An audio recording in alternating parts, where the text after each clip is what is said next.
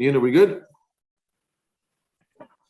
Just waiting for confirmation. Mayor Savage, we are streaming. You can start the meeting on your call. Okay. Good morning, everybody. And nice to see my colleagues here. Everybody looks alert and ready to go, which is awesome. I want to acknowledge, first of all, that we're coming, we're all, I think, in the same territory, which is Mi'kma'ki, which is the traditional unceded land of the Mi'kmaq people.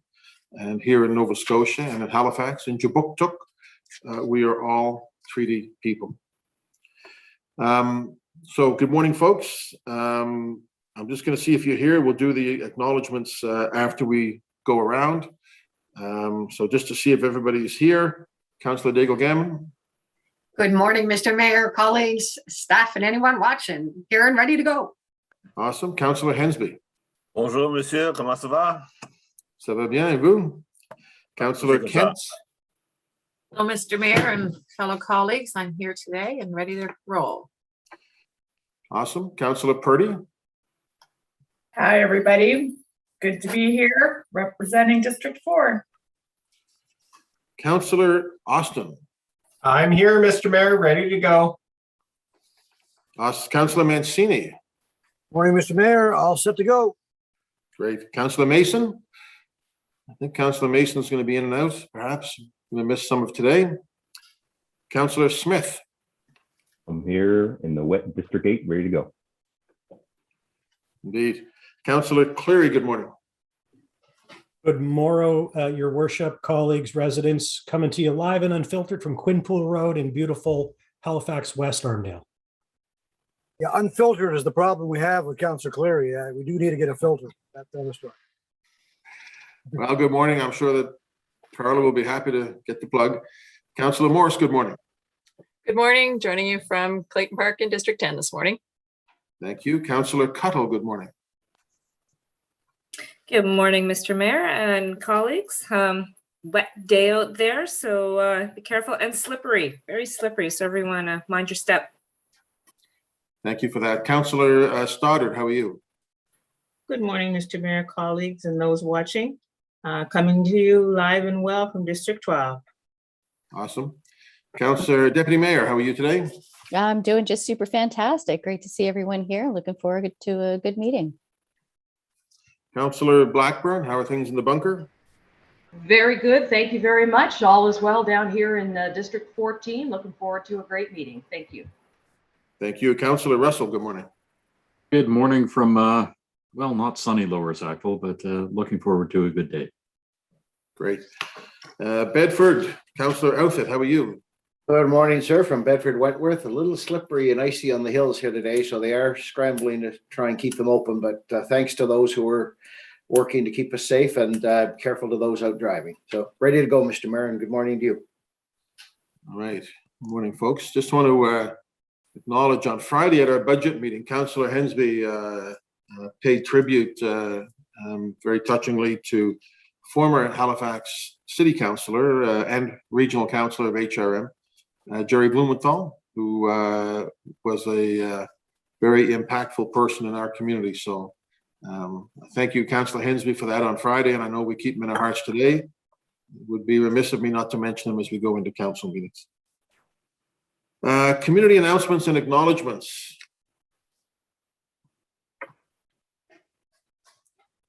I have Councillor Russell.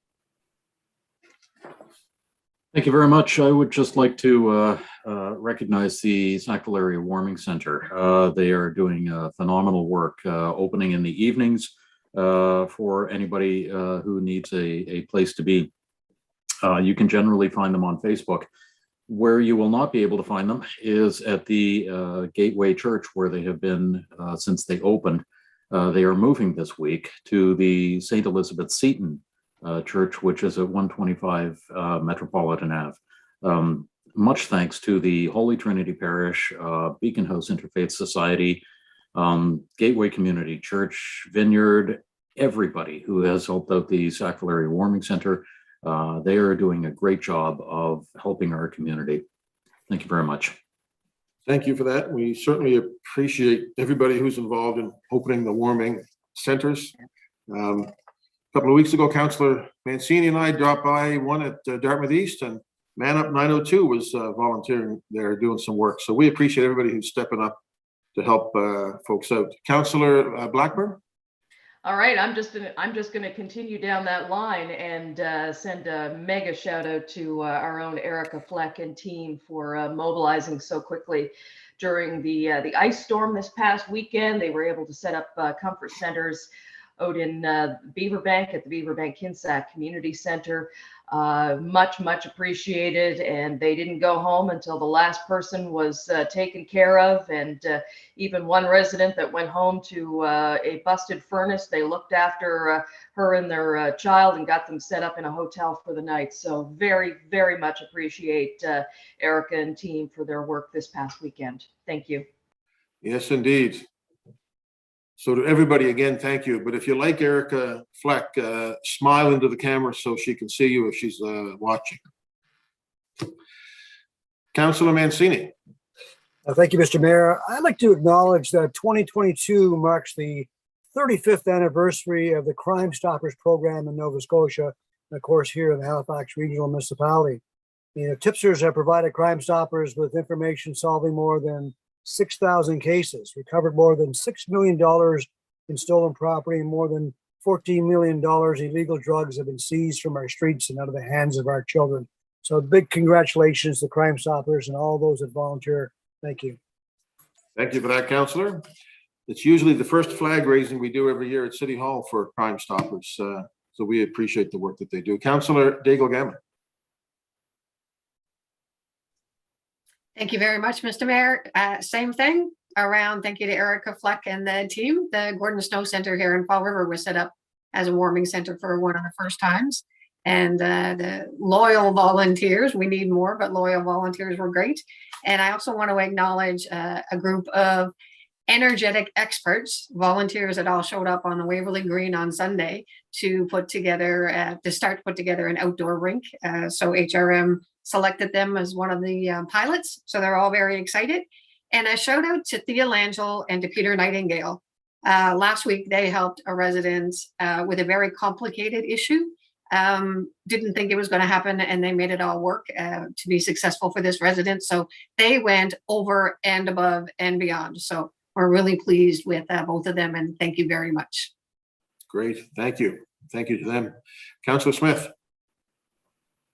Thank you, Mr. Mayor, and just a quick follow suit. Quick thank you to all the folks at the George Dixon Center who were helping with the warming center there, and all the volunteers making that go, and also acknowledge, and it just already has happened, but acknowledge that it is African Heritage Month, and today I'm repping my We've Been Here shirt, which represents the 50 historic African Nova Scotian communities who've been here for over 400 years. So thank you, Mr. Mayor. Thank you for that. Appreciate that. Councillor Hensby. Thank you much, Mr. Mayor. Environment Canada issued a rainfall warning, as we all knows how wet it is out there, but especially projected for the Eastern Shore, we're probably going to get upwards to 90 millimeters of rain. I'm asking people to be very cautious and careful while they're outside.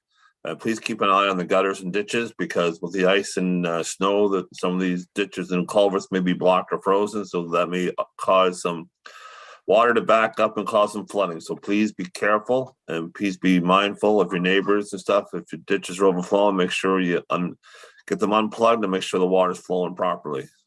We want to make sure we don't have any unnecessary property damages or injury. Thank you. Thank you. Deputy Mayor Lovelace. Thank you so much, Mr. Mayor. I just would like to give a shout out to the Nova Scotia Brotherhood and Nova Scotia Health. This month, during Black History Month, they are acknowledging some of the leaders in our communities. And in District 13, we're very proud to have Reverend Dr. Leonard Anderson, who we will be celebrating on February 10th. And, just want to give a shout out for all of his achievements and leadership in the community of Upper Hammonds Plains, but the wider community of Halifax and Nova Scotia. So thank you, Mr. Mayor, for this opportunity. Yeah, thank you. Maybe this will be the first time he ever shows some personality, eh? Reverend Leonard Anderson. The man, the myth, the legend. All right, thank you for that. Councillor Cuddle. Thank you, Mr. Mayor. And also, I just want to, in spirit of not only Black History Month, but in the amazing work of Viola Desmond, want to mention the passing of Wanda Robson, Viola's sister, who really dedicated the latter part of her life to making us all aware of Viola's story and fight for equality. Wanda was largely responsible for getting Viola on the $10 bill, which also features a map of Halifax on it. And they were both residents and grew up in North End, Halifax. So I just want to mention that Wanda was an amazing woman, and the world will be a little less without her here. So I want to send my condolences on behalf of all of us to her family. Thank you. Yeah, thank you for saying that. That's very true. I got to meet Wanda a number of times in the last number of years, and I'll tell you, she is one of the most positive forces of energy that I've ever met, and certainly will remember at the christening of the ferry, and Councillor, as you'll recall, up at the library, the launching of the $10 bill. My gosh, what a great person and what a great life she had. So to her and to Viola, thank you for mentioning that. Amen. Just want to make sure, Mr. Dubé, you're with us today?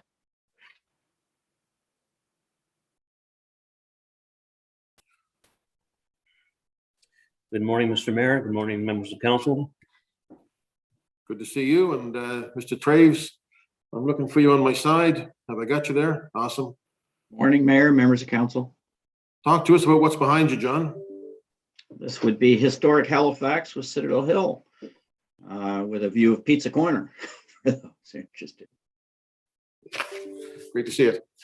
I always enjoy when we put out from the archives the historic pictures of Halifax. That's something I kind of get a kick out of. So thanks to our archives folks.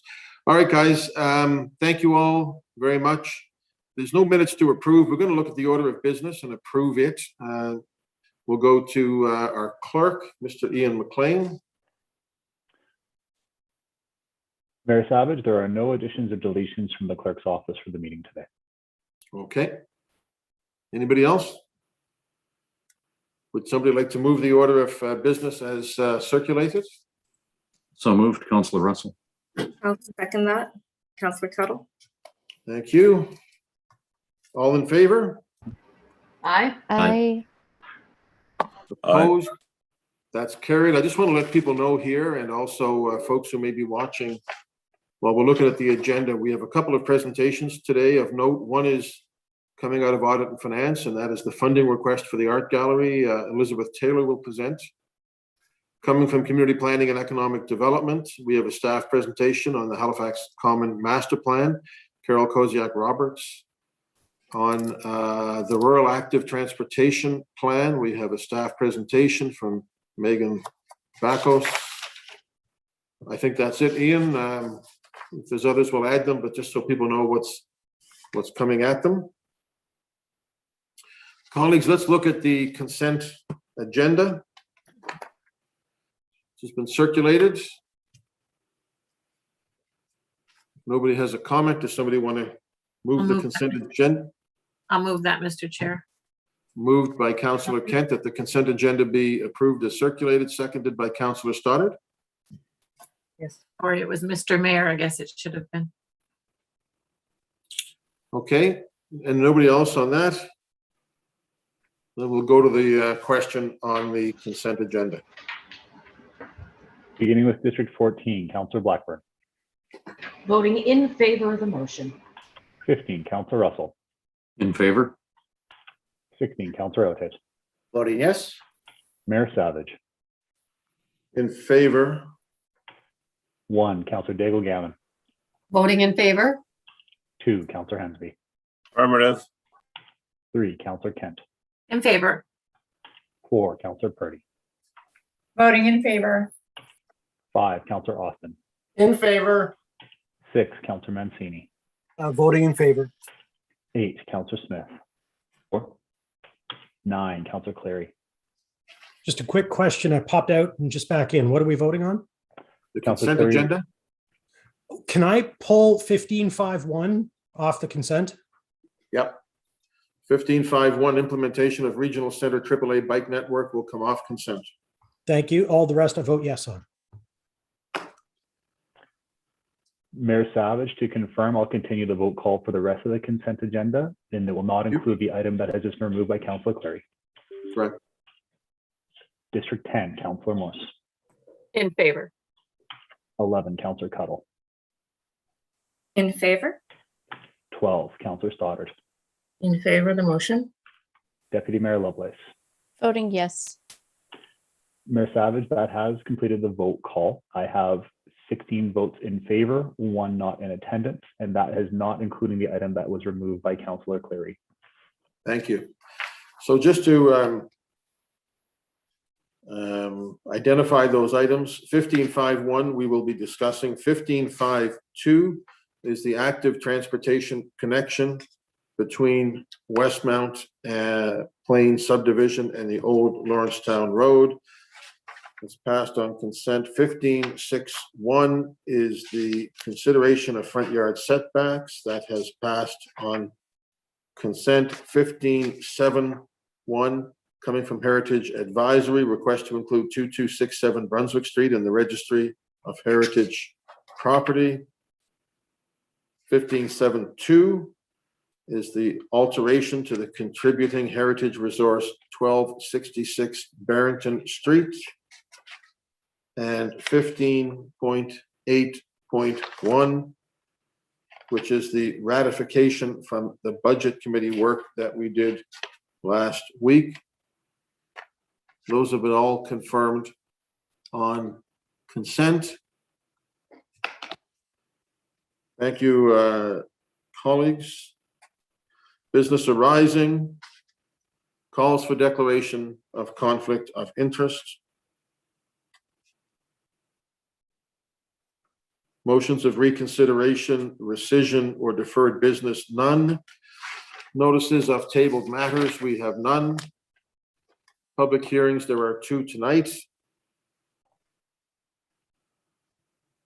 Correspondence, Mr. Clerk. Correspondence has been received for items 12.1, 12.2, 15.2.1, 15.3.1, 15.5.1, 15.9.1, and 16.1. This correspondence has been distributed to all members of council. Thank you. Petitions, colleagues?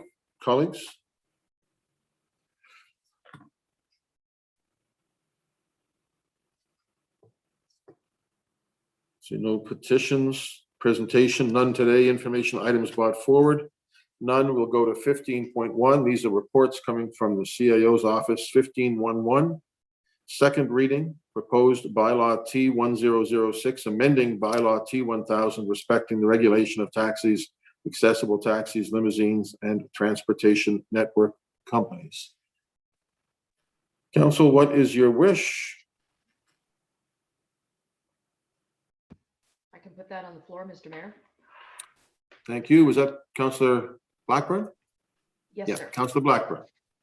All right, I'll move that Halifax Regional Council adopt proposed bylaw T1006, amending bylaw T1000, respecting the regulation of taxis, accessible taxis, limousines, and transportation network companies, as set out in attachment B of the staff report dated December 1st, 2021. I so move. I'll second that, Mr. Mayor. Second by Councillor Kent or Daigle Gammon. Kent, was it? Councillor Kent seconds. Thank you. Councillor Blackburn, anything on it? Nothing further than what's already in the report, sir. Thank you. Anybody else?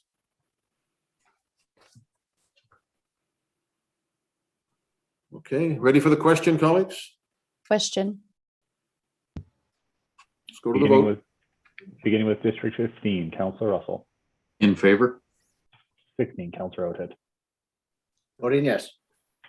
Mayor Savage. In favor? 1, Councillor Daigle Gammon. Voting in favor of the motion. 2, Councillor Hensby. Affirmative. 3, Councillor Kent. In favor. 4, Councillor Purdy. Voting in favor. 5, Councillor Austin. In favor. 6, Counselor Mancini. Voting in favor of the motion. 7, Counselor Mason. 8, Counselor Smith. 4, 9, Counselor Cleary. Yes. And Counselor Morse. In favor. 11, Counselor Cuttle. In favor. 12, Counselor Stoddard. In favor of the motion.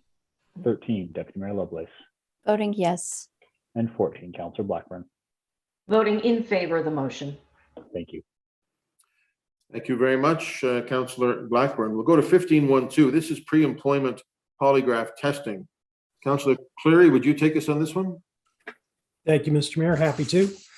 I move that Halifax Regional Council direct the Chief Administrative Officer to 1, discontinue the use of pre-employment polygraph exam for all positions and contracted services within the municipality by no later than September 30, 2022, and 2, conduct a review of all positions that currently require a pre-employment polygraph and determine what selection tools to implement as a replacement for the pre-employment polygraph exam. Second. Councillor, I think I heard the Deputy Mayor, the second on that. Councillor Cleary? So just very briefly, I'm extremely happy that staff did this great work and came to this conclusion. I just have a couple of quick questions for our staff. I'm assuming it's Laura, but it could be someone else. I'm not sure. Why September 30th? Why is it going to take this? Because the staff report doesn't address this directly. Why is it going to take so long to transition away from them? And why would we not save any money from stopping this practice? When I read the report and I read the kind of integrity testing, psychological testing, background checks, interviews with friends and family members, all of that sort of stuff, what other things might we put into the screening process that isn't already being done? And I grant you, it's all great. And in fact, I commend our staff on the kind of efforts they put into to screening people for these positions. So I guess why September 30th, and why wouldn't we save money? Laura, good morning. Laura Nolan. Good morning. Laura Nolan, Acting Executive Director, Human Resources and Corporate Communications. Through you, Mr. Mayor, to the councillor. The short answer of why so long is we have been doing pre-employment polygraphs for a very long time with HRP, like probably well over 30 years at this point. So it's going to take us a little bit of time to transition away and ensure that any gaps with removing the polygraph are replaced with another tool. So we just need a little bit of time to sort out what needs to come into its place. And there's a lot of positions within police and civilian positions supporting police. So it was just to allow a transition time in order to make sure we have the right tools in place when this goes away. And with respect to why not save any money, I'm going to ask if Chief Kinsella is here. He may be able to speak to that as well. But again, once we know what the replacing tools are, we may need to reallocate one of the polygraph operators to do this kind of work. We're just not sure what that looks like. Again, we've been doing polygraphs for so long, but if the chief is here, maybe he can answer that as well. Chief, good morning. Good morning. Good morning, Council, Mayor, and staff. And thank you for the opportunity to be able to be part of this important discussion, and more importantly, part of the pre-work that we were able to do with Laura and her staff. And just very quickly, because I think it's important to lay a little bit of context down, pre-employment polygraphs have been actually used here in HRM since 1976. And really, they've been part of the risk management process for hiring external applicants. And, by no means are polygraph tests alone ever considered to be a sufficient basis for decision-making. And I think that's part of Councillor Cleary's point. They've been part of a multi-effort, multi-review, multi-check program that has been going on for years. And the other thing that's really important is that, police officers and supporting staff that work for the police are really tasked with protecting the public from a position of trust and authority. And nearly all police employees have some level of access to sensitive and personal information relating to members of the public.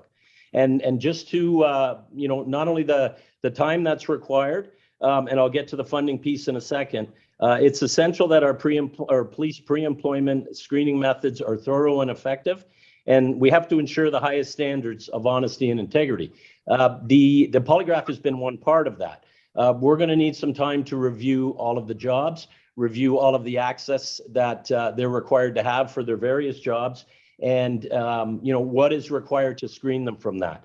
So we need a replacement mechanism for the polygraph, and it will be a series of interviews and checks with family and friends and those kind of things. And that has to be done, and that's going to take some time. Currently, we're looking at repositioning one position from the polygraph unit and putting that into our background unit. I've done, and we have done here at HRP, considerable checking with services across the country, and in Ontario particularly, but also in New Brunswick, there is no polygraph as part of pre-employment testing. That's part of the legislation. It's not allowed under Standards Acts, but they do have very rigorous, very extensive checks that are in place, and those will have to be done in each one of these cases to ensure that the individuals that are being hired and passing the background checks are of the character, integrity to hold the position and have access to the sensitive material. So what we don't know 100% is exactly, how long those are going to take now. We're working on getting some numbers. We did know how long a polygraph test took, and we'll continue now to do that review over the next little while and see where we go. And to the councillor's question, and it's a good one, right now we're looking at no cost depending on the movement of staff from, what are they doing right now, moving them into the background, taking them away from polygraph. And we have to check the workload. We have to see what's involved. Some checks will be longer than others, depending on your position and your access within the service. If it's access to building, it'll be, likely one level. If you're accessing, criminal records and informant files and all those kind of things, it'll be a much higher level. So we still have to do that work. We've commenced it already in anticipation of this discussion today. And we look forward to seeing where we land, and looking forward really to bringing some new progressive programs and checks forward, and making sure that we're getting the proper people and that they're properly screened and vetted before they become members of HRP or those that support the work of HRP. Okay, thank you very much. Thank you, Chief, and thank you to all of our staff who worked on this, and thank you, Mr. Mayor. Thank you. Councillor Mancini. Actually, Mr. Mayor, the chief answered my questions. I was going to ask him about Ontario and Hamilton and not using it, so no further questions. Thanks. Thank you. I've got a little bit of confusion in the chat line here. I think Councillor Daigle-Gammon was next, and then Councillor Smith. That was for announcements. Yeah, I believe that was for announcements. Then Councillor Smith, and then Councillor Daigle-Gammon? No, we both were for announcements earlier. Okay. Well, this is interesting. Councillor Cuddle? You good? I'm good, Mr. Mayor. That was also from announcements. Councillor Deputy Mayor? Yes, you nailed it. Thank you, Mr. Mayor. Thank you so much for this report. And I just want to thank Councillor Cleary for bringing this forward. One of the questions I have, Chief, for you is when I listened to our former MLA, Lisa Roberts for Halifax Needham at the Police Commission talking about the very destructive, outcome of this polygraph test on a particular individual and his family. I was struck by the really almost oppressive nature that this newcomer family actually went through here in Halifax. And so I agree with Councillor Cleary's points about why are we waiting? September seems like a long way out. So I'm wondering, Chief, if you can speak to the very specific checks and balances that we can put in place to ensure that this kind of destructive, actions can be mitigated in some way? Are you watching for, situations that have a negative impact on people and their families? And this individual I'm speaking about, I believe, was going through a recruiting process for a custodial position, and ended up being charged. The charges were dropped. The issues with the children and the family being broken up due to concerns that in the end, really didn't turn out to be anything. So, I'm in complete agreement that polygraphs need to be removed from the recruiting process. And I'm just wondering, Chief, if you can speak to ways that HRP is looking at ensuring that we are not destroying families through this process in the next few months. Thank you. Thanks, Councillor, and through you, Chair. Appreciate the question. We all know that the polygraph works on responses due to the psychological aspect, generally related to anxiety and fear. And with this motion, we have a real opportunity to make our pre-employment standards and clearance systems more progressive. And we can base them on, what's going on across the country and the best practice.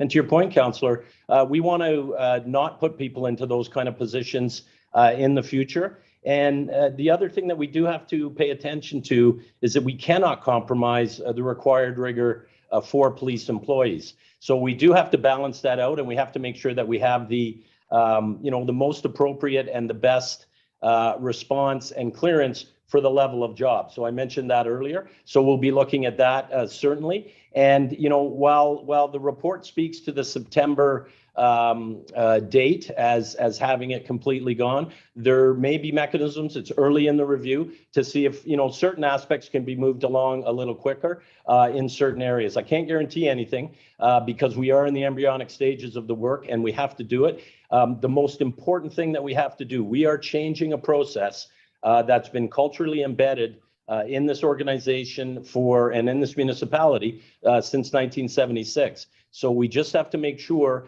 that the process that we put in place, and it will be, at least as responsive to the need of the organization as the polygraph, while we treat people with respect and dignity, while we give them that opportunity to be able to, show their best side and meet the needs of the polygraph. Meet the needs of the background check. But at any rate, things that we are going to be looking for, potential alternative mechanisms. We're going to be looking at what others are using effectively. As I mentioned, we've already done a lot of pre-work in Ontario. That's where I grew up, so I have a lot of information and knowledge in that area as well. And what does evidence and best practice point to? And how do we work toward better outcomes, to allow people to have a better experience when they're applying? And that is why it's required to have the right amount of transition period, and to make sure that we do it properly, to make sure that we have, that confidence, not only within the community and internally, but everyone when they're coming on board. And what we want to do is make sure that we don't address one issue very quickly and then inadvertently create another issue for ourselves. That's why we've asked for the time that we've asked for, and I think we're going to be able to meet the need. Thank you, Chief. I do appreciate that this process has been culturally embedded for many years. Certainly having a much more culturally responsive recruiting process is what we're all aiming for. So I appreciate your work on this. Thank you. Thank you. Councillor Daigle-Gammon. Thank you very much, Mr. Mayor. A question for the chief that follows along Councillor Curley's question around it being cost neutral comment in the report. When it says that one of the existing resources currently performing pre-employment polygraph will be redeployed, how many positions were there that were doing the polygraph testing where only one is going to be redeployed? And, when I listened to the answer about looking for other tools and read the report, it sounds like there already exists a rather robust program around pre-employment screening, which, when you read it through, it's very good. And And I do agree with discontinuing it. But I was just, the cost neutral part is a bit surprising because I do know that we're looking at budgets. And so if one position could be redeployed, I'm just wondering how many other positions were there. So thanks, Councillor. Appreciate that. And through you, Chair. You know, currently, and the other thing we have to look at this from is the standpoint of an integrated police service. As we are an integrated police service, we also have to assess impacts on how we partner and second and work with each other. And to your point is currently we have 2 polygraphists assigned to that particular division, and they do a multitude of tasks. Some of it includes pre-employment work. And we also have on occasion provided that service to other agencies depending on need, request, etc. So we're looking at all of that, and we are going to need someone to look after the what I will call the new and improved fresh background unit that we will have. And that individual will work there, and then we'll have to assess what other needs may come with that. And we'll continue to do that and see how we go. And as I said, our higher level screenings, for the highest level of sensitive access, they will have a more in-depth screening system that they will have to go through. Something mid-range or a little bit lower level access, depending on what the employee might access within the organization. That will be a lesser intensive background check, and likely will take less time and less resources. So we've still got some evaluation to do, but I think that answers your question in regards to staffing. If I might follow up, when you talk about other agencies, is that a contracted service, a fee for service? And what would those other agencies be? I know I remember going through security clearance with the federal government for, I think I had level 2 top secret, but I don't remember having a polygraph for that. Yeah, and all agencies use something, well, I shouldn't say all. There are a number of different things that agencies use. The RCMP has one mechanism that they use that is levels of security clearance. I'm not speaking for them, but they also use polygraph. Yes. We currently use polygraph for pre-employment. When we're no longer doing that, what is the other checks that are going to happen? And those checks will, be what we're doing already currently. And, we've talked about suitability testing, background checking, records checks, those kind of things. They'll also include not only reference checks, but maybe checks with other individuals that may have not been put forward by the candidate. We don't really know where we're going to land yet, but there are a number of mechanisms that other agencies use, and those are the things that we'll be looking to do to make sure that our program is robust, it provides the appropriate security clearance, and that we're hiring the right people. Thank you, Chief.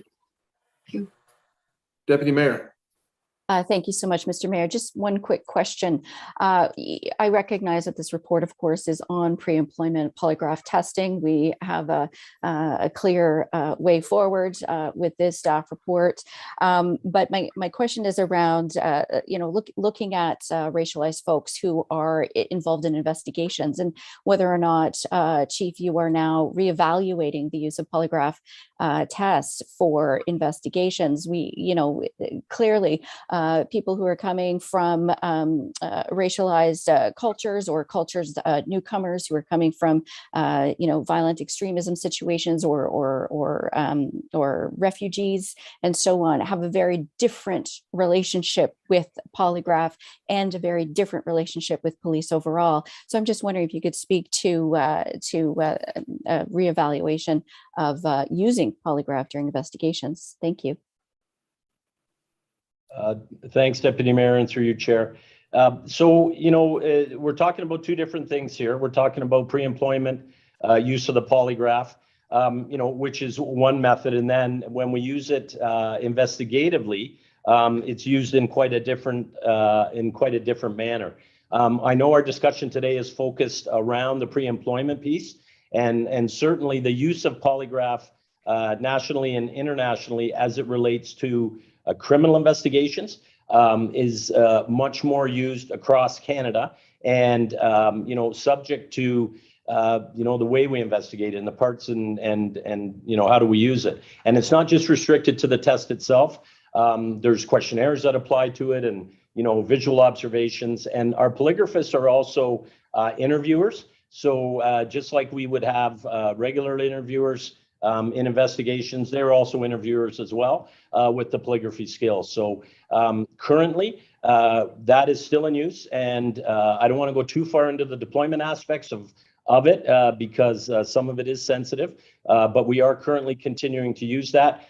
We've done a lot of work on the pre-employment piece. I think we've gotten to a place where we need to be and more consistent with what's going on across the country. And the criminal, the criminal use of polygraph certainly may warrant a conversation, but I think, and I would suggest it would be a separate one.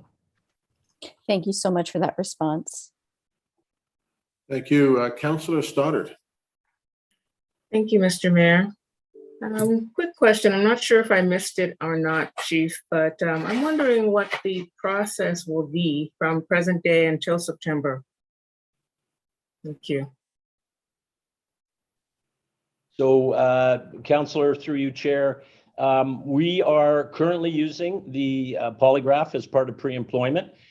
We are going to, and as I mentioned, we have already begun to do that work. To do the review by jobs, specific jobs and the clearance that's required. And we, as I mentioned previously, we will implement where we can as soon as we can, working with, the September date to ensure that we have a robust thing in place by then. And what I would suggest, and I've said it, I'll just say it quickly again, for those positions that don't need the highest level of requirement, we will establish those level of requirement and we will make sure that we implement them as quickly as we can. Okay, Councillor Stoddard, thank you. I just want to make sure I didn't miss anybody before we go to the question. Ready for the question, colleagues? Thank you, Chief. Question. Thank you, Laura. Question. Beginning with District 16, Councillor Outhead. Voting yes. Mayor Savage. Yes. 1, Councillor Daigle-Gammon. Voting in favor of the motion.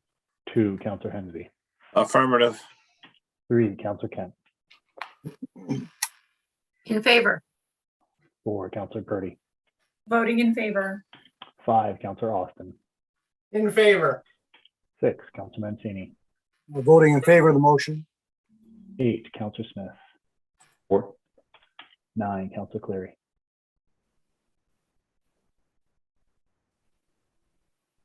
Yes. 10, Councillor Morse. In favor. 11, Councillor Cuttle. In favor? 12, Councillor Stoddard. In favor of the motion. 13, Deputy Mayor Lovelace. Voting yes. 14, Councillor Blackburn. Voting in favor of the motion. And 15, Councillor Russell. In favor? Thank you. Thank you very much. Thank you, Councillor Cleary. Thank you, Chief and Laura. 1513, colleagues, is councillor appointment to Community Planning and Economic Development Standing Committee. Who would like to take that one? Councillor Purdy. I will, Mr. Mayor. Go ahead, please. Thank you. I move that Halifax Regional Council 1 repeal the 1994 Halifax Common Plan and adopt the Common Master Plan in principle as a guiding document. Wrong motion. Sorry. Wrong motion. Councillor, we're not on that one just yet. We're on the councillor appointments, 1513. You want to do that one? Do you have that one in front of you? There's so many pages. If someone else has it right now and ready to go, they are welcome to do that. I don't. I'll do it. Not a problem. Councillor Cuttle, perhaps? Yep, I can do that. Item 1513. I move that Halifax Regional Council 1 suspend the rules of procedure, A, requiring the Executive Standing Committee to review the nomination and make a recommendation to Regional Council, and B, respecting the nomination of members to committees, and 2, remove Deputy Mayor Lovelace from the Community Planning and Economic Development Standing Committee, and appoint Councillor Elhit for a term to November 2022. Second, Councillor. Seconded by, who did I hear? Councillor? There's a few of us. Yeah. Yeah. You I'll get go to with choose. Councillor Purdy on the second, since she was prepared to do the first. Councillor Cuddle, anything on this? It's not quite as dramatic a motion as it sounds in terms of removing the deputy mayor. Looks like we're really just switching the last 2 deputy mayors, but Councillor Cuddle? Yep, that's fine. We're replacing Councillor Lovelace with Councillor Elhit for the rest of this term, and I think we're all on board with that at the Community Planning and Economic Development Standing Committee. Thank you. Anybody else? Ready for the question? Question. Beginning with Mayor Savage. In favor? 1, Councillor Daigle Gammon. Voting in favor of the motion. 2, Councillor Hensby. Affirmative. 3, Councillor Kent. In favor. 4, Councillor Purdy. Voting in favor. 5, Councillor Austin. In favor. 6, Councillor Mancini. Voting in favor of the motion. 8, Councillor Smith. 4, 9, Councillor Cleary. Yes. 10, Councillor Morse. In favor. 11, Councillor Cuddle. In favor. 12, Councillor Stoddard. In favor of the motion. 13, Deputy Mayor Lovelace. Voting yes. 14, Councillor Blackburn. Voting in favor of the motion. 15, Councillor Russell. In favor? And 16, Councillor Oathead. Undecided. No, I'll vote yes. Thank you. Thank you. Thank you. Okay, thank you. Congratulations to the deputy mayor for getting off, and congratulations to Councillor Outfit for getting on. Thank you, folks. We'll go to 1514. This is Center Plan Package B Supplemental Report. Who would like to bring this one forward? I'll do it. Someone's jumping at it. Councillor Smith.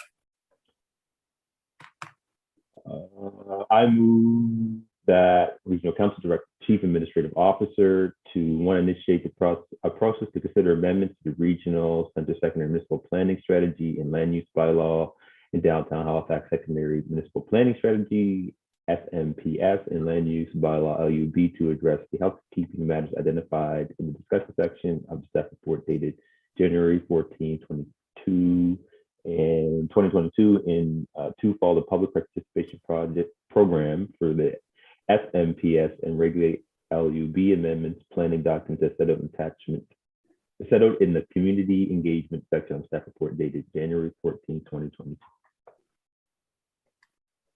Thank you. Second. Second by, Councillor Cleary, was it? Seconded, or Councillor Hensby? Couldn't quite catch that. Austin, I think it was. Councillor Austin. Councillor Smith, you're up first, if there's anything. Yeah, really quickly, thanks staff for getting this back to us. I know there was a few questions leading into the adoption of Package B to get this here, and some of the concerns have been addressed with this report and with this amendment.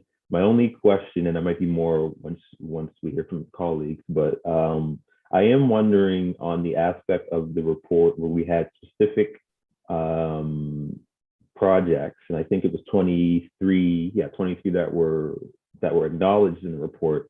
I'm just wondering, with those applications, will we be getting another report that talks specifically on those sites and what direction those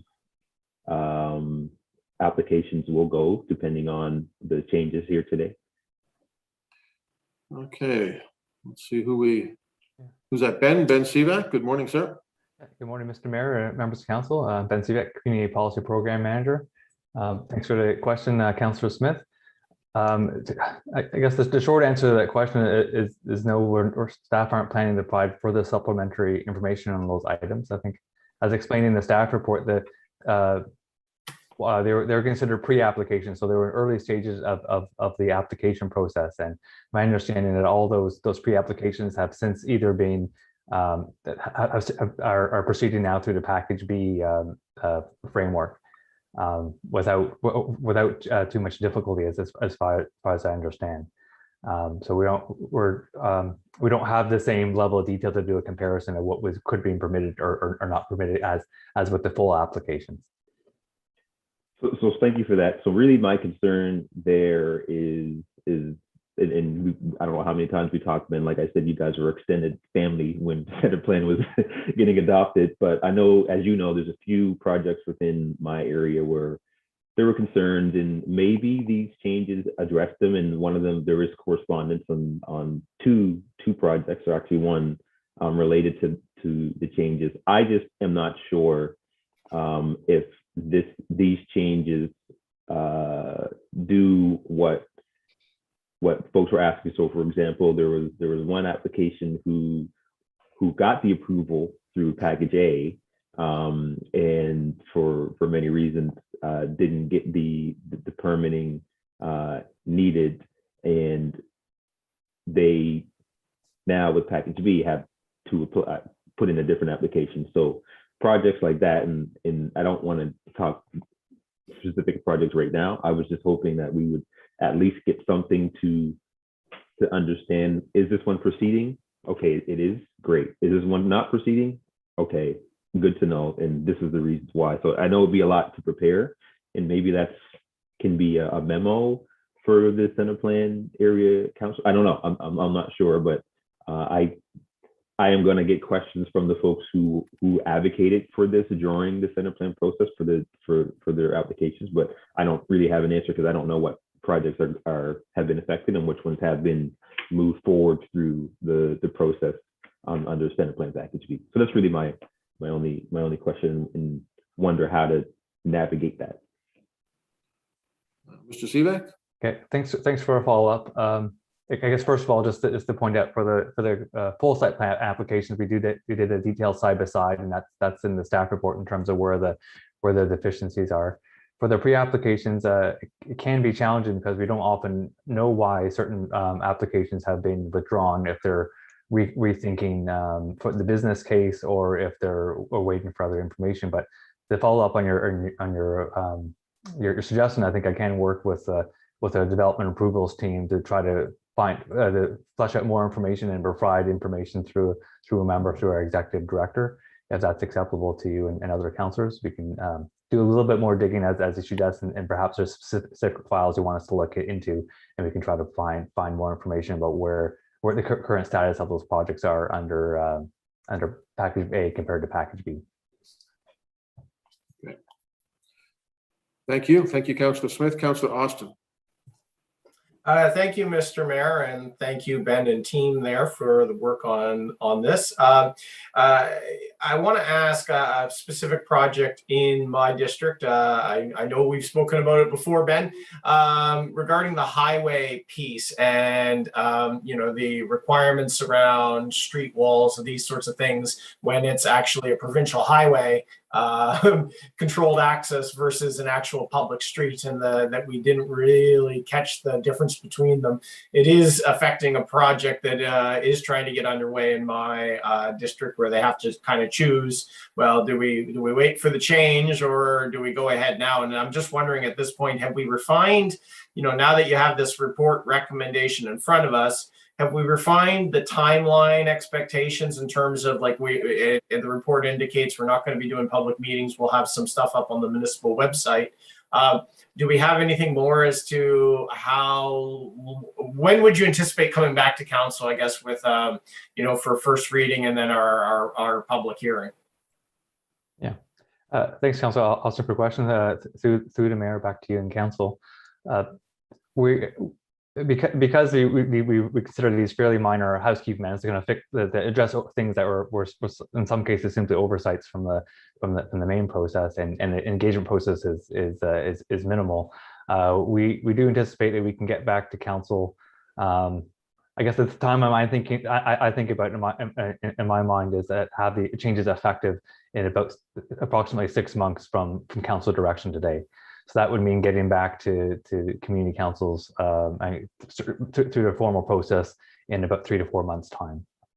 Okay. Some of this work is already underway. We expect it to be a very succinct report, and we do want to kind of correct these housekeeping things in fairly short order. Okay, thank you for that. I appreciate it. Thank you, Councillor Cleary. Thank you, Mr. Mayor. Thank you, Mr. Sivak. So just a quick question. So related to what Councillor Smith was talking about, a lot of the concerns, especially with a few projects that I've been dealing with, have been around the new setback that came in on corridors. And, you know, that's not something that's going to be addressed in this report unless we change that in the center plan. So I don't see that happening.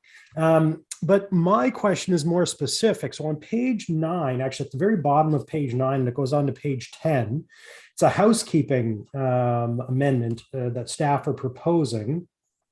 And I'm just trying to understand what it means. So the last bullet, revisions to the land use bylaw, land use tables to move daycare use from commercial category to institutional, to clarify that commercial floor area limitations applicable to the HR1 and HR2 zones do not apply to daycare uses. So I'm actually dealing with something along these lines right now on Chisholm Avenue in the public housing that's there with the Bears Westwood daycare. So as I understand it, under HR zoning, there is a maximum amount of a ratio of floor space that can be devoted to daycare. So this amendment, does that remove that entirely? What is the implication here when you say you're going to move it from commercial to institutional, and the impact it has on those high order residential zones? Can you explain that? Because I couldn't find that in the report.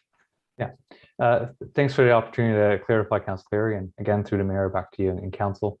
What you outlined is exactly what would happen in that case. That the intent of the limits in the commercial floor area for HR1 and HR2 zones is really to manage the size of things like restaurants and retail stores that happen to be more neighborhood scale. But but there isn't the same kind of limitations when it comes to institutional uses.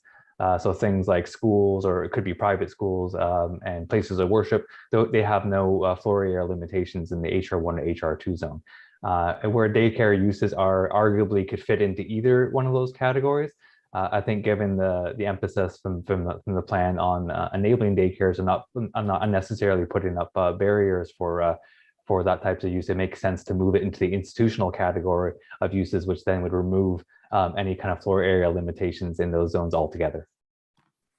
That is fantastic news. Does it have any implications for established residential zones? Because right now in an ER zone, you can have up to 14 seat childcare center. So does that have any impact there, or that remains the same? No, again, through the mayor back to you, that would remain the same. So there would be no change to the lower established residential zones or any other kind of provisions related to daycares. It really would just impact the floor area limitations in the HR1 and HR2 zones. Okay, thank you for that clarification, and I'm happy to see this moving forward then. Thank you, Mr. Mayor.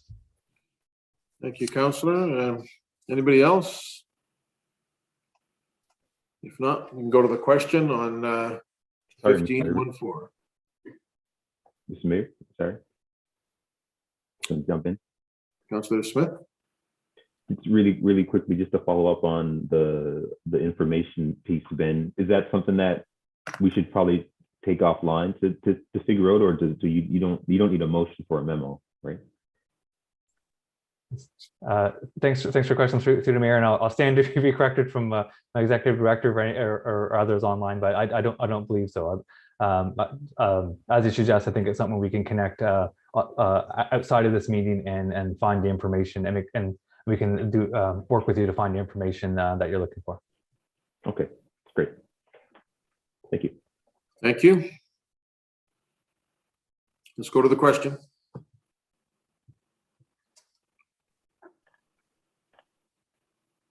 Beginning with District 1, Councillor Daigle-Gammon. Voting in favor of the motion. 2, Councillor Hensby. Affirmative. 3, Councillor Kent. Favor. 4, Councillor Purdy. Voting in favor. 5, Councillor Austin.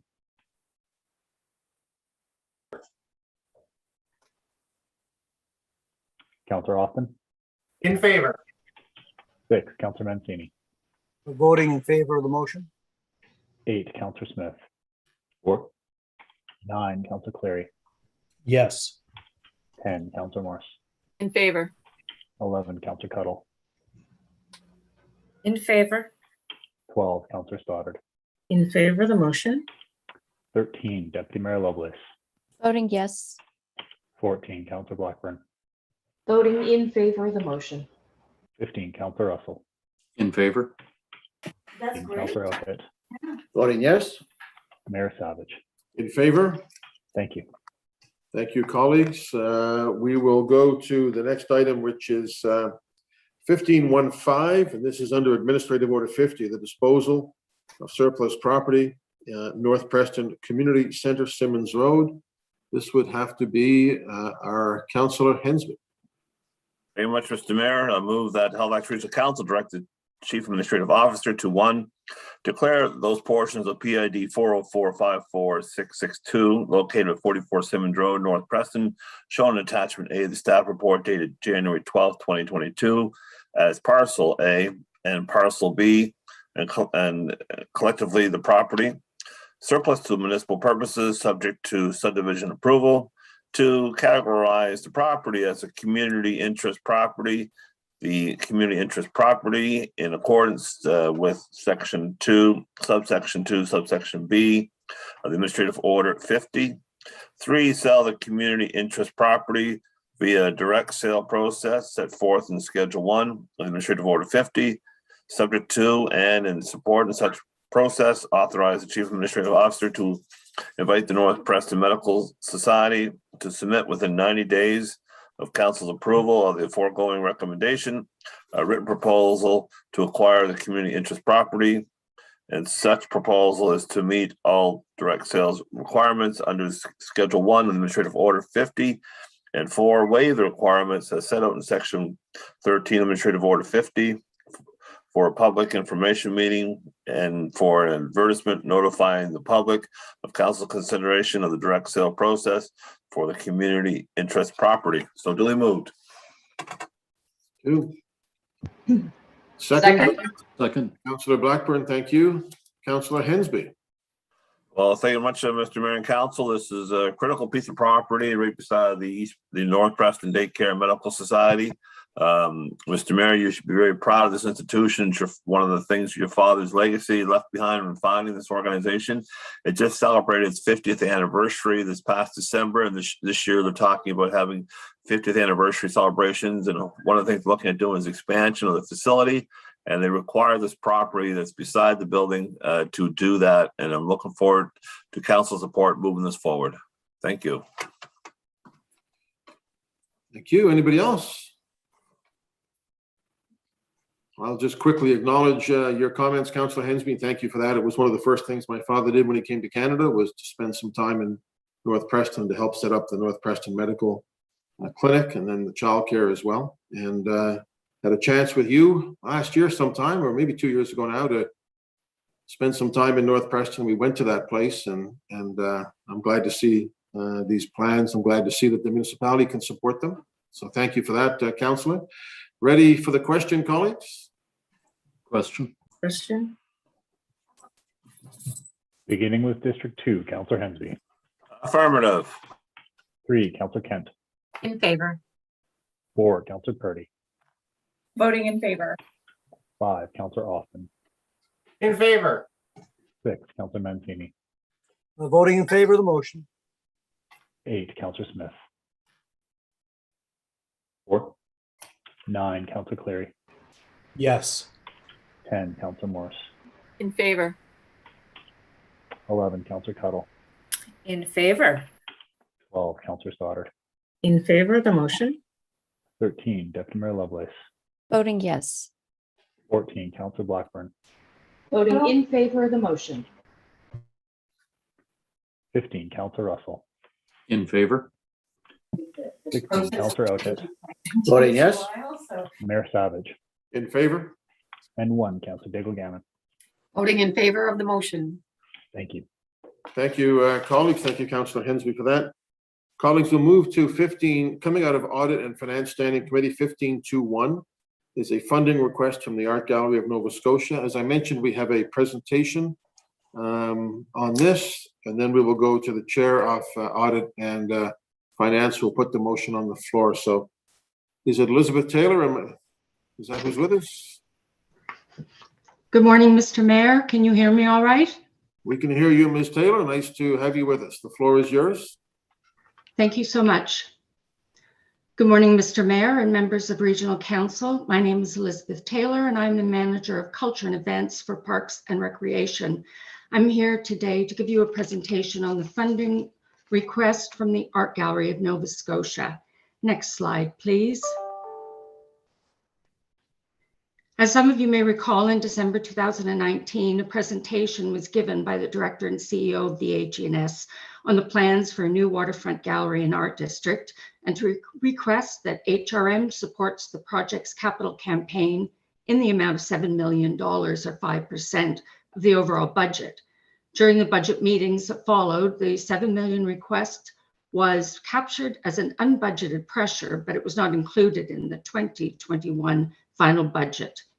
In November, the CEO and director of the Art Gallery requested another opportunity to provide an update on the project. As the project is requesting financial assistance, the request was forwarded to Audit and Finance, and the committee requested a staff report responding to the request and referred the matter to the Committee of the Whole on budget as a 2021-22 parking lot item. Clearly, that timeline has been delayed, and I'm now here in advance of the 2022-23 budget deliberations. Next slide, please. The new art gallery in a new arts district is guided by 4 belief pillars as listed. The proposed new location for the gallery is a Salter block on the Halifax waterfront. It is a 142,000 square foot facility, which will include 130 square feet of exhibition, classroom, and outdoor space, in addition to the public art programming. The building program includes the spaces as listed. Next slide, please. As the image on the slide reflects, the site of the new gallery draws on the influence from elements of Mi'kmaq culture. The public open space mixes green and hardscape design, consisting of a primary open area with outdoor multi-purpose space designed as an extension of the interior lobby, and an outdoor studio, which will be 1,600 square feet of space specifically designed as a safe space to accommodate children's programming. The outdoor space and program and the use of the indoor public spaces are being informed by the feedback from an extensive public consultation process. Spaces will be welcoming for all, inclusive, and create a feeling of belonging for all visitors by eliminating physical, cultural, and social barriers to participation, regardless of financial means. Next slide, please. As you see on the graph, the project is a $140 million project. The revenue is shown in percentages, with the Government of Canada New Building Fund confirmed at $3 million. The province of Nova Scotia has confirmed $70 million. And Develop Nova Scotia will contribute $12.9 million for the public space and commercialization of the area. The AGNS has committed to raising $30 million, which the HRM request is included, as well as funds from their capital campaign. Next slide, please. The projected timetable shows construction will begin in June 2022, substantial completion in 2024, and opening in 2025. Next slide, please. To enable a critical evaluation of the contribution request, staff employ a critical assessment of the proposal as it aligns with the council priority areas. 4 of the HRM strategic council priorities align with the new gallery. Prosperous economy and the municipal benefits. HRM residents will be the main beneficiaries of this project. In addition to being an architectural landmark for the city, once complete, the new gallery will transform access to art, education, and programs. The AG&S will be able to reach residents and break down barriers to art through 4 main branches of programming: community-based, educational, health and wellness, and exhibition and collection initiatives. The gallery also hopes to eliminate financial barriers to access by providing free access to all Nova Scotians to ensure all residents have access to art. The new gallery will help contribute to a prosperous economy through the creation of jobs, contributions to the GDP, enhancements to the tourism product, and increases in direct and spin-off revenue for the city and province. HRM also anticipates a payment in lieu for the site and the building. The estimated tax revenue on a single-purpose facility and lands of this nature, the assessment is approximately a revenue of $4.8 million on a $140 million project. And if it is assessed with $140 million, but reduced by 20% because of the fact that it's a museum, the revenue is established at $2.9 million. I know Mr. Blackwell would be delighted to answer anything more on that as we open up for questions. Next slide, please. The new gallery has been shaped by community engagement and will allow a greater access to art and education through its operations. This approach to planning will help create stronger and more socially equitable, and it will certainly create an inclusive space for all residents and visitors. Through the inclusive design process, this approach involves taking steps to ensure the final design is not anti-homelessness, reflects communities across HRM, and ensures crime prevention through design and community voices.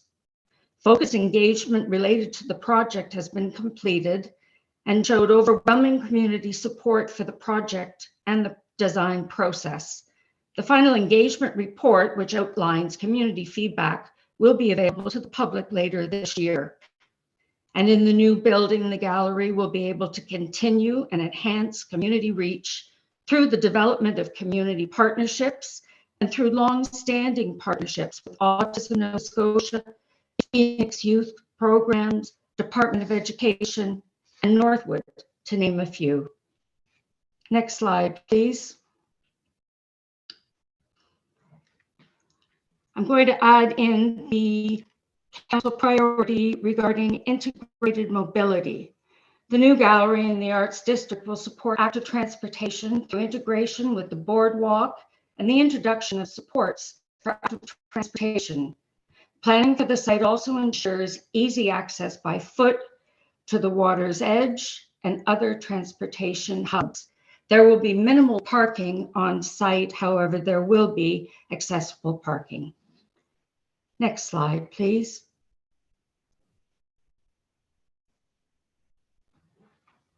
I'm going to add in environment, if I may. Working with the world's experts. Excuse me, I just want to mention that the slides are not in keeping with what you're talking about. Perhaps we could just revert back to that slide. We're ahead, I think, one slide. Thank you. Thank you. I appreciate that. The third slide priority is linked to environment. While no final design submission or relevant engineering documents have been shared with the staff, nor is there any obligation to do so as the project is not subject to HRM permitting processes, working with world experts who foster innovation in the built environment, the design team has done extensive work to examine the critical challenges related to sea level rise and storm surge, and has designed the building footprint to be flood-proof and to be able to safely mitigate stormwater and sea level rise due to climate change. Along with this, the design will utilize natural ventilation and other tactics to help the city in its goal to build resilience by providing leadership in climate change, energy management, and sustainability. To safeguard the collection, the exhibition space has been significantly elevated, and the gallery's permanent collection will be stored at an off-site location in HRM. Next slide, please.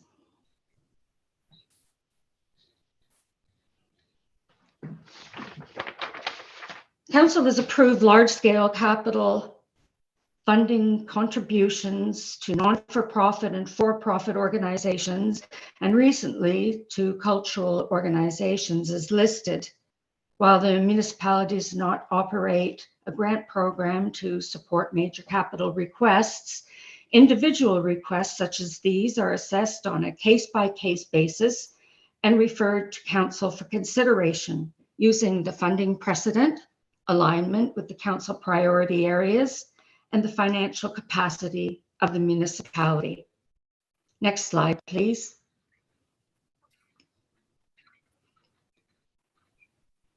As noted earlier, the economic impact is also, of course, one of the major public benefit considerations. The construction of the new gallery is expected to create over 1,100 jobs with a total household income, direct and spin-off, estimated at over $66 million. Along with this, construction is expected to contribute over $93 million to the provincial GDP and the Halifax economy. In addition to this positive economic impact related to the construction, the gallery expects a 548% increase in tourism visitation, which means an increase in hotel nights and spin-off revenue for local businesses and the tourism industry, especially in this very important time of recovery from COVID. This is particularly important as well for the pre and post-conference activities which support the work of Tourism Nova Scotia, Discover Halifax, Events East, and local providers.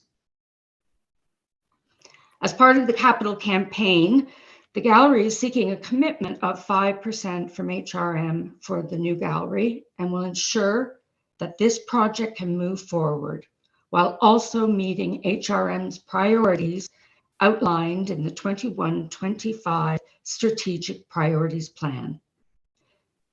A $7 million commitment by HRM will create confidence among private donors and other levels of government, encouraging them to give more to this important project, with HRM residents being the largest beneficiaries of the new gallery.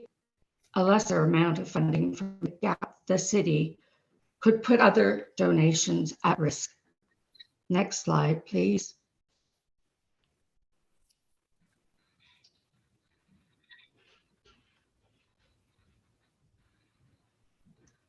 Elizabeth, that's it? There was one final slide, but thank you very much. Staff are here from Environment and Climate Change, Planning and Development, and Finance, and along with myself are available to answer any questions you may have, and I thank you for your time. Thank you very much. Thank you very much, Elizabeth Taylor. We'll go to the Chair of Audit and Finance. That's Councillor Paul Russell, who put the motion on the floor. Thank you very much. I move that Halifax Regional Council direct the Chief Administrative Officer to 1, include the requested funding from the Art Gallery of Nova Scotia as part of the 22-23 budget planning process for consideration during the budget adjustment list debate, with the recommended contribution to be phased over 5 years as follows. A, $600,000 in the fiscal 22-23 budget. B, $600,000 in the fiscal 23-24 budget. C, $600,000 in the fiscal 24-25 budget. D, 600,000 in the fiscal 25-26 budget, E, 600,000 in the fiscal 26-27 budget, and 2, negotiate and execute a contribution agreement with the Art Gallery of Nova Scotia for the provision of a multi-year phased payment of up to a total of $3 million, and such contribution agreement is to be substantially in accordance with the terms and conditions set forth in Table 5 of the November 2nd, 2021 staff report. I so move. Second by Mancini. Seconded by Councillor Stoddard and Mancini. Seconded by Councillor Stoddard, Mancini. Councillor Russell. Thank you. I am simply in strong support of this motion as is. The timing of this, this came up in some of the discussion. Can it be delayed? And it really can't. They need the funds at this point to start moving ahead with the site this year. So it can't really be delayed any further. There was some question about the $3 million versus $7 million. I will let others speak with that. I'm comfortable with this amount. I recognize the importance. We have an awful lot going on in HRM and a lot of critical things going on related to quality of life and preservation of life and things like that. But adding the art gallery to the waterfront and for us to be able to support the art gallery doesn't just improve the quality of life. It really does make it worth living. And without that, the rest of it is just much harder. I don't want to speak too much on that. I am simply in favor of the motion as it exists. I look forward to seeing it in the budget adjustment list and hope for everybody's support once it comes time to vote on it there too. Thank you very much. Thank you, Chair Russell. Councillor Outfits. All right. Sorry, I had trouble with mute. Thank you, Mr. Mayor, and thank you, Elizabeth, for the presentation. A very strong and good presentation, I must admit. I do believe in your comments there about being a bonus and a value to downtown, and of course the public benefit as well. To me, this is so much more. It reminds me a little bit of when we went through the library situation, and contractually, obviously, we have more responsibility to provide library space under our jurisdiction. But it reminds me of when we went through the discussions of the library and we realized that the central library was far more than a traditional library, and this art gallery will be far more than a traditional art gallery. So I certainly support it. And I wish we'd been able to build libraries for 5% a contribution instead of the amount we had to come up with. So I think for a 5% investment, that this sounds like a pretty good opportunity to me. I want to, and it reminds me a little bit of when I was on the Neptune Theater Board, and we talked about tennis and soccer and whatnot in your presentation as well, Elizabeth. I think those were fair comments. So I have a few questions here.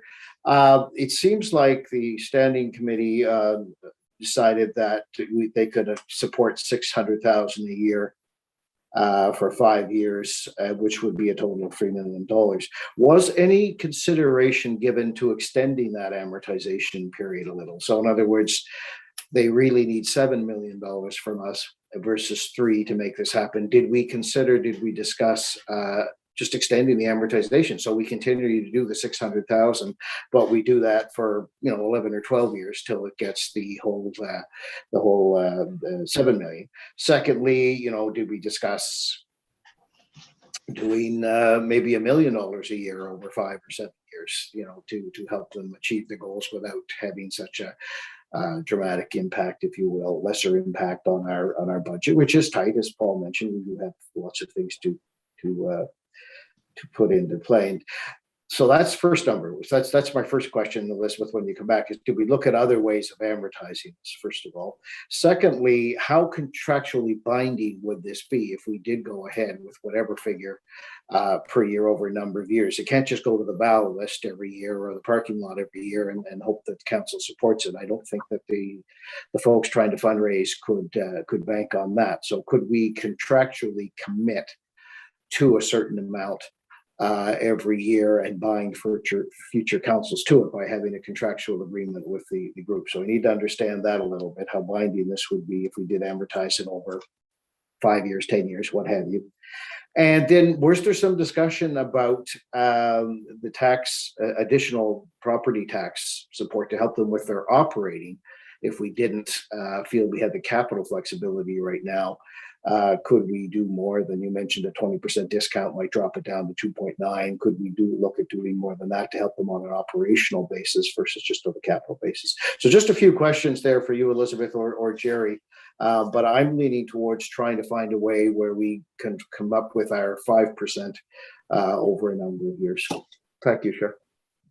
So let me just take the first question. See, Jacques has also joined us, but in terms of the question of what did Audit and Finance consider, realistically, I think it's fair to say Audit and Finance knew that this was something that was going to pass through the council, and even from here, it was always the intention that it would go to the budget committee. So there was less discussion of the amount and more discussion of getting this to council so it could be considered today, and then recognizing it goes from here to, if it's passed at any amount, it goes to the budget adjustment list. Jacques, is that? I mean, I think that's certainly my understanding of it.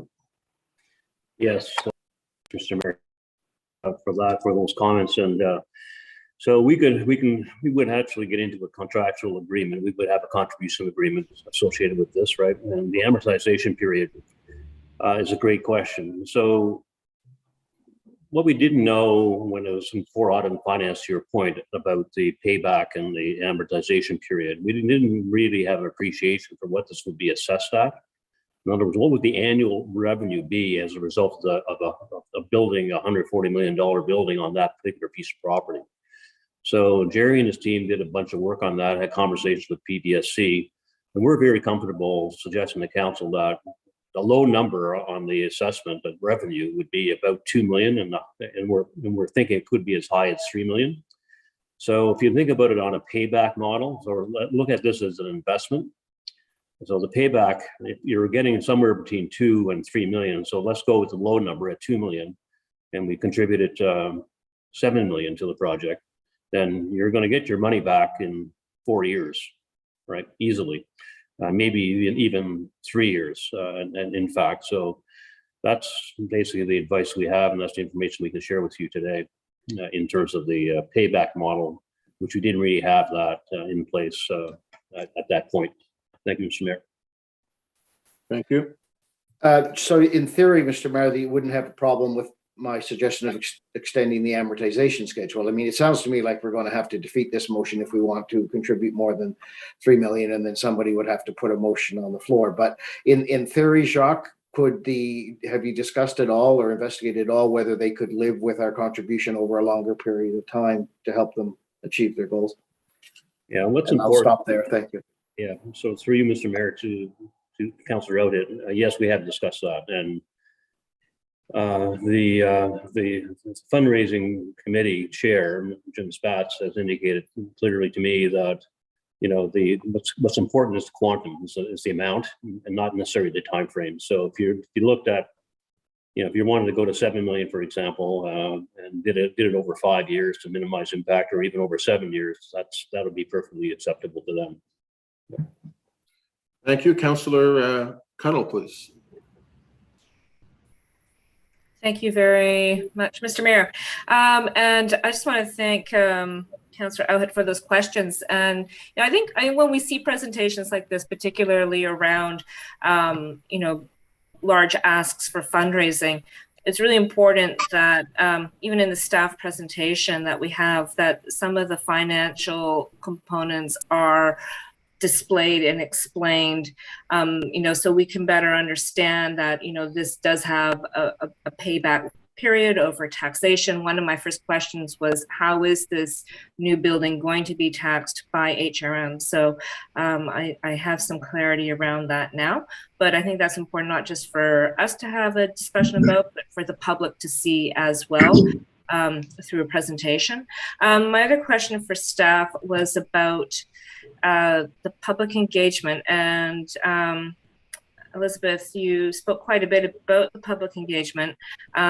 Is there a report from that? And I'm wondering how HRM was involved in the public engagement process. Thank you for the question, Councillor. Through you, Mr. Mayor, to the Councillor. HRM staff were involved at the beginning of the process. We received invitations to staff from Environment, Parks and Recreation, Culture and Events, and other business units. And we were able to give feedback on the interior spaces, the exterior spaces, which of course will have a large public event space. And we then were able to continue our feedback in the smaller sessions that the AGNS had over the last few years. We did participate, I would say, quite strongly. There will be a community engagement report that is being crafted at the moment by the gallery and will be available for the public in the coming months. Thank you. I look forward to that report, because I know as well, when we're funding projects like this, it's important to understand the public benefit and to see what the public is saying about such large projects. My final question was about the project seeking certification of a third-party sustainability program, and I'm just wondering if someone is able to provide a little bit more detail about that. Through you to the Councillor, yes, I'll call on Samantha Page from Environment to weigh in on that question. Thank you, Councillor.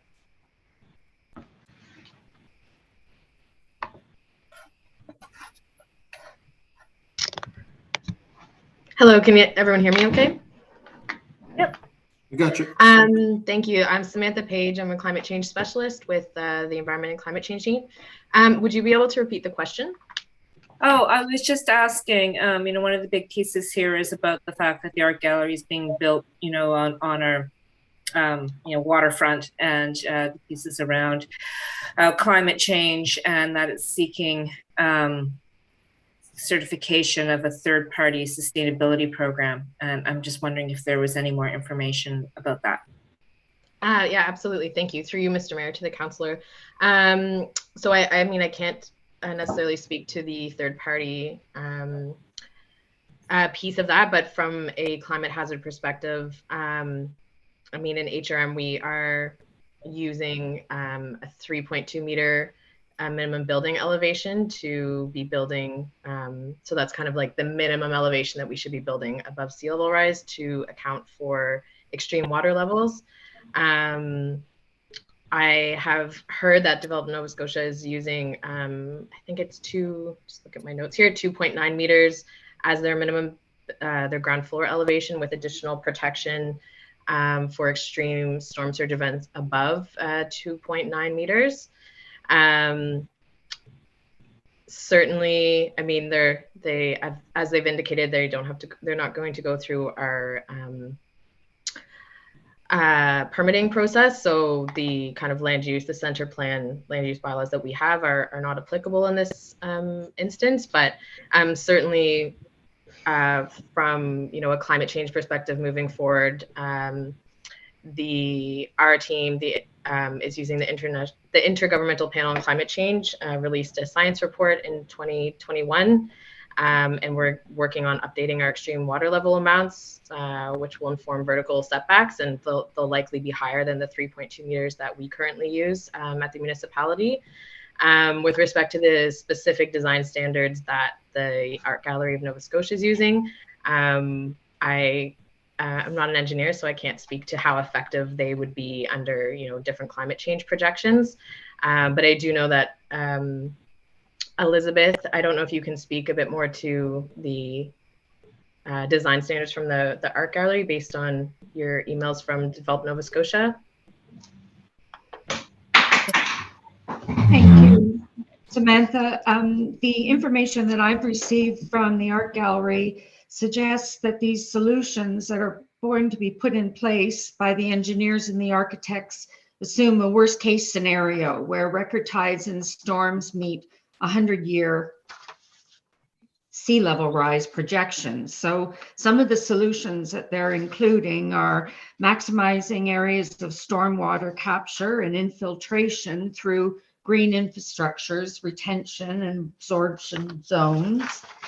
And the entrances will utilize dry flooding proofing consisting of stackable interlocking modular barriers. This is a system that is used at the Beaverbrook Gallery in New Brunswick and at the Whitney Gallery in New York City. And as mentioned before, all the artwork will be stored on higher levels of the gallery and not on the ground floor. Thank you. Thank you very much. I see that Jerry Blackwood has politely raised his hand. Jerry, did you want to jump into this?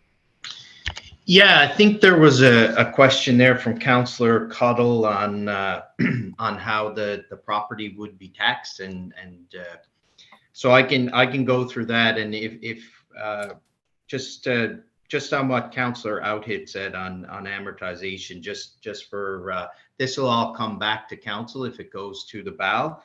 But on based on how it's proposed to fund over the time period at $600,000 a year, that would be approximately $2 annually on the average tax bill, and at 1.4 million, it would be $5.40 annually on the average tax bill. So just wanted to put that out there in terms of that. To Councillor Cuddle's question in terms of taxation, so provincial and federal governments are exempt from municipal taxation. However, they pay a grant in lieu, which to the provincial legislation is basically they look to the how the assessment authority, which is PVSC in this case, would assess the property. Okay. So there's a couple things just to be aware of. So Elizabeth said in her presentation, the current art gallery, the assessment is discounted by about 20% because about 20% of the total space is a museum. So museums under provincial, federal grant in lieu legislation are exempt from taxation. So that kind of comes out. So based on, the 140 million, and we look at, percentage that would be taken off for a museum, it's a single purpose built building. So it's not unreasonable to think that there would be an economic obsolescence factor built in there. So that's where we're coming up between the 2 and 3 million. And then, we just talked about the specialized, some of the infrastructure pieces to make it climate resilient. It's hard to say right now how PVSC would assess that infrastructure, but it's likely, if it requires any dredging, concrete pilings and things like that, that would likely be come out of the assessment, as well as engineering design costs and any furniture and fixtures if that's in the total number.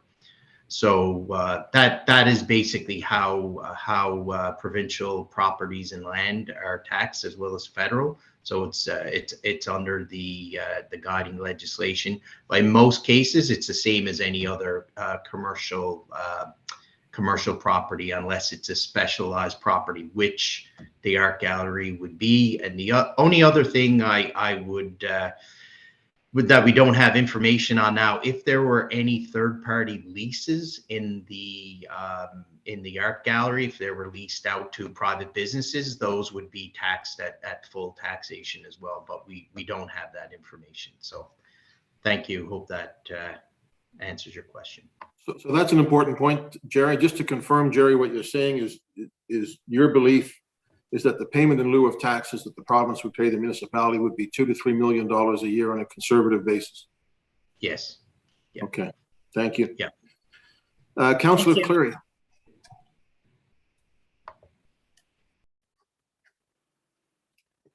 Thank you, Mr. Mayor, and thank you, Elizabeth, Jerry, and others. So just, I want some clarification here. I mean, first of all, when Elizabeth made her presentation, and Councillor Outhit mentioned this, you know, the 5% was based on the $7 million ask. What's in front of us is only 2%, $3 million. So, you know, when you think about this art gallery, now it is a provincial art gallery, but it's not a department of the province. This is a separate arm's-length institution, and the province is going to give them $70 million towards this project. The feds are going to give $30 million, and we've been asked for $7 million. So for context, people have mentioned the Central Library. We put in $57.6 million to the Central Library. The feds put in $18 million and the province put in $13 million. For the bike lanes that we're doing right now, a $25 million project, we're only putting in $4.25 million. Province is putting in $8.25 million, and the feds have given us $12.5 million. We're also going to be asking for money and getting money on electric buses, ferries, rapid transit, the functional plans and road redesign for Herring Cove, Bedford Highway, Windsor Street Exchange.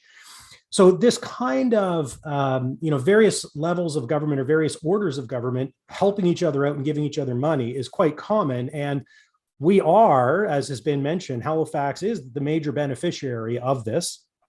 Our residents will enjoy it, especially those with financial barriers.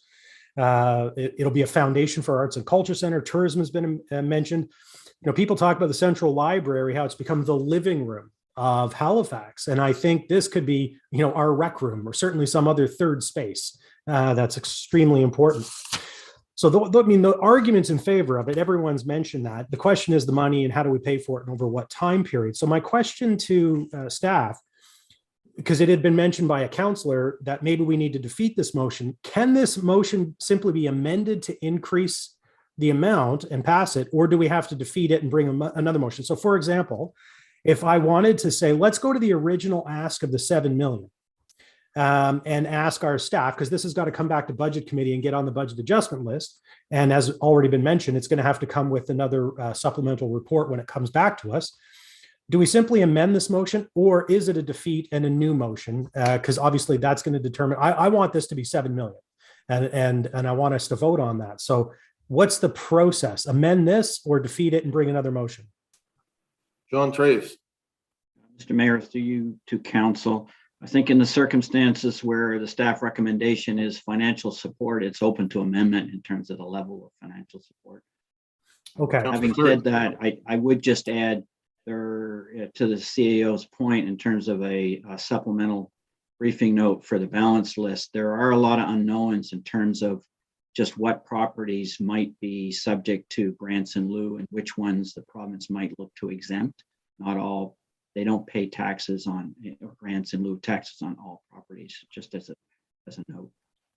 And I appreciate that, because obviously for, you know, however you calculate the taxes or the taxes in lieu or the payment in lieu of taxes, the benefit of this art gallery is not just financial. We're talking about a building and a center that is going to be a foundation for Arts and Culture Center. There are social benefits that come along with this, attraction benefits. So let's not get caught up in the financial that we're going to give them money and we're going to get it all back in taxes. That's great. And that amount is uncertain. And I appreciate, you know, the uncertainty and the work that Jerry and his team are going to have to do. And we won't know until the whole thing is built and the province is starting to pay. But so to that effect then, and I see Jerry has come up, if there's a comment there before I make an amendment, I'll be happy to hear that. Jerry? Yeah, just to John's point, right? It is a complex assessment. Again, you know, we need to understand how the land is going to work. You know, I think the land is with Develop Nova Scotia, and to John's point, I think, you know, there's certain properties that are 100% exempt from taxation, and Develop Nova Scotia by statute is 100%. So there's things we need to understand there about how the land is certainly going to work. You know, PVSC, in terms of assessing this property, you know, they're going to need to see how it's built and how it's designated. There is some risk around the piece with respect to museum and how much of that, you know, property would be designated as a museum and would be exempt. You know, how much of the building would be comprised of offices or any third-party leases, right? So there's some unknowns there, but you know, we're hopeful that, you know, that it can come in, you know, on the conservative end, you know, with we're around a $2 million you know, revenue assessment, but those details are not there right now because you know, the information is based on, you know, high level project costs of 140 million. So to the point I made earlier, we don't know what the design and engineering breakdown is, furniture and fixtures in the building, or, you know, what would be discounted for any of that climate resilient infrastructure that's going to need to go underneath the building. So just want to make sure that risk is identified. Thank you. Just before I go back though to Councillor Cleary, Jerry, I want to just be clear. You did say, I think, that the current art gallery pays a PILT based on a 20% discount of the assessed value. Is that what I heard you say? Yeah. So the current gallery is assessed at 12.7 million, and they pay a PILT of 362,000 a year, right? So again, right, it's different building, different model, different portions allocated to different things, right? So but it's not fully exempt, is my point. It's 20% discounted. Yes. Yeah. Thank you. Councillor Cleary, do you want to finish up there? Yeah, so I would like to put on the floor then, and I'll let the staff and our clerk and our lawyers figure out the exact wording, but essentially amend this so that the what goes to our budget committee is a $7 million contribution. And in terms of the schedule, I'll leave it up to Mr. Blackwood and Dubé to bring back. But I mean, I could envision this based on the numbers that others have thrown out. You know, this could be up to, say, a 7 or 10 year period. I wouldn't want to go more than 10, but whatever options come back should be in that time frame. And obviously they'll come back with how it's going to be paid for over what time when that schedule will be, but everything else will be the same. We'll still need a contribution agreement. We'll still need to put this on the ballot. So that's the amendment, $7 million over a period of up to. Thank you, Tim. Okay. So the motion on the floor from Councillor Cleary is to change the amount from 3 million to 7 million with a recommendation that staff bring back to BAL the schedule of payment. Councillor Cleary, correct? Okay. That is correct, and that is all I have, Mr. Mayor. Okay, thank you. So we're on the amendment now. I've got Councillor Austin, Councillor Daigle-Gammon, and a list that will grow. Thank you, Mr. Mayor. So I'm struggling a little with this one. Usually I have a pretty firm idea of what I want to do, but this one I really was coming into it with I want to hear what my colleagues think on this. And it's not that the art gallery isn't a worthwhile institution. It most certainly is. It's part of the fabric of our city. My struggle comes down to our dynamics with the province. And yeah, we do go back and forth on funding projects, but there are some significant gaps, and the one that really kind of sticks with me is the potential transit funding piece, where yes, they have come on with electric buses, they've shown some interest in the ferry, but there's been no traction for our rapid transit plan at all that I'm aware of. And, when you look at the money that's just sitting there awaiting a call right through the federal infrastructure program, it's all transit. And it's hard not to be skeptical as to whether or not whether that call will ever be made for that funding, given that our province is somewhat unique across the country in terms of they have not traditionally seen their role as funding conventional sort of transit. They are keen to come on board when it involves something kind of shiny and new, but not for conventional type stuff. I mean, we fund it ourselves basically out of fare box and tax revenue. And so if we're having to build our bus rapid transit system alone, you know, we're already kind of through some money to help carry the weight on homelessness. If we're now going to fund and help them fund the art gallery, but then we're carrying our transit piece alone, you know, that becomes harder for me. So that's kind of where I'm at on it. I'm keen to hear what others have to say. I would add that, you know, this kind of argument about, well, it'll generate X tax dollars, or, you know, it won't, so you can contribute. I mean, we don't need to worry about that piece. I mean, that's a bit of a nonsense shell game. That's what the Nova Center was pitched at with its special reserve, and we all know how that ends up. We're filling up the pot because expectations didn't meet reality.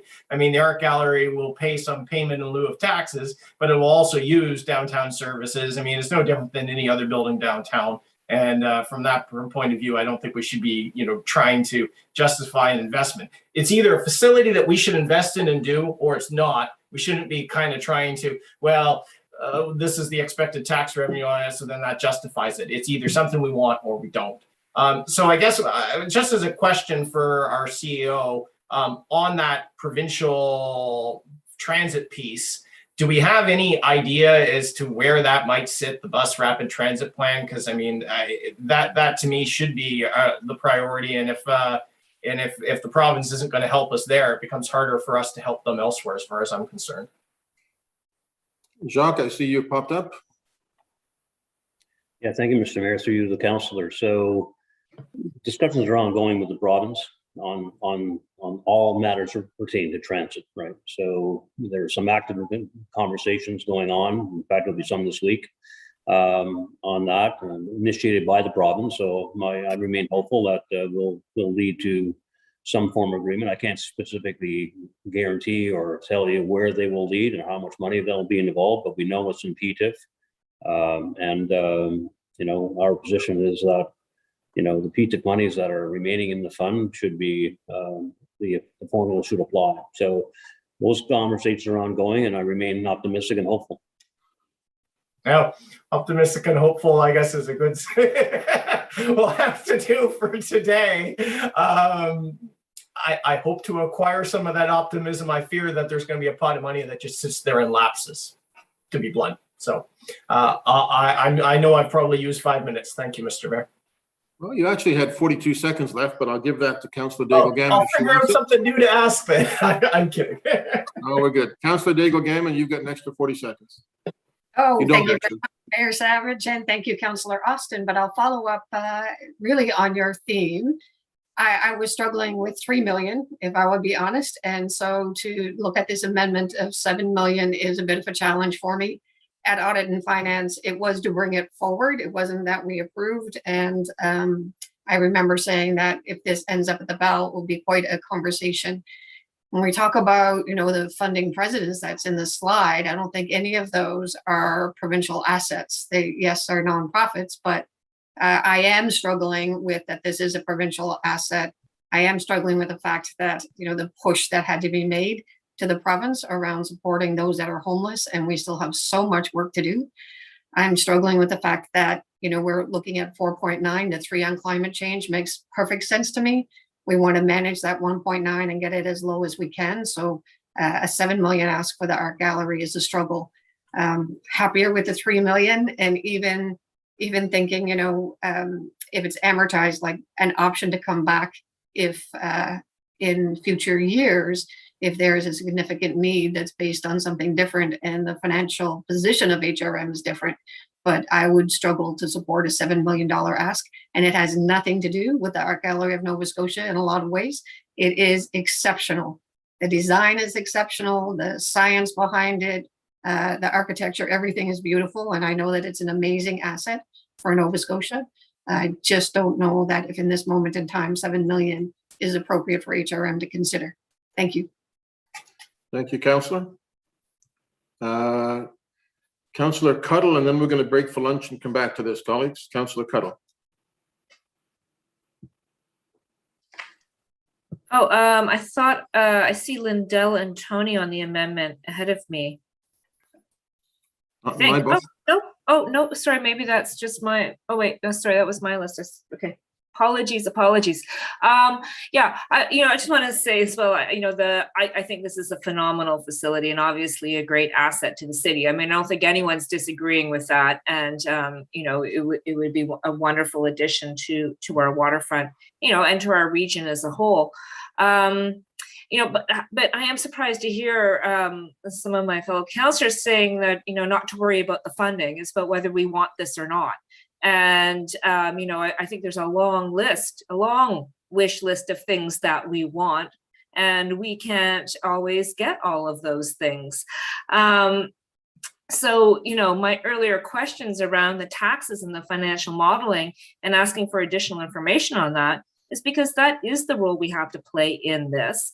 And I think when we're looking at, applying taxpayer money to fund a project, it's important to understand how exactly that's going to work, not just in the upfront costs, but in the ongoing costs as well.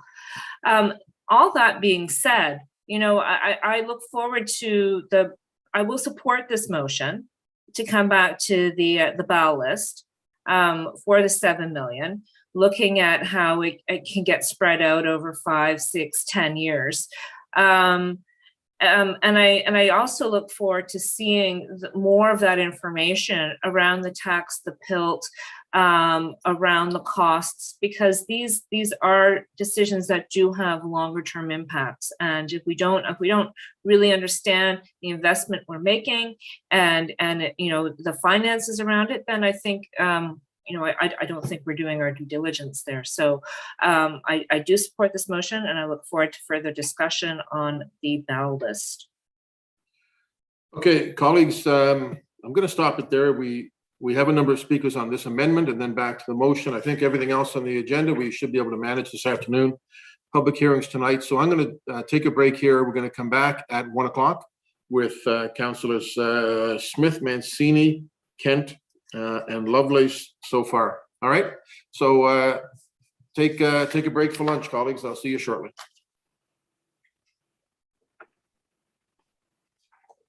Good afternoon. Good afternoon, everyone. We'll be now putting on the holding screen and shutting off all microphones and cameras. You will return to this meeting link at 1 o'clock when we return to the meeting. Thank you very much and have a good lunch.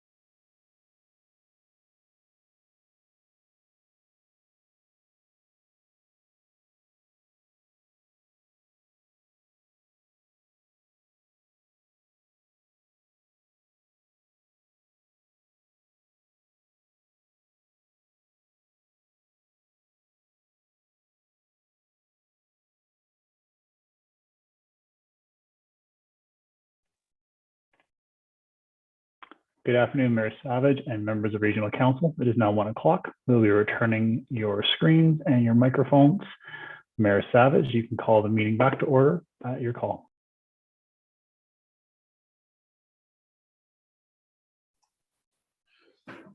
Okay, I'm just going to make sure the speakers that we need are going to be with us. If not, we'll redo the order. Colleagues, where we left off, we were discussing the amendment of Councillor Cleary on the art gallery to move the number from 3 million to 7 million, and the profile of which would be determined at the BAL if it passes. That's our budget adjustment list. On the amendment, we have some speakers lined up: Councillor Smith, Mancini, Kent, Lovelace. I'll speak to this as well. Councillor Smith, the floor is yours. Thank you, Mr. Mayor. Really quickly, something has been said earlier in the main motion and a little bit during the amendment. I won't need to come back later. So I support the longer time frame. Initially, we're struggling a little bit with the initial ask because of our financial issues that we're going to be dealing with in the budget. But I think with this longer time frame and really being able to now understand the economic impact with the study that was attached and talking a little bit to folks that on the board, I can see that this is one, and if we're looking at a return investment, we will get our money back. But at the end of the day, I think we need to be looking at the investment of not only the arts, but the art gallery and their commitment to hopefully include more diverse voices in that work. And I know they tried a little bit with the current gallery, but this one they've made a commitment to do it further. So I know I'll be a person who will watch that closely and will comment where I need to. So definitely support this direction. And also, I do hear the sentiment of the province not stepping up on certain aspects, which I think we all know it's true. And I always tend to go in the frame of we've always supported you, even when you didn't support us. And that's a great way to look at it for me, is even if they're not supporting us in certain things, we can at least say that we've always been a partner and supported, no matter if it's federal or provincial. So with that, support the amendment. I think it's a good way to look forward a longer time frame and give them the full amount. So that's it for me, and I won't have to come back on the motion. Thank you. Thank you. Councillor Mancini. Well, thank you, Mr. Mayor and colleagues. So, what an amazing addition this gallery will be to our Halifax waterfront. And yes, HRM will benefit from it. All of Nova Scotia will benefit from it. So we definitely should financially support it. No question. The big question is, though, to what amount? Is it the 3 million as the Audit and Finance Committee have recommended, or as Councillor Cleary is now suggesting 7 million? I mean, where do those numbers come from? So we heard percentages earlier, 5% and 2% of the overall project. Why not support it to 8 million, 9 million, or 1 million, or 2 million? I mean, we should contribute.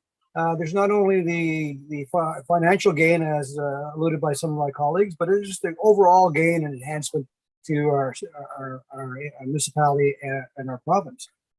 So, I received lots of emails on this, and some people make comments, we don't get this funding from HRM at this $7 million amount. This project's in jeopardy. Well, we know that's not true. Whether we contribute 3 million or 7 million, this project is going through. At the same time, we need to look at what's happening in our municipality. We're trying to hold down the taxes. We're in many crises. We're in a housing crisis, a homeless crisis, we're a climate change crisis, still in the global pandemic, our transit ridership is down. So there's a lot of issues going on. Again, still, we need to contribute to this because there is a huge benefit to it. But what's the right amount? When I originally heard 7 million, when that was first raised up the flag, I had real concerns with that. I think Kathy Dale-Ganlon alluded to that based on what we're trying to do with our taxes. So I guess, I understand the process here. If we pass Councillor Cleary's motion, this still goes to the balance list. And that doesn't mean we've committed to doing that. It's adding on the list. I believe I'm correct in that. Someone correct me if I'm wrong. If we vote this down, I'm looking for some clarification here, Mr. Mayor. If we vote what's the amendments on the floor, it goes back to the original amendment, original motion of 3 million. And if we approve that, it still goes on to the balance list. We're not, all we're ever possibly approving today is adding to the list. Can I get clarification on? I just want to make sure I understand this process.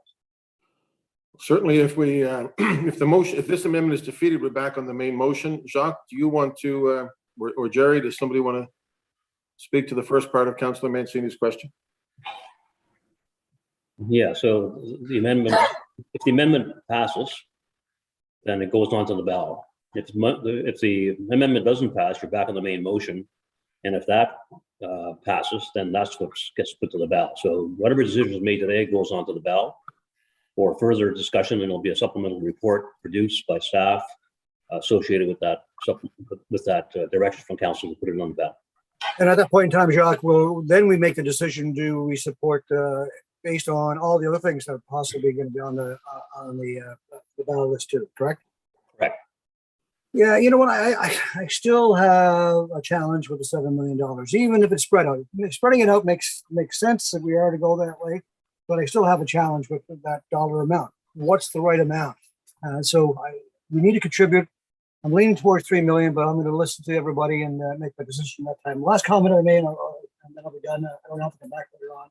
You know, Councillor Austin made reference to the Rapid Transit Fund, and I think most of us received an email from Councillor Mason, and unfortunately he's not here. And Councillor Mason had a list of things you're waiting from the province. And I just want to read those: the Mid-Atlantic Native Friendship Center, the Charter Arts Society, funding for shelters and supportive housing. A lot of things we're waiting for on the province.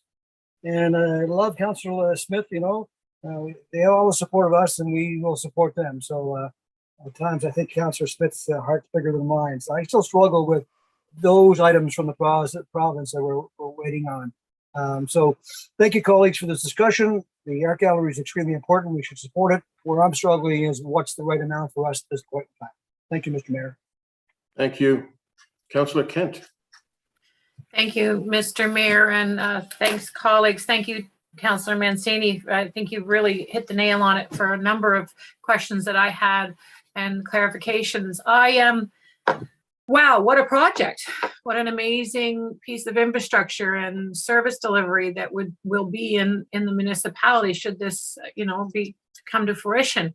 I absolutely appreciate the arts. I'm an artist myself. I've not had that kind of exposure in an art gallery, but I do know that Nova Scotia is full on artists. There's so many. We see that in the Forum. We see that at the Seaport. We see that at Alderney Landing. We see it in our communities and crafts and art shows and things like that. And it's, when I think about the kinds of exposure that could be happening there and on a greater level, and the education piece, like all of the pieces are in place.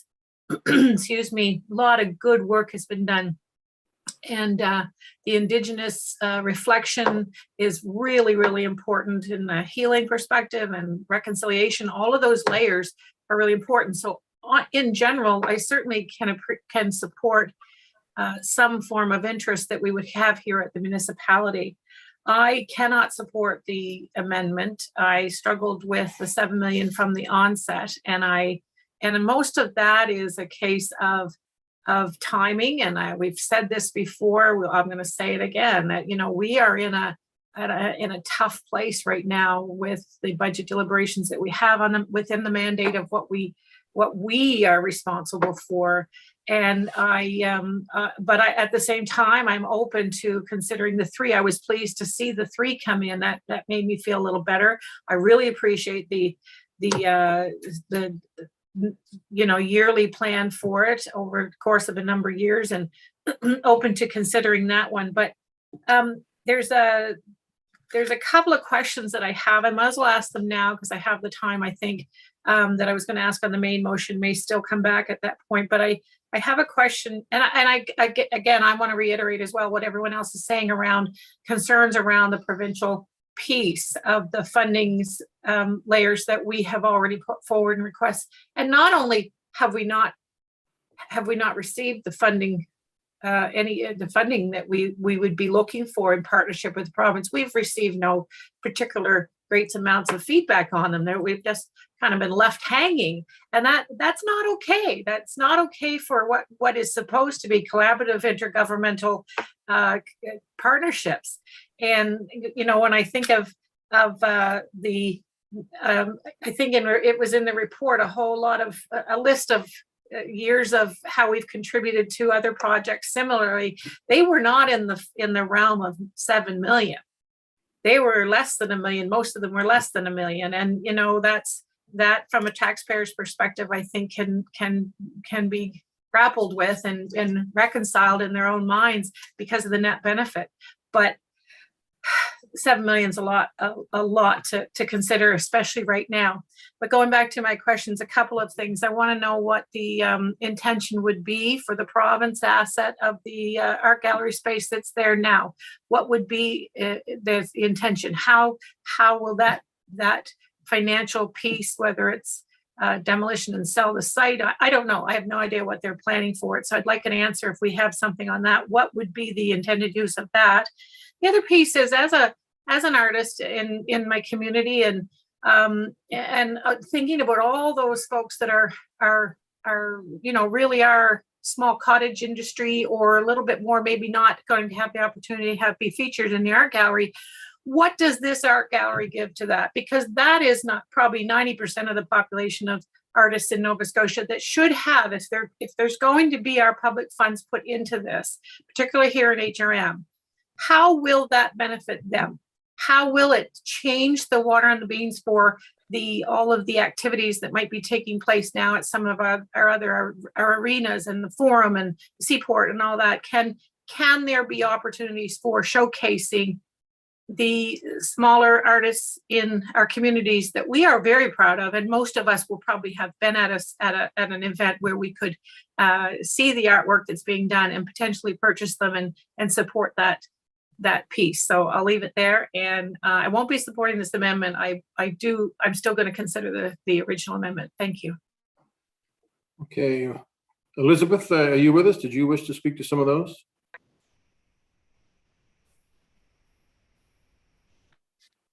Thank you, Ms. Mayor.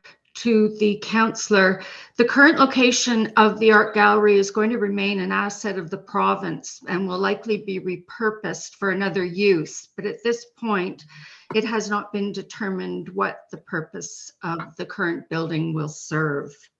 And as far as programming and making spaces for amateur artists, for artists who have shown in smaller community spaces, that is where the integration of community and programming will take place in the gallery through the large circle rooms, through additional and enhanced programming and display, so that there will be all levels of artists that will be able to be on show.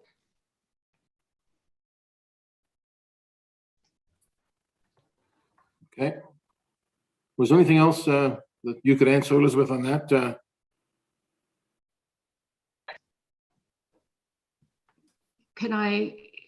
Could I ask the councillor through you, Mr. Mayor, did that answer your question, Councillor King? It did and it didn't. It's kind of left hanging out there to be a loose end. I think that, so I would be certainly interested in seeing that evolve wherever it lands today or through budget process. Thank you.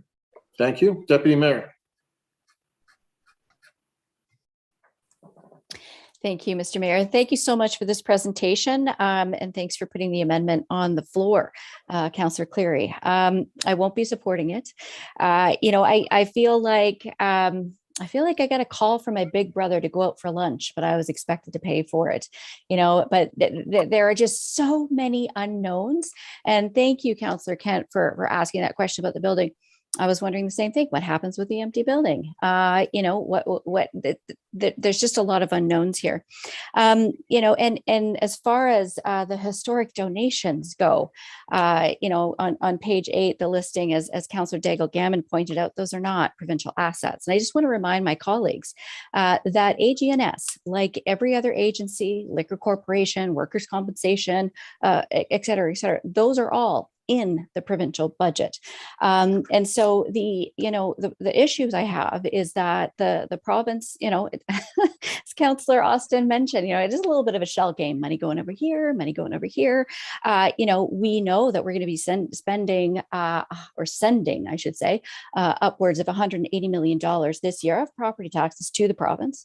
We've already committed $5 million, and that's counting for to cover their mandate for housing. And at the same time, we're still struggling to be able to meet the needs of our own population within our own mandate.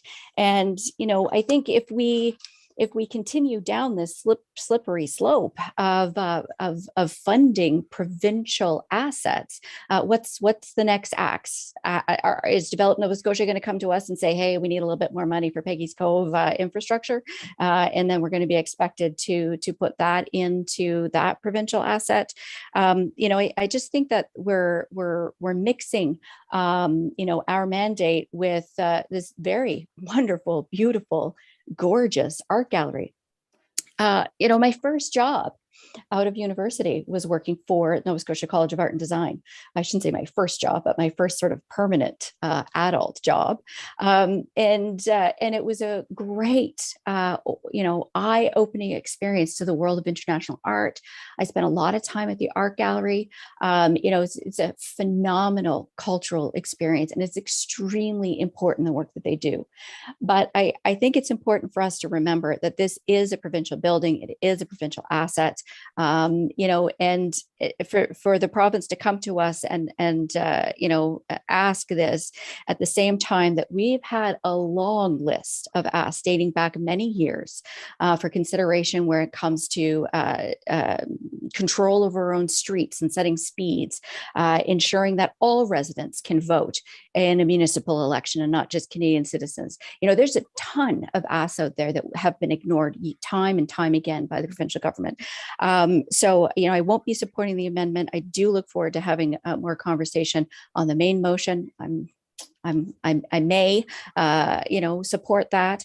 But I think too that there are so many unknowns that have just been revealed here today about, you know, what revenue actually potentially comes back to the municipality. So if it goes on the ballot, I hope that we have a much more detailed look at revenue and expenses. But again, at the same time, I just can't support the current amendment on the floor. Thank you, Mr. Mayor. Thank you. Councillor Outhet. Thank you, Mr. Mayor. And I just want to try and clarify a few things because I'm getting a little bit troubled by things I'm hearing.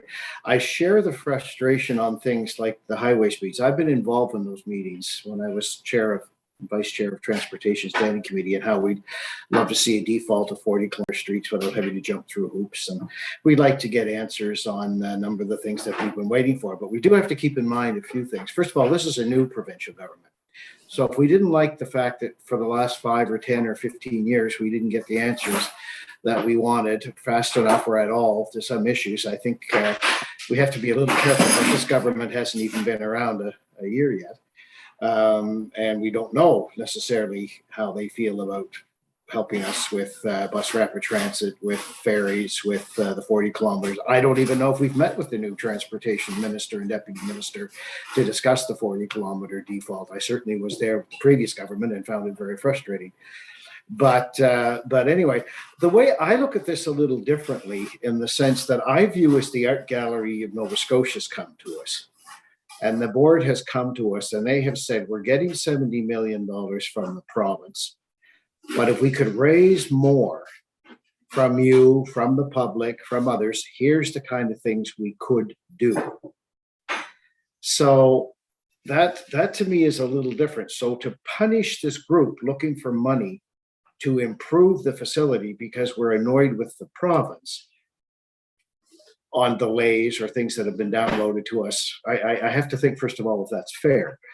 Secondly, it's a dangerous game we're playing if we start talking about whose mandate is what. You know, we made a decision to help with homelessness, even though housing technically isn't within our jurisdiction, and we did the right thing, and I supported that. They are not under any obligation, the province, to give us money for transit or for bus rapid transit or for ferry. Because unlike when I lived in Toronto and Vancouver and I jumped on a bus or a ferry or a train or whatever, and it said subsidized by the government of BC or Ontario, we get $2 million a year from transit from the province, and that was brought in by the previous government. So I just think we have to be a little careful because we stand to gain a lot more than we stand to lose. And the other thing is that we get an ROI, a return on investment in this. You don't really get an ROI on transit. You don't really get an ROI on a rink. But if you get property tax to the tune of $2 to $3 million a year on this, our $7 million or our $3 million, I think gets paid back very quickly. So I'm just a little bit concerned that we just make sure that this is a little bit different than some of the things that we've talked about before. And I do agree with the frustrations with previous provincial governments and to some extent with this one. But let's just keep these matters separate and realize that this is a board who's come to us to look to enhance it, to make it better. And we do have an ROI on this. So I think it's a little bit different. Anyway, thank you, Mr. Mayor. Thank you. Councillor Russell. Thank you very much. I also am unable to support the amendment. I will support funding for the art gallery. There's no question, but I'm not able to support the amendment at this time. As far as being in our mandate or not, it's not, and that's okay. We can contribute some degree of funds to this. The benefits for society, I think, dramatically outweigh sticking within our mandate. As far as the return on investment, it's not just financial. It is what we will see from a cultural perspective around HRM. So I'm absolutely in support of that. As far as trying to punish or as far as any suggestion of punishing this group, if we give them $3 million instead of $7 million, I don't think we're punishing them in either case because it is a $140 million project. I will not be able to support this amendment. I need to see a scheduling aspect with it. We will get that with the budget adjustment list, and that's great. In this case, we know how much we are looking at adding to the budget adjustment list. We can rationalize it out. We can say it'll be this much on the average tax bill. So we have the right information here to do it. I do think that supporting the art gallery is the right move. Amended or not, I will support the motion once we're voting on it after this, but I just can't support this amendment. Thank you very much. Thank you. I think everybody who wants to speak the first time has spoken on the amendment. I've got councillors Austin, Mancini, and Cleary to speak a second time on the amendment. Councillor Hensby, are you looking to speak on the amendment? Yes, please, if I may. I'll support the amendment. I believe that a lot of the things have been said in regards to return of investment. I believe that this being a provincial asset is one of those things we need to have it in our provincial capital, being Halifax proper. I also believe the art gallery is looking at doing some good promotional opportunities for the citizens of Nova Scotia, particularly those in Halifax, and free admission. If they achieve all their fundraising goals. Us being on partner for 5%, the $7 million, I prefer to see it spent out over a 7 to 10 year timeline. I think that'd be a wise investment for us. In regards to the old buildings, I'm sure Councillor Kent realizes that the caucus offices should be all consolidated to one building and right across the street from the legislature instead of being spread around downtown different Halifax buildings. So I'm hoping the province will look at repurposing the old art gallery for the purposes of the legislature business. Even the library in there needs space for other collections and stuff. So I believe the building in downtown Halifax can be used by the legislature to expand its opportunities and service for the general public. But I think in the meantime that having a showpiece showpiece on the waterfront would be an incredible asset to have for our region. So I'll be supporting the amendment as it comes forward. Thank you. I'll speak to this now if there's nobody that hasn't spoken the first time. I support the amendment wholeheartedly. You know, an art gallery is a very important will be a very important part of our community. You know, it's often easy when times are tough budget-wise to just focus on what you might call the basics. Back in the mid-1990s, the provincial government supported the new Neptune, even though things were tight, because I think that there's a holistic approach that to communities that's really important. We've seen a tremendous investment in Halifax over the last number of years. The convention center, the library, the Discovery Center. And in each of those cases, we contributed a lot more as a percentage of the cost than we're being asked to contribute here. So many of the things that we invest in have all kinds of return on investment, but not financially. The RBC Center, the Sportsplex, the BMO, you know, community centers, the roads, everything we invest in, we do because it builds a community. And that's what this art gallery will do as well. I think it's really important that people will look at this art gallery as part of a new Halifax, an emerging Halifax for all of HRM, not just for downtown Halifax. And in the early discussions that the art gallery had on this, they talked about the inclusive aspect of this and the environmental aspect and how important this is. So I look, to me, it's you know, it's an important piece of the project. You know, we can complain about the provincial government, but they put, I think, $37 million into the electrification of buses, having really never funded transit very much before. Councillor Cleary mentioned the AAA bike network. And we're working with this government who have been supportive of a lot of the initiatives we've asked for, like things like inclusionary zoning and regulation of Airbnbs. So, you know, the relationship is an important piece. You know, we don't have a lot of things that we own or invest in that make money. The only thing I can think of is Metro Park, the parking lot in downtown Halifax, which kicks off a couple of $1 million a year. Just keep in mind that, you know, the PILT, what the provincial government will pay us, is not the most important thing here, but it's an important thing. If it kicks off $2 to $3 million a year, it's not that onerous for us to turn around and say we can put $1 million a year into it for 7 years or whatever staff come back to us with.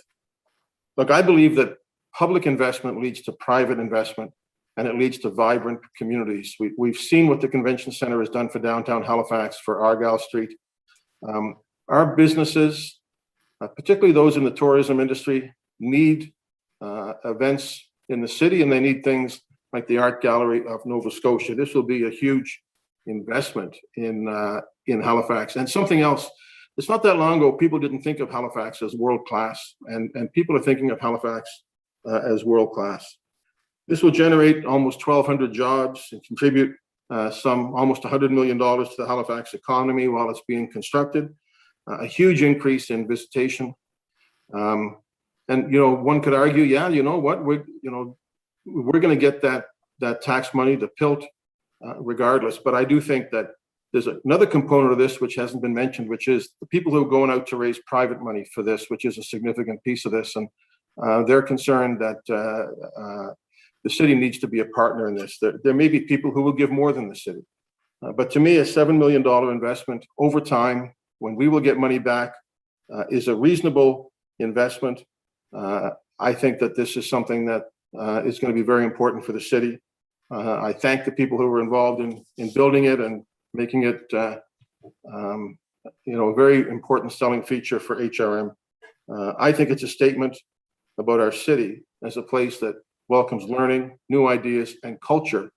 And nothing does that like investing in the arts. So I certainly get the conversation. It's been a good debate. I certainly support the amendment of Councillor Cleary. Councillor Austin, Councillor Mancini, and then Councillor Cleary. Councillor Cleary, I assume you want to close on it? Yeah, Councillor Austin. Thank you, Mr. Mayor. And I wanted to circle back around to this whole return on investment PILT argument, because it's now come up several times in discussion here.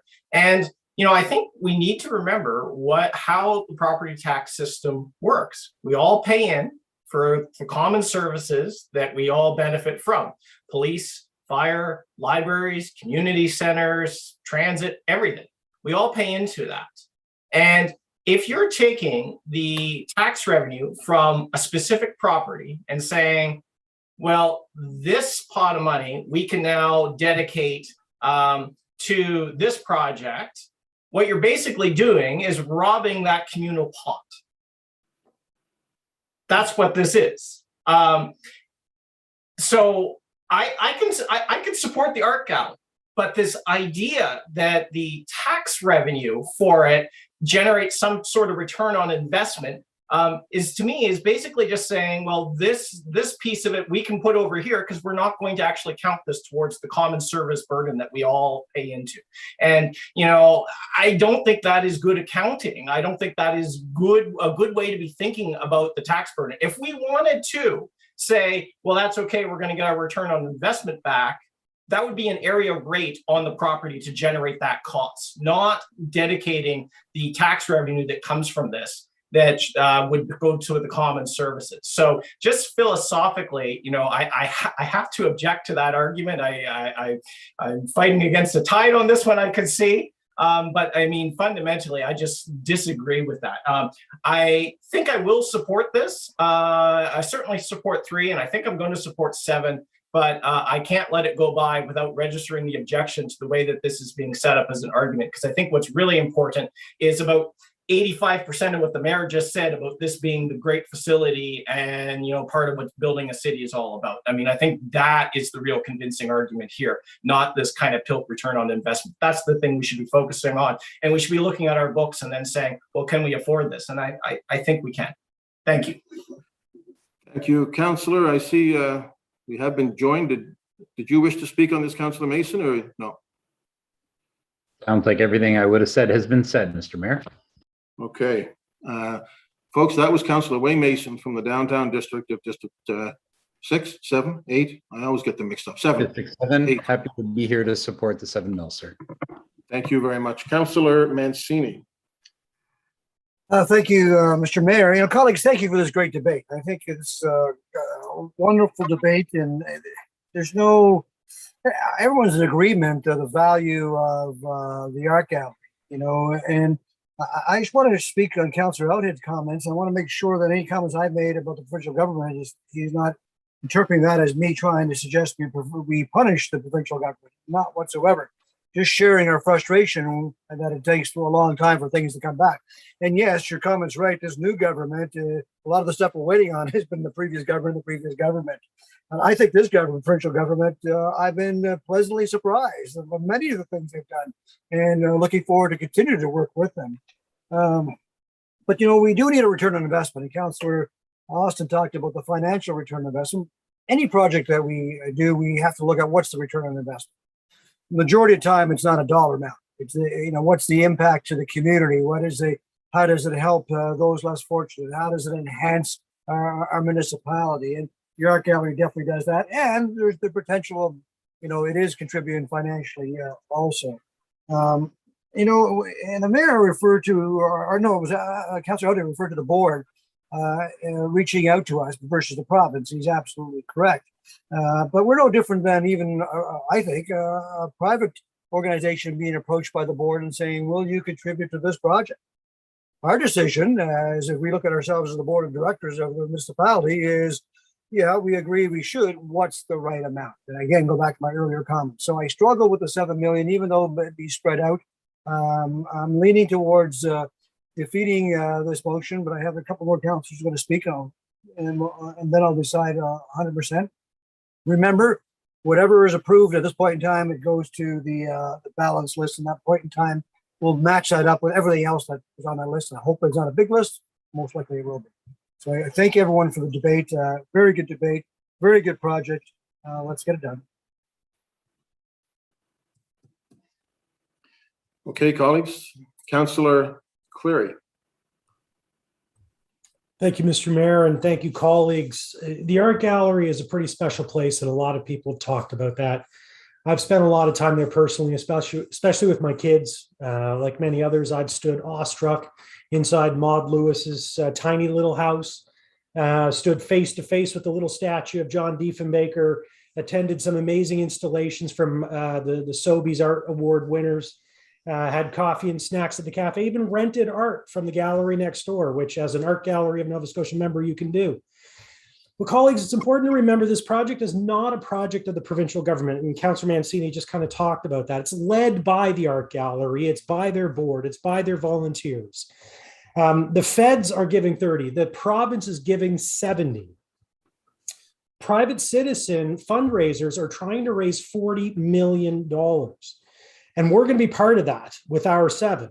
And not only would we be shirking our responsibility and not carrying our own weight, if we don't contribute the original ask, we will be jeopardizing their efforts to raise that 40 million, or probably even more, because construction costs are only going up in Halifax. They're not going down. And so that 140 could be 150, could be 160. And so the private individuals who are raising money are probably going to have to be asking a lot more donors. And how does another donor look at the art gallery and say, well, if the city, who's going to have probably the most benefit from this, isn't going to contribute their own fair share, why would I give, hundreds of thousands or millions of dollars to this art gallery? And Council Outfit was very articulate on the distinction between the province and the art gallery. You can be mad at the province. I am regularly. The provincial government is not the one asking us for this money. It's the art gallery who's asking us for this money. The province doesn't care if we give the money, but don't take it out on the art gallery. It's a separate institution. It deserves our support. And colleagues, this isn't the final vote. Let's put this on the ballot. Staff will come back with supplementary information, and we'll have another discussion then to see if it's feasible. But if we discount the $7 million ask now, that's it. So let's vote for 7 million. And if we need to cut it down with all of the competing priorities in a few more weeks when we go to the budget adjustment list, we can do that. But let's not cut it now. Let's put the $7 million on now. Thank you, Mr. Mayor. Thank you, colleagues. Okay, folks, that's been a very good discussion. A clarifying question from Councillor Daigle-Gammon. Thank you very much, Mr. Mayor, Mr. Chair. So just a clarifying question. If the 7 million amendment is approved, when we get to the BAL, it can be amended at budget adjustment? It will come back to budget adjustment as a figure, but it could be changed at the budget adjustment this time. Okay. Correct, Jacques and Jerry? Yes, Mr. Mayor. Yes, that's Okay, correct. Councillor Daigle-Gammon? Yeah, so that was a double affirmation from Councillor Blackwood and Councillor Dubé. Becky, your hand is up. Councillor Kent. Yes, thank you. Further to that, just to be clear, it can go either way. Councillor Clary suggested that if it doesn't pass today, it could not be reconsidered at the BAL, but I'm here, I just want confirmation. Let's say it goes in, it gets approved for 3, and Councillor Clary wanted to put an amendment on the floor in BAL, he has the right. But so I want clarification whether or not that statement is accurate. Thank you. Yeah, correct. Anything that goes to the BAL can be changed, but we vote on every issue that comes forward on the balance adjustment list at the end of the budget process. Okay, I want to make sure everybody's had a chance to speak on this. We'll go to the question. Mayor Savage, this is Ian McLean. Would you like me to, I can't post the amendment in the chat, but I can share my screen if council wishes to see it, just to confirm the wording of it before voting. Okay, thank you.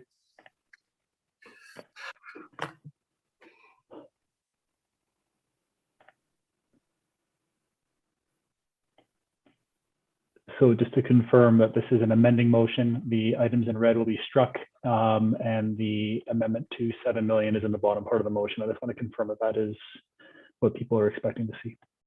Councillor Cleary, does that look right to you? Looks good. Thank you, Ian. If I may, I saw this initially in Teams, and I apologize for just jumping in at the last minute. Oh, I'm sorry. I missed where it says there's a contribution schedule at the bell. Perfect. Thank you. Correct. Okay, Ian, let's go to the votes. Oh, no, yeah, okay, I got that one. Let's go to the vote.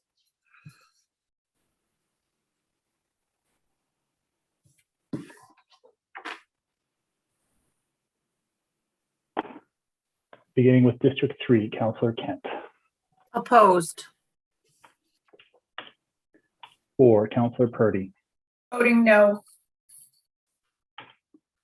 5, Councillor Austin. In favor. 6, Councillor Mancini.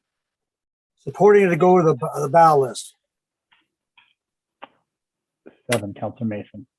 For the amendment. 8, Councillor Smith. 4. 9, Councillor Cleary. Yes. 10, Councillor Morse. In favor. 11, Councillor Cuttle. Yes. 12, Councillor Stoddard. In favor of the motion. 13, Councillor Lovelace. Voting no. 14, Councillor Blackburn. Voting in favor of the motion. 15, Councillor Russell. Against. 16, Councillor Outhead. Voting yes. Mayor Savage. In favor. 1, Councillor Daigle Gammon. Voting against the motion. And 2, Councillor Hensby. Affirmative. That looks like 12-5, Ian. Is that your count? That is the same count I have, Mayor Savage. Thank you. Okay, that motion is carried, colleagues. That will go to the balance adjustment list, and we will discuss it again. Thank you, everybody, for your respectful conversation and discussion. Colleagues, we're going to move to Mayor Savage, this is Ian. That yeah. was an amending motion. Yeah, We do need to correct. vote Sorry. on it. We're on the main motion. So we had a list before. I don't know if everybody still wants to speak. I'm sure some people have said what they wanted to say on the amendment. Do you have the list that we had before, Ian? We can just start a new list if people want to speak to it.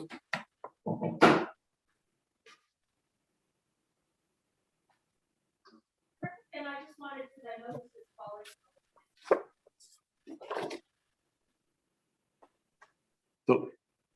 So the list that I had before was Deputy Mayor, Councillor Daigle Gammon, Councillor Hensby, Councillor Kent on the first time, and Councillors Austin, Mancini, and Smith. Councillor Kent is good. We're just looking at the list here. Deputy Mayor is good. Councillor Lovelace, that's the same as the Deputy Mayor. Councillor Daigle Gammon is okay. Councillor Hensby is okay. Councillor Austin is okay, I think. I see that from Councillor Austin. I don't need to speak. Okay, Councillor Mancini says he's good. Well, let's not debate that right now. Councillor Morse on the main motion. Thank you, Mr. Mayor. So I voted to move this on to Val, and I think it's an excellent project. I just feel like there's one thing I need to raise because I didn't feel that it was completely clear when it came to executive committee a few weeks ago. And I looked into it a little further, and I just want to make sure everybody's aware that the ground floor elevation of this building is at 2.9 meters from sea level, and HRM standard is 3.2 meters from sea level, and it's expected that that will go higher. So I just want us to be aware that there is some risk here, that we acknowledge when we're putting big investments on the waterfront, that we know what those risks are. I think it's a beautiful building. I think there are fantastic public benefits. I support the building. I'm concerned about the location. And I think there has been a fair bit of effort gone into the architecture of the building and making it resilient, but it does not meet our current standard. So I just want people to be aware of that, and perhaps that could be included with a few more details in the report that's coming back. Who would like to take that one?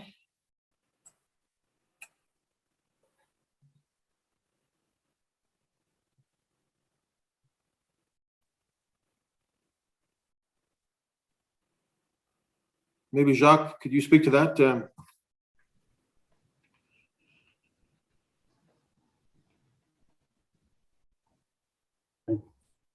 Yes, Mr. Mayor, we will endeavor to provide some information on that.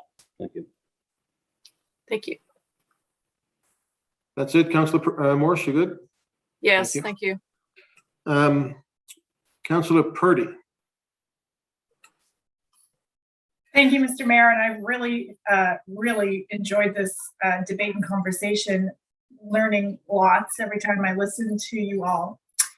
I am in total support of this beautiful art gallery. I love everything that everyone has spoken about, of all the benefits, the community benefits. I mean, the arts are such an amazingly safe environment for young people, and to be able to welcome young people and kids and teenagers into public space like this new art gallery is going to be able to is a huge benefit. And I do believe that the municipality should contribute. I mean, it makes sense. I am really struggling though with the timing of this ask in the midst of this pressure-filled budget. When it came through audit and finance, I was happy to see that staff recommended a much lower amount, the 3 million. So I cannot be in support of a 7 million ask, just because when there's so many priorities for the budget, and if everything is a priority, then nothing is a priority. And how does that work? And I guess second time through this budget process does not at all make me an expert. So I'm not sure where all this money is coming from when we have to ask more from residents and small businesses during this time. So although in principle, I am in total favor. I totally believe the municipality needs to support this and should and ought to, but the timing just feels so wrong. So, and I'm also concerned too with the waterfront aspect and the environmental risk involved. That doesn't make sense as well from my very limited point of view. So I'm not sure if I can support this going to the ballot for this budget. And that's very upsetting because I do think this is such a good investment. Thank you. The only thing I would say for those who aren't on audit and finance is when we discussed this at audit and finance, we weren't talking about the revenue aspect of it at all. In fact, we weren't even sure then that we were making money. Then it was a direct ask without looking at the PILT aspect of it. So there is that offsetting amount, which could be more than we're paying initially, and then would be entirely, and to Councillor Austin's point, all projects, all properties pay tax, but most of those are private, for private gain. They aren't for public good. So to me, it's a little bit different. Having said that, that's the only debate I'll take part in on this one. Is there anybody I've missed on the main motion?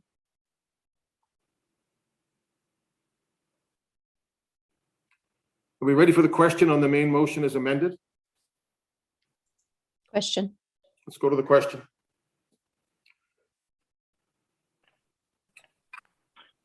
Beginning with District 5, Councillor Austin. In favor. 6, Councillor Mancini. In favor of the motion on the floor. 7, Councillor Mason. For the motion. 8, Councillor Smith. 9, Councillor Cleary.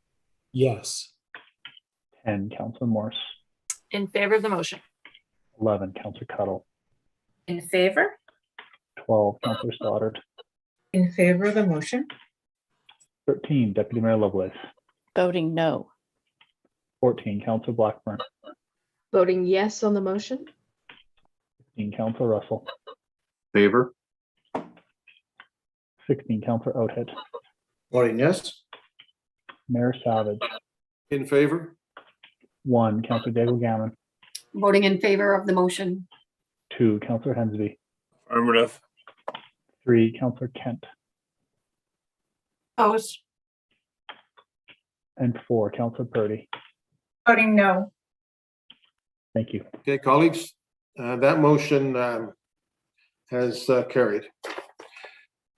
Okay, we will move, and I want to thank Elizabeth, Samantha, anybody else, Jacques, who participated from a staff point of view, John as well. We're going to move, coming out of Community Planning and Economic Development Standing Committee, 15.3.1. This is the Halifax Common Master Plan, and I think we have a staff presentation here from, is it Carol Koziak Roberts? Carol, are you with us? Yes, I am. Did I get your name approximately correct? Yes, Carol Koziak Roberts. Thank you very much for joining us. The floor is yours. Okay, I'm going to share my screen.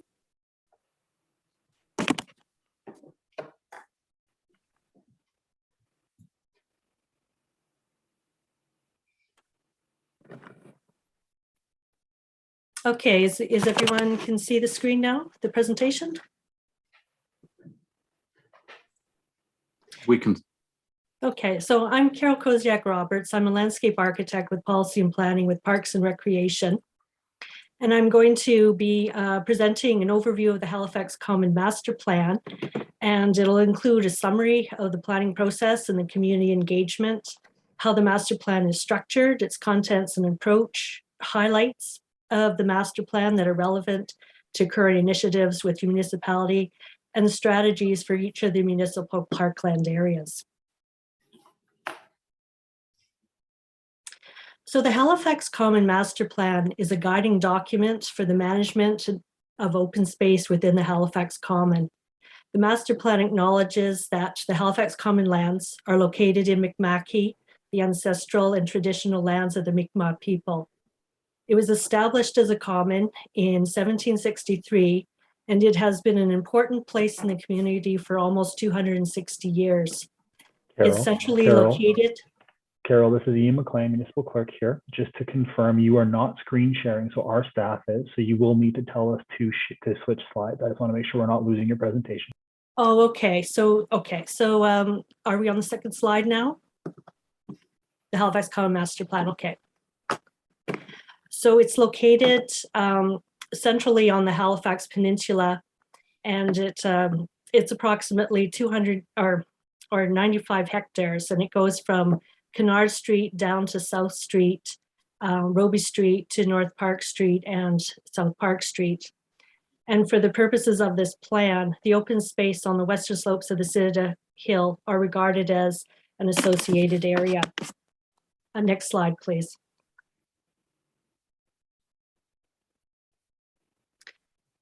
So in the fall of 2017, the municipality hired a consultant team to develop a master plan for the Halifax Common. The project was managed through Parks and Recreation with a technical team of staff from other business units. The project brought together a wide range of disciplines to look at open space planning through a number of different lenses, including recreation, cultural heritage, integrated mobility, and the environment.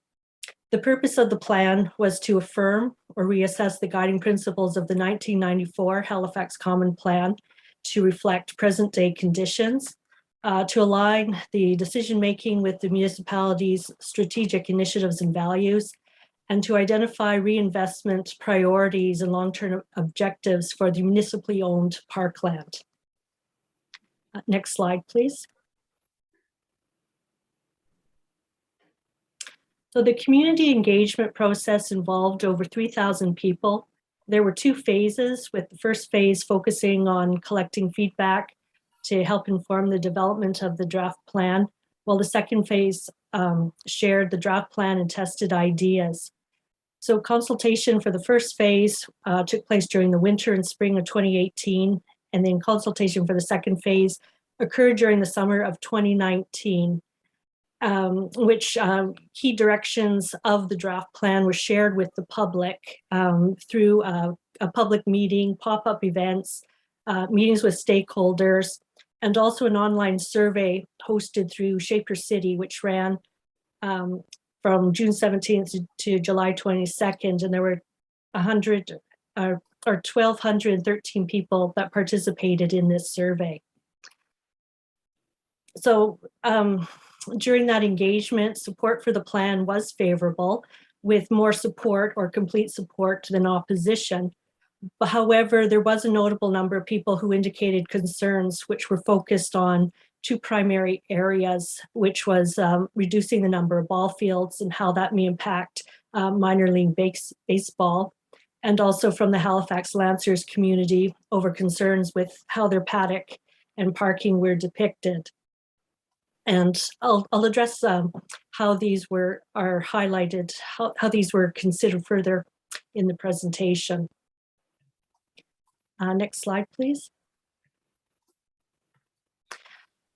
So the master plan has sort of a three-tiered framework. So the first tier is a vision statement, vision goals and guiding principles, which describe the aspirations and values captured during the development of the master plan, which is in chapter 3.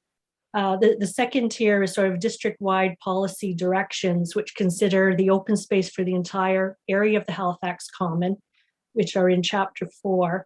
And that has a lot of policy directions, which are guiding statements to be considered in evaluating or undertaking projects or management decisions.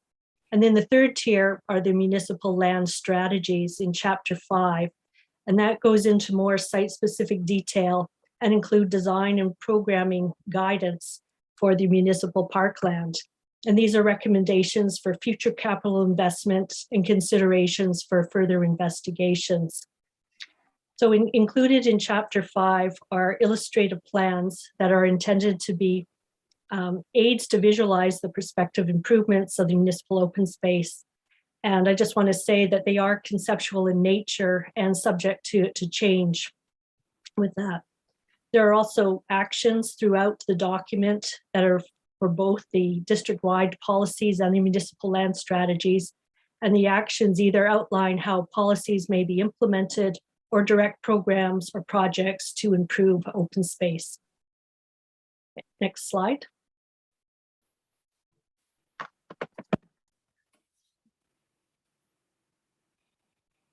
So the first one is considering the Halifax Common as a district. And this is about the retention of the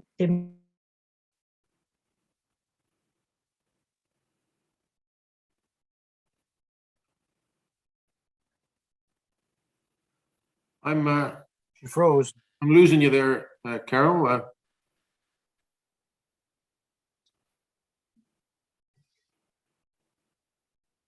you still with us, Carol?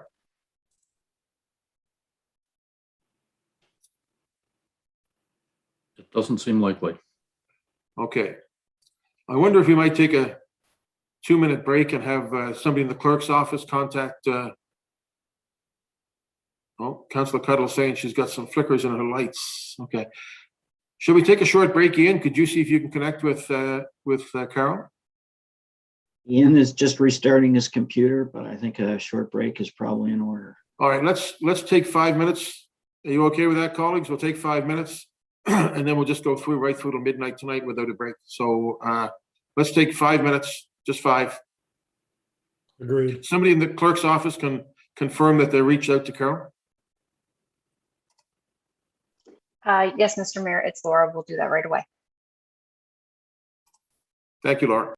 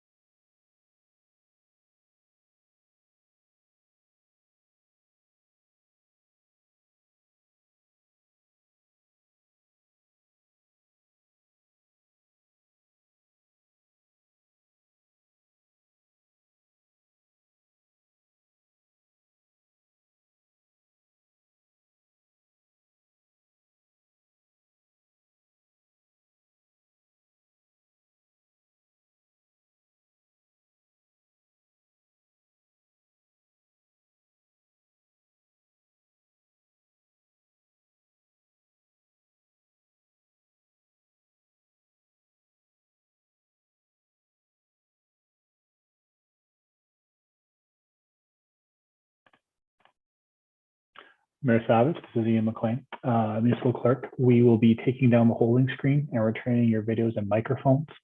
I can let you know that the presentation is ready to begin again. We will have a different presenter. I believe Richard Harvey will be here presenting for the rest of this item. Okay.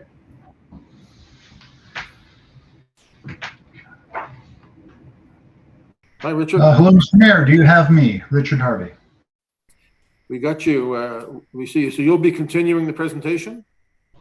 Mr. Mayor, I'm going to do my best to fill the shoes of Carol Koziak Roberts.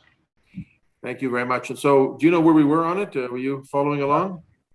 I think so. If we can flash up, I think that was the master plan highlights and start from there. Okay, colleagues, we'll begin again. So Richard Harvey will be taking over for us. Thank you, Richard. That's your pleasure. Thank you, Mr. Mayor. So I'm Richard Harvey, Manager of Policy and Planning. If we can just bring up that slide, I'll endeavor to start us off from there and continue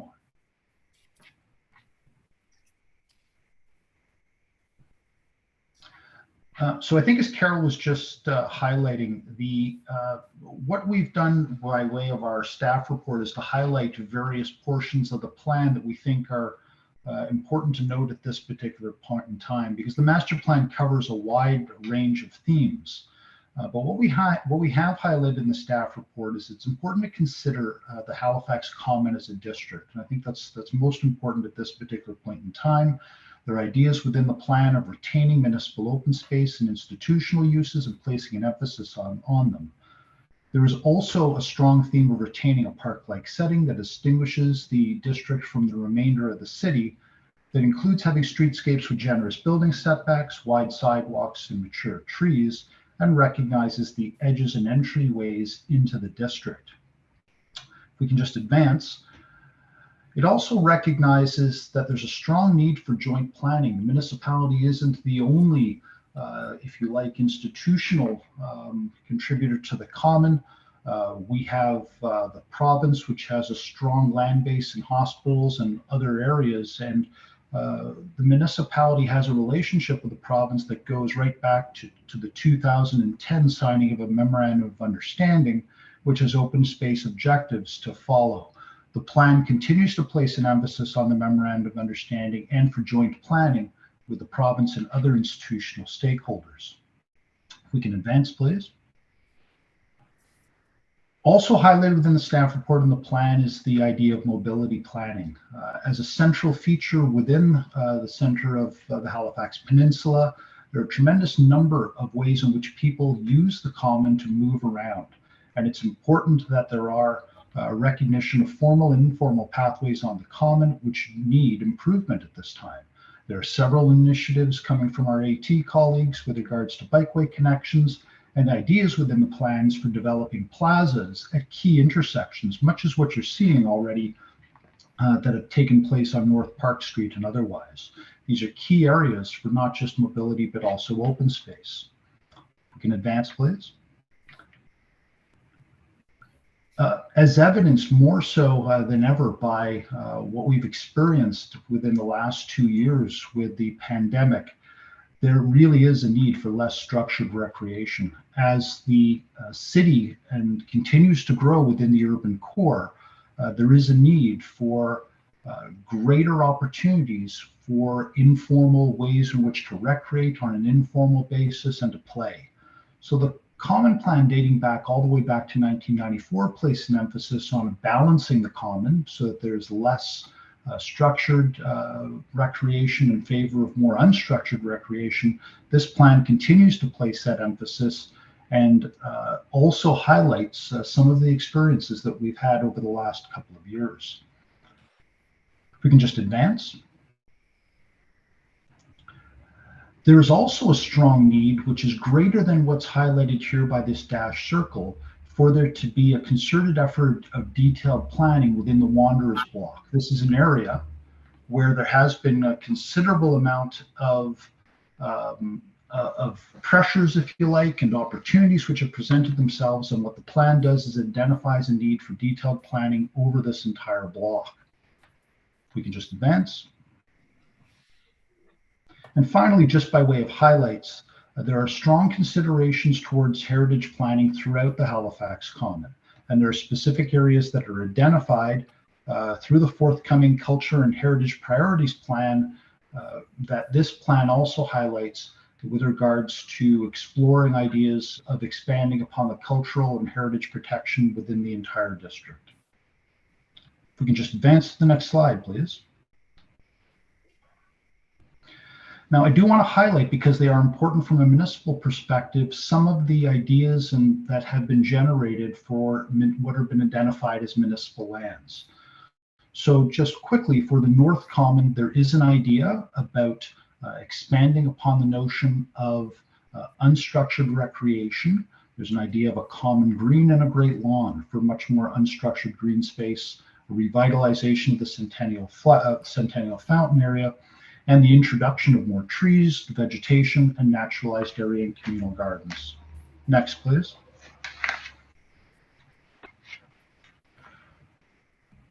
The Central Common is already something that Council has placed an emphasis on, and as you know, we are revitalizing the aquatic center that's there and introducing new playground areas, and also the plan calls for improvements to be made to areas such as the skate park with upgrades of design, and ideas also of converting the ball diamond for slow pitch and improving the sports field, adding more of an emphasis upon drop-in programming.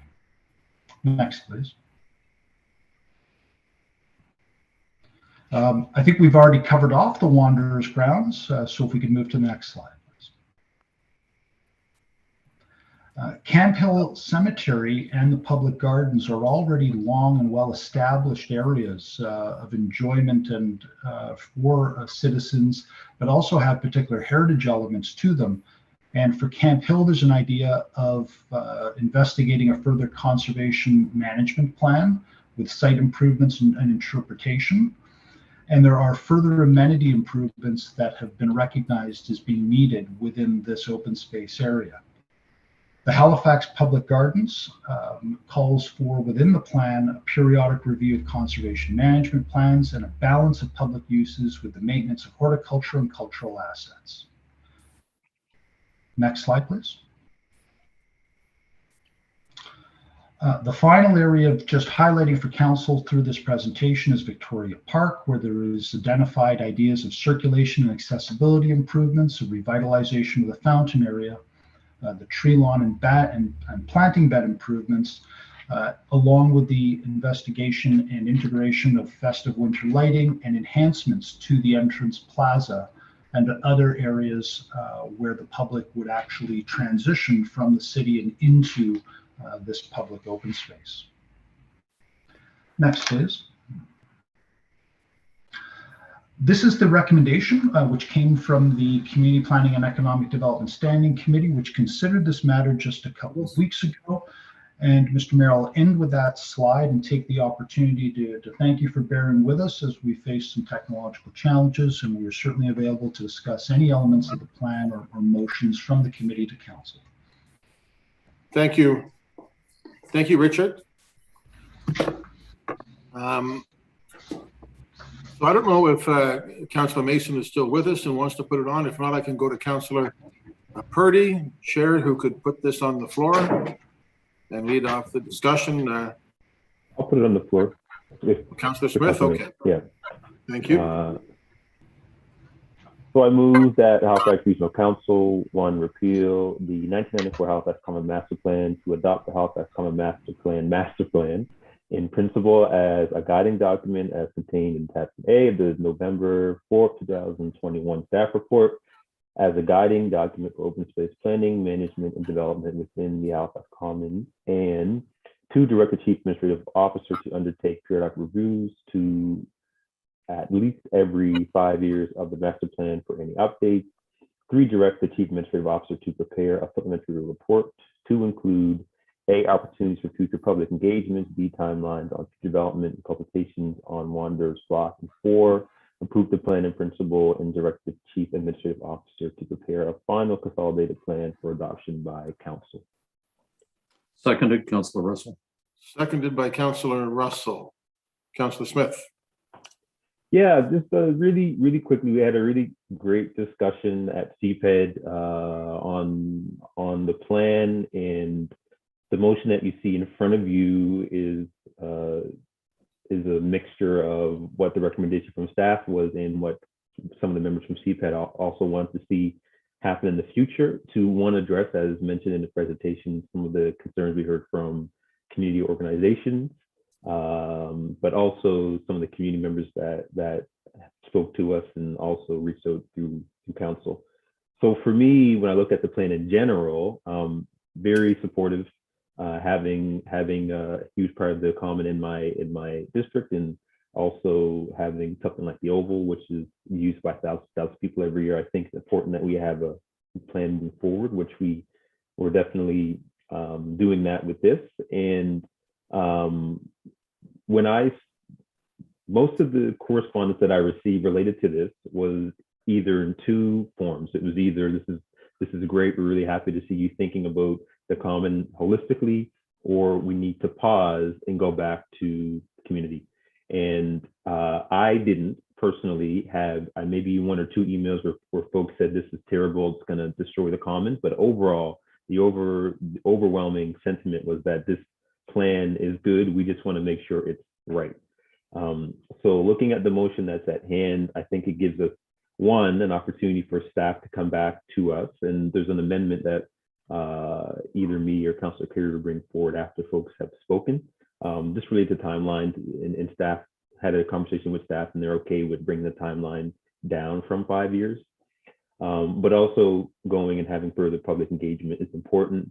The only criticism that we had during the meeting at CPED was what we had in front of us doesn't read as HRM plan, similar to Senate plan, similar to the integrated mobility plan, similar to the Halifax and many other plans. So the goal for when we asked for it to be approved in principle and have the CAO prepare a final consolidated report was really based on, we want to be able to reference one document, not a staff report that has changes within it but don't reflect within what's in the consultant's report. Even though we've agreed to make those changes, it's harder to read those both. So that was the idea. And maybe, Richard, the only question I'll have for you before bringing the amendment back later is just on that sentiment of preparing some kind of final plan, and from your point of view as staff, how does that look?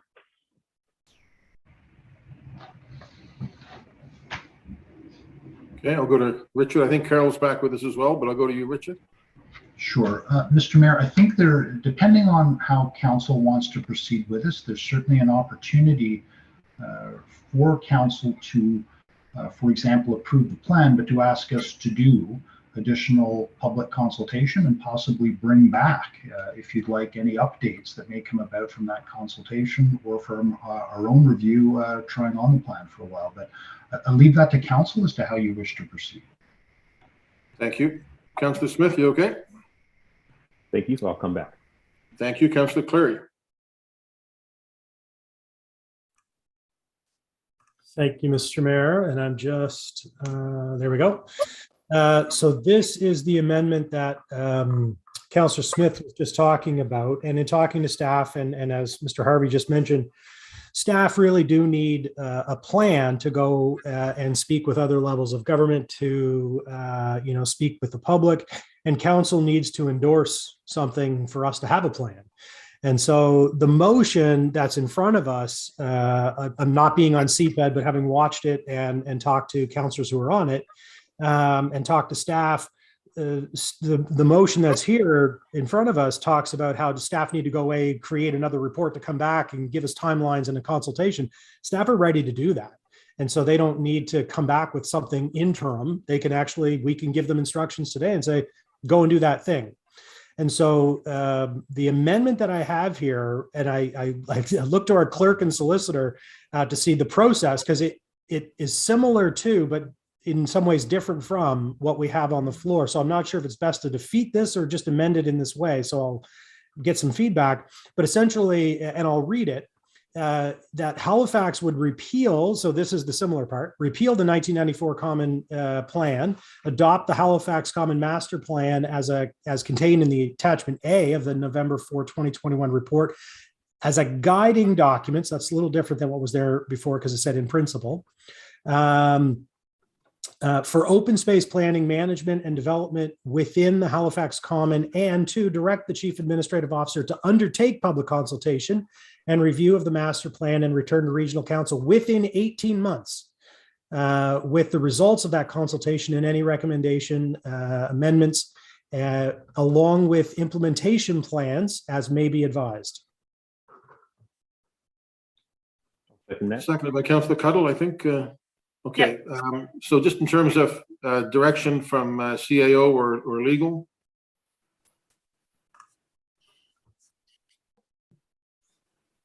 Mr. Mayor, through you to council. So the issue is to, and I think we need to hear from Mr. Harvey as to whether the second portion of this is directly contrary to the recommendation from staff, or it's basically, a softening of it. It seems to appear to be the latter, but I don't know, Richard. It's a good point. I think this is different from what the staff recommendation is, at least by way of timelines. What we had in the staff report itself was to return to council as a result of a 5-year review or anything that may come up on an ongoing perspective. I think my read of the motion is that it bridges that particular intent with a faster initial timeline in order to come back. Mr. Mayor, through you to council, on that basis, then I'd suggest that it's all right to amend the first paragraph, but perhaps we separate the defeat the second portion and pass the alternative if that's what council wishes. So just to clarify, John, so that would be amend 1, and then if we do this separately, that would be defeat 2, 3, 4, and adopt this as a number 2. Correct. You're basically directing an initiation immediately of an 18-month review as opposed to periodic reviews. That's completely opposed one to the other. So that's I think where you'd have to go. And I appreciate that feedback. And just very quickly on the amendment, the intent is really the same. The idea is what we heard from the public was we need a little bit more, and also too from the committee, the Community Planning and Economic Development Committee, there was some interest in further refining the plan, especially the Wanderers block, and to come back and get that. So I'm easy whatever way, Mr. Mayor, as our chair, you want to go with that. But the idea is we need some more feedback. We need to get this underway, and we need to do it as quickly as possible because we have a lot of changes that are upcoming on the Common. Okay, so what we'll do then, I think, with John's agreement is we will consider this an amendment on number 1, but we will separate out the items when we vote on them. We might lump 2, 3, and 4, and if 2, 3, 4 are defeated, come back with number 2. So on the amendment, John, does that sound right? Mr. Mayor, if I may suggest, I understand what the council is proposing, but realistically, I'm not sure that the amendment really changes the first item and it makes it more complicated. If he's satisfied with leaving the language as it is for the first portion and simply suggesting to his colleagues that you defeat the balance and go with the 18 months, I think you get to the same position without having to try to do an amendment as well. If I may, Mr. Mayor, I'd ask our park staff to comment on that because actually the wording came directly from staff for both. And so, for that point, maybe they could just elaborate a bit on that as a guiding document versus adopting it in principle.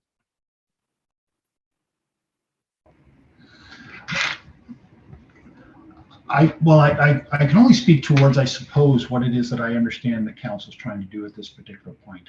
I think what you would be doing is adopting the document. Adopting the document in principle has a slightly different tone to it. I think what you're doing is adopting the document.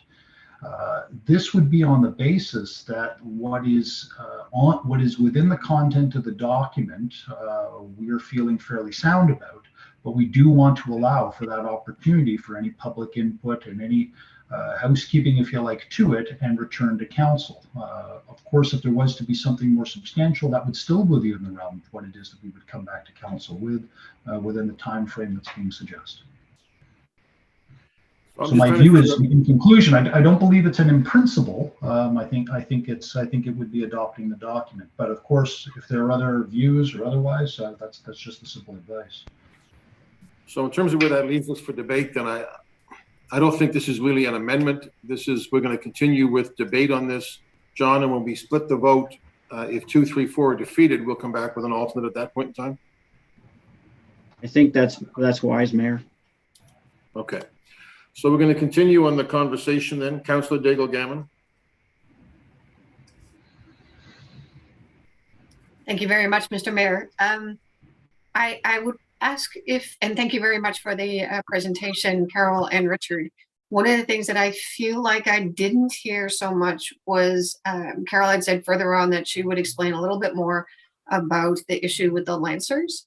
And so I'm wondering, is that in the supplemental report that we're talking about how to address the concerns of the Halifax Lancers? Thank you.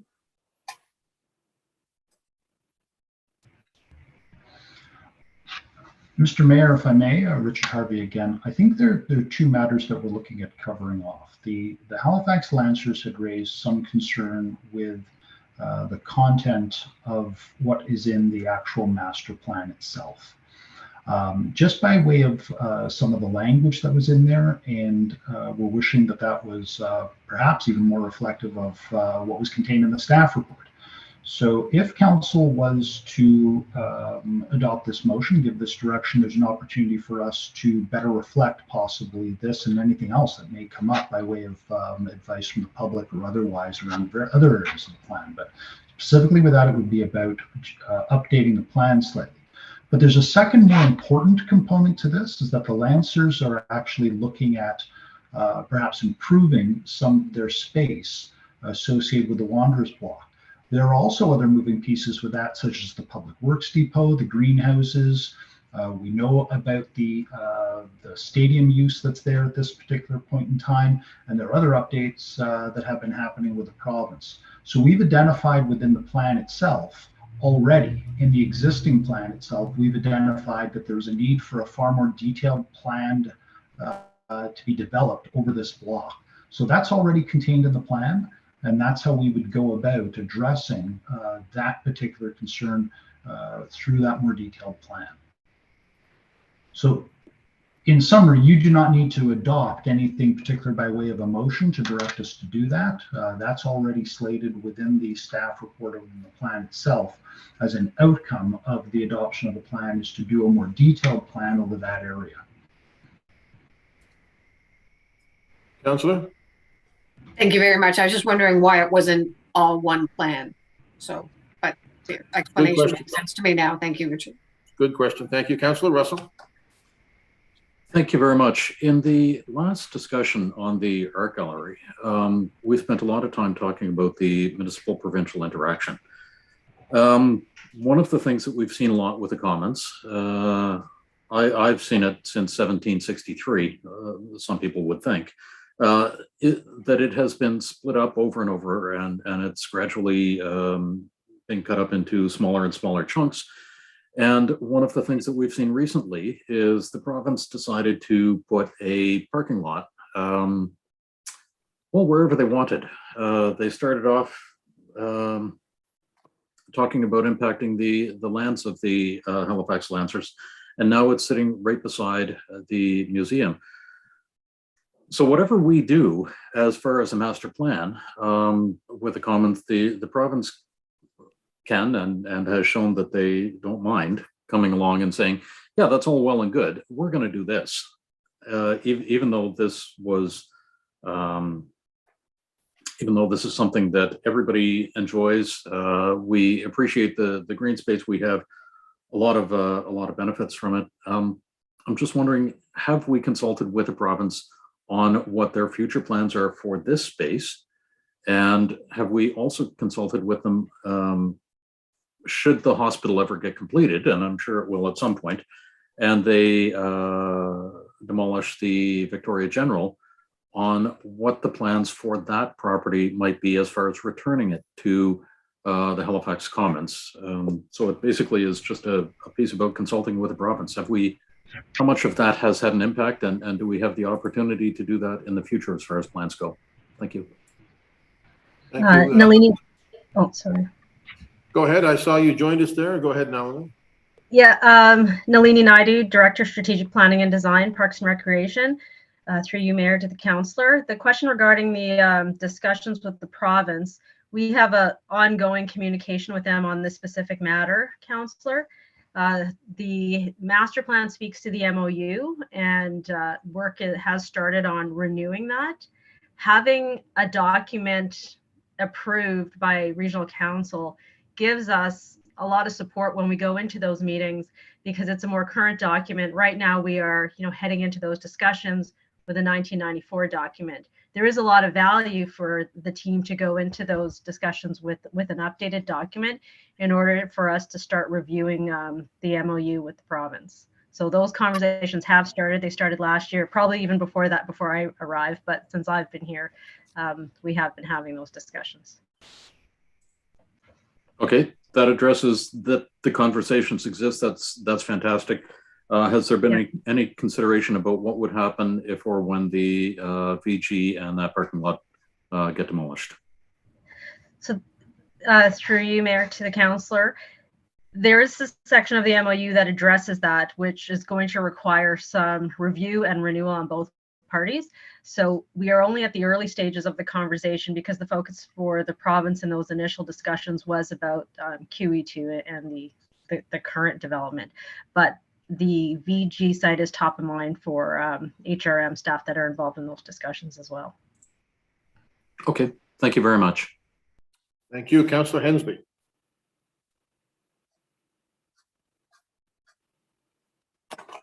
Very much, Mr. Mayor. Yeah, some of my questions were already answered in regards to the comment that Councillor Daigle Gammon asked about the Lancers.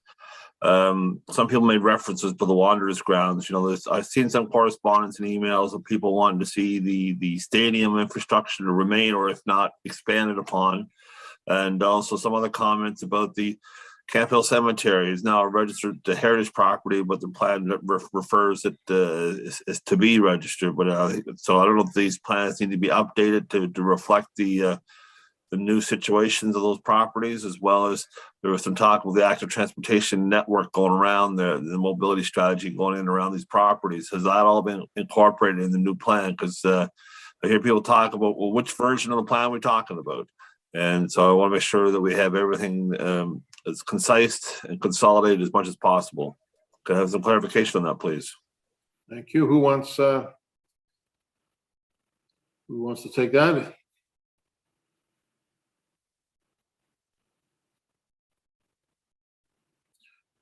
Not all at once now. Councillor, Mr. Harvey? Thanks, Mr. Mayor. Struggling with a few internet issues, but Councillor's right. There's a lot of moving pieces that are continuously going on with the Halifax Common. We have set for Camp Hill further interpretation plans that need to be done. At the same time, there is a request for council to consider a heritage designation. I don't think that anything is necessarily incompatible with any of these requests, but you should recognize there will always be ongoing things with the Common, and adopting this document allows council to have a more up-to-date framework to both consider these changes and also to consider any of these initiatives. With regards to the mobility plans, what this is doing is it's setting a stage for those conversations, which I think are to include some public engagement for the next while, but very much those pathways in the North Common are in need of some upgrades, along with plaza improvements at the intersections, as we've implemented, with council on North Park Street. Thank you, Councillor Hensby. Good. Thank you. Deputy Mayor. Thank you so much. And I just first off, I want to say thanks to staff for all of the work that's gone into this. Thanks for this great presentation. And secondly, I want to thank the public. You know, all of the emails that we've had, the phone calls, the correspondence, we greatly appreciate that. And it's really important for you to know that we read it. So I just want to say thank you very much for all of that information and perspective that you've provided. You know, I do agree that we need to shift the timeline a little bit. I think 5 years is too long. I think it's important for us to look at this document as a living document. It is living, it is breathing, it is going to change. It is not final anything. You know, this of course will continue to grow and to shift and to change over time. And I think it's important for us to you know, help the public understand that we will always be listening. And, you know, I think it's difficult to make that commitment when we're waiting for a 5-year period, you know, to come back and look at it again. So I do think I do think 18 months, you know, 20, 24 months is a good timeline for us to consider going back and chatting with public.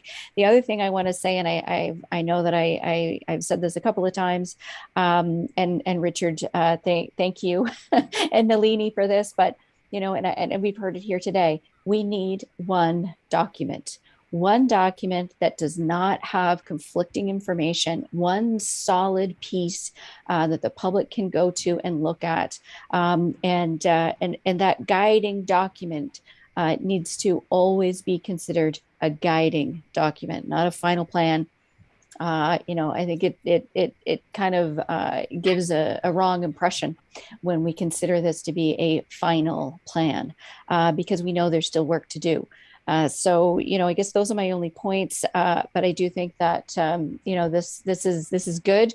And to Nalini's point about, you know, hiking around with the 1994 plan, when we're sitting down at provincial tables or federal tables, it is important for us to get going on this. And so I fully support it. Thank you.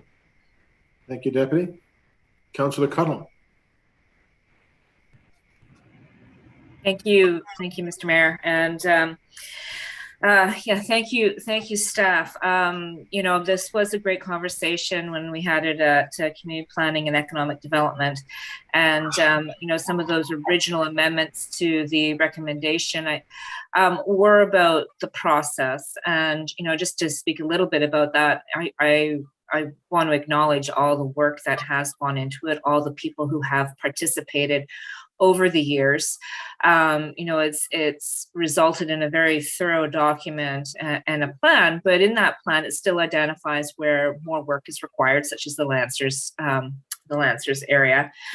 And, you know, when I think about the process and the public participation process, you know, it kind of really got stopped by COVID, right? So, you know, we did all this work and then there is this grand pause.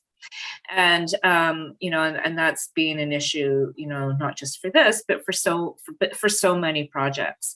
And you know, there's people who really invested a lot of time, a lot of energy, a lot of knowledge, a lot of passion into this, because the Commons is a very special area. It's like it's our central park, our park. You know, what is it in Montreal, Parc La Fontaine or Mount Royal, you know, it's very central to our city and we have to be careful. So, well, I want to see some amendments, and I agree with the shortening of the time span for the first review period to 18 months.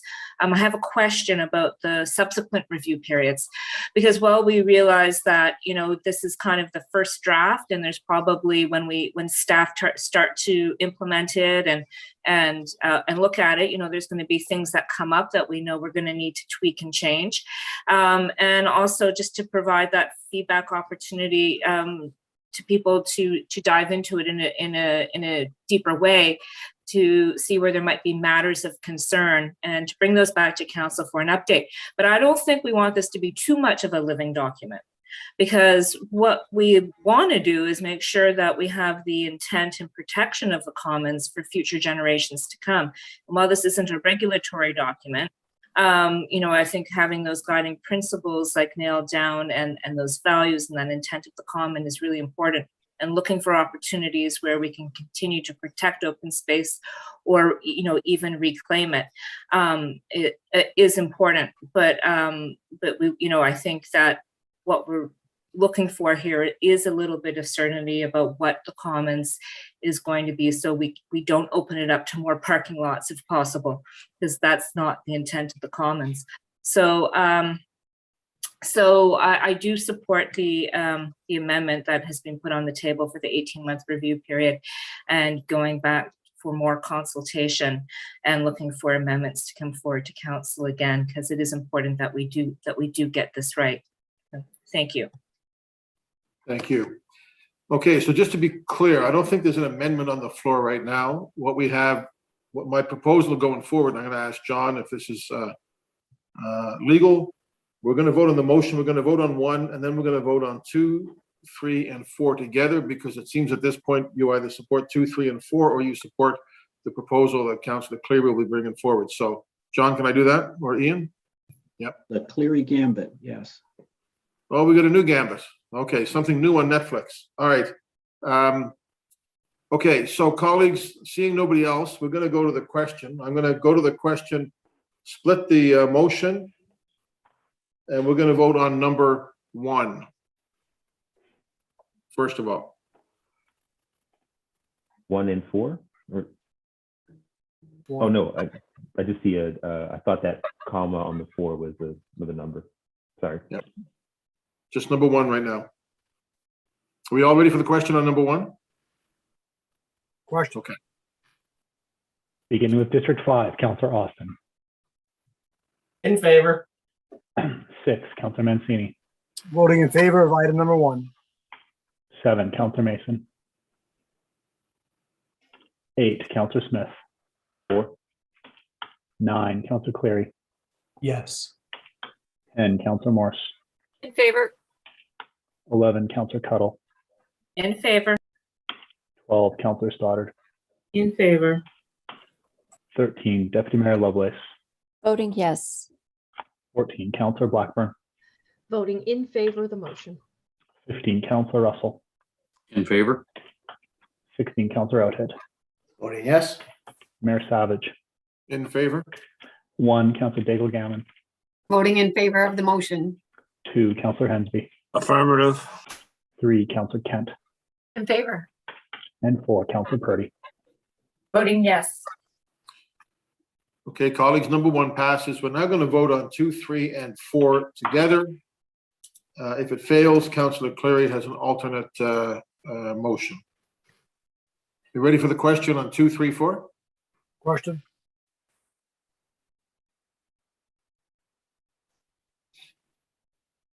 Beginning with District 6, Councillor Mancini. Voting against 2, 3, and 4. 9, Councillor Smith. Again? 10, Councillor Cleary. Well, I think your numbers are off by 1. No. 10, Councillor Morse. Opposed. 11, Councillor Cuttle. Against. 12, Councillor Stoddard. Against the motion. 13, Deputy Mayor Lovelace. Voting no. 14, Councillor Blackburn. Voting against the motion. 15, Councillor Russell. Against? 16, Councillor Outhead. Voting no. Mayor Savage. Opposed? 1, Councillor Daigle-Gammon. Voting against the motion. 2, Councillor Hensby. Negatory. 3, Councillor Kent. Against. 4, Councillor Purdy. Voting no. And 5, Councillor Austin. Against.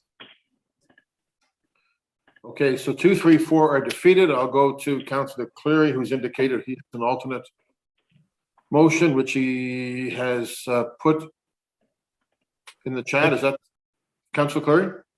Yes, and I think Ian, the clerk, put that in there as well. So I move we add number 2, direct the Chief Administrative Officer to undertake consultation and review of the master plan and return to Regional Council within 18 months of the results of the consultation and any recommended amendments, along with the implementation plans as may be, I think it was supposed to be revised or advised. I guess it's advised. Second, Councillor Russell. Okay, So just very quickly, I mean, we've discussed it already, but this gives staff direction to go out, do that consultation, look at that detail, come back to us in a timely manner, and we can move on. thank you. Any other discussion on this? Councillor Cuddle, you had indicated before, but I think you spoke at, you good? Okay. Okay, ready for the question on the amendment, which would be number 2, which would replace what was before this originally 2, 3, 4. So this is on the amendment of Councillor Cleary, seconded by Councillor Russell. Ready for the question? Question? Question? Beginning with District 8, Councillor Smith. 4. 9, Councillor Cleary. Yes. 10, Councillor Morse. In favor. 11, Councillor Cuddle. In favor? 12, Councillor Stoddard. In favor of the motion? 13, Deputy Mayor Lovelace. Voting yes. 14, Councillor Blackburn. In favor of the motion. 15, Councillor Russell. In favor? 16, Councillor Oudhead. Voting yes. Mayor Savage. Yes. 1, Councillor Daigle Gammon. Voting in favor of the motion. 2, Councillor Hensby. Affirmative. 3, Councillor Kent. Favor. 4, Councillor Purdy. Voting yes. 5, Councillor Austin. In favor. And 6, Councillor Mancini. Voting in favor of the motion. Thank you. Okay, that motion is carried. So I think that brings us to the end of 15.3.1, the Halifax Common Master Plan. Mr. Mayor, is Councillor Mason not with us? I don't think she's with us. Okay, just curious, Ian didn't mention him, so just wanted to make sure we didn't miss him. Thank you to Richard, to Carol, and to Nalini. Appreciate that. We will move to items coming out of executive, and perhaps I will ask the Deputy Mayor and the Vice Chair of Executive to put on the floor 15.4.1 proposed amendments to administrative order around the procedure of council. The administrative order, including land acknowledgements. Councillor, Deputy Mayor. Certainly, Mr. Mayor. I move that Halifax Regional Council adopt the amendments to Administrative Order 1, the procedure of the Council Administrative Order, as set out in Attachment 2 of the staff report dated November 29th, 2021. Seconded, Councillor Russell. Second, Councillor Russell. Councillor Deputy Mayor. Thank you so much. I think that, this really feels almost like it should have been done a while ago, and certainly grateful to staff for bringing this forward. We have been doing land acknowledgements, for quite some time. And what this does, I think, is really formalize this procedure in our administrative order. I'm sure if Councillor Mason was here, he'd have a lot more to say on this, as he's been involved, quite closely with our Indigenous partners as the liaison. I think this really does speak for itself, and I look forward to seeing your support for this. Thank you, Mr. Mayor. Thank you. Any discussion on this? Ready for the question? Question. Beginning with District 9, Councillor Cleary. Yes. 10, Councillor Morse. In favor. 11, Councillor Cuddle. In favor? 12, Councillor Stoddard. In favor of the motion? 13, Deputy Mayor Lovelace. Voting yes. 14, Councillor Blackburn. Voting in favor of the motion. 15, Councillor Russell. In favor? 16, Councillor Oudhead. Yes. Mayor Savage. Yes. 1, Councillor Daigle Gammon. Voting in favor of the motion. 2, Councillor Hensby. Affirmative. 3, Councillor Kent. In favor. 4, Councillor Purdy. Voting yes. 5, Councillor Austin. In favor. 6, Councillor Mancini. Voting in favor of the motion. And 8, Councillor Smith. 4. Thank you. The motion carries. Thank you very much. Colleagues, 15.4.2 from executive is proposed administrative order respecting the Special Advisory Committee for the Halifax Regional Municipality District Boundary Review. Deputy Mayor, can I go to you on this as well? Thank you, Mr. Mayor. Putting me to work today, are you? I move that Halifax Regional Council 1 adopt Administrative Order 2022-001 Gov as set out in Attachment 1 of the staff report dated December 20th, 2021 to establish a district boundary citizen review panel reporting to Regional Council through Executive Standing Committee to conduct Phase 2 of the 2022 Municipal District Boundary Review process, and 2, direct the Chief Administrative Officer to commence a targeted recruitment campaign for the District Boundary Citizen Review Panel in February 2022 in accordance with Section 4.22 of the Public Appointment Policy and return to the Executive Standing Committee with slate of candidates no later than March 31st, 2022. Second, Stoddard. Thank you. Thank you, Councillor Stoddard. There's just a couple of things that I just want to highlight. One, to the clerk's office, I am quite sure that the motion should read District Boundary Resident Review Panel, not Citizen Review. So I just wanted to pinpoint that motion maybe needs to be amended. The other thing I just want to point out to my colleagues is that while it may seem that there's a little bit cart before the horse because we haven't really gone down Phase 1 yet for the district boundary review, we do need that time to get this Phase 2 started, where we pull together residents, between 3 and 7 residents representing all of HRM, urban, suburban, rural, who have the opportunity to lead some of this work, supported, of course, by the clerk's office and our legislative support, and being able to, go through that data, go through the feedback from citizens. Now, we don't know how many counselors we'll have. We don't know how many districts we'll have at this point, but getting the list, the slate together by the end of March, I think is feasible, certainly doable. I do have a question for the clerk, though, in regards to remuneration. So we had said that there wouldn't be an honorarium for these, that's the staff recommendation. So I'm just wondering if staff can come back and give me the justification for that. So there's just those two things with the clerk's office. One is the use of the term citizen, which I think needs to be changed to resident. And the other is just looking at the honorarium for our panelists. Thank you. Ian? Deputy Mayor, through the mayor to yourself.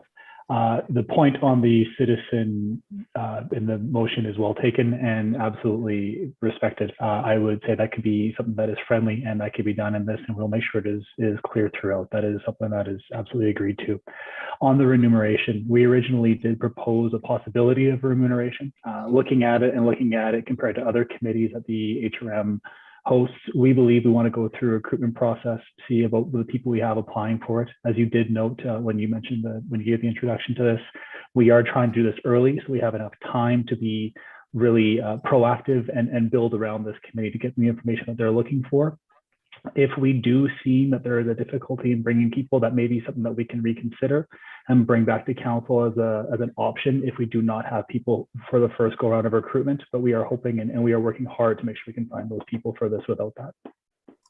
Okay, thank you very much. I mean, we do recognize that this is a requirement by the Nova Scotia Utility Review Board. It's something we have to do. It has to be done, but it is going to be a lot of work. So I'm happy to hear that that it could be reconsidered. Thank you. Thank you. Councillor Austin.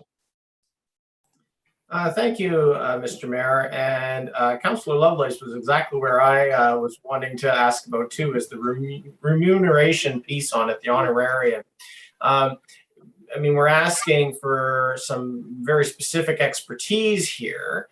And, that's fine. I mean, we have people with specific expertise that volunteer their time on other committees.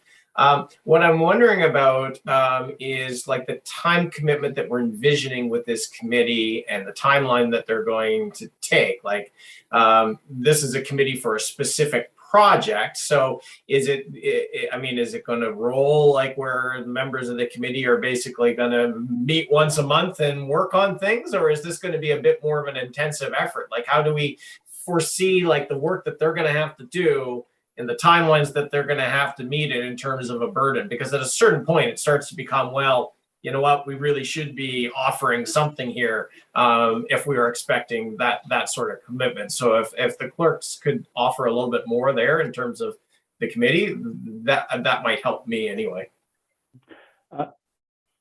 Through you, Mayor Savage, to Councillor Austin. Yeah, we do expect this to be a significant amount of work for administration, supported by administration and with this committee. It is anticipated, and it is going to be set up as a working group. This is going to be a group that is going to be functionally working and looking at maps and looking at options and going through and listening to the feedback from the public consultation to provide a strong recommendation to council. This is the first time we've done something like this within the HRM, and to my knowledge. This would be the first piece we'd have something like this. So it'll be absolutely an assessment, looking at how much work that the committee wants to put in compared to what they delegate and work through administration on. We believe that we can do this without the remuneration at this time, but we absolutely can assess it after the project is completed.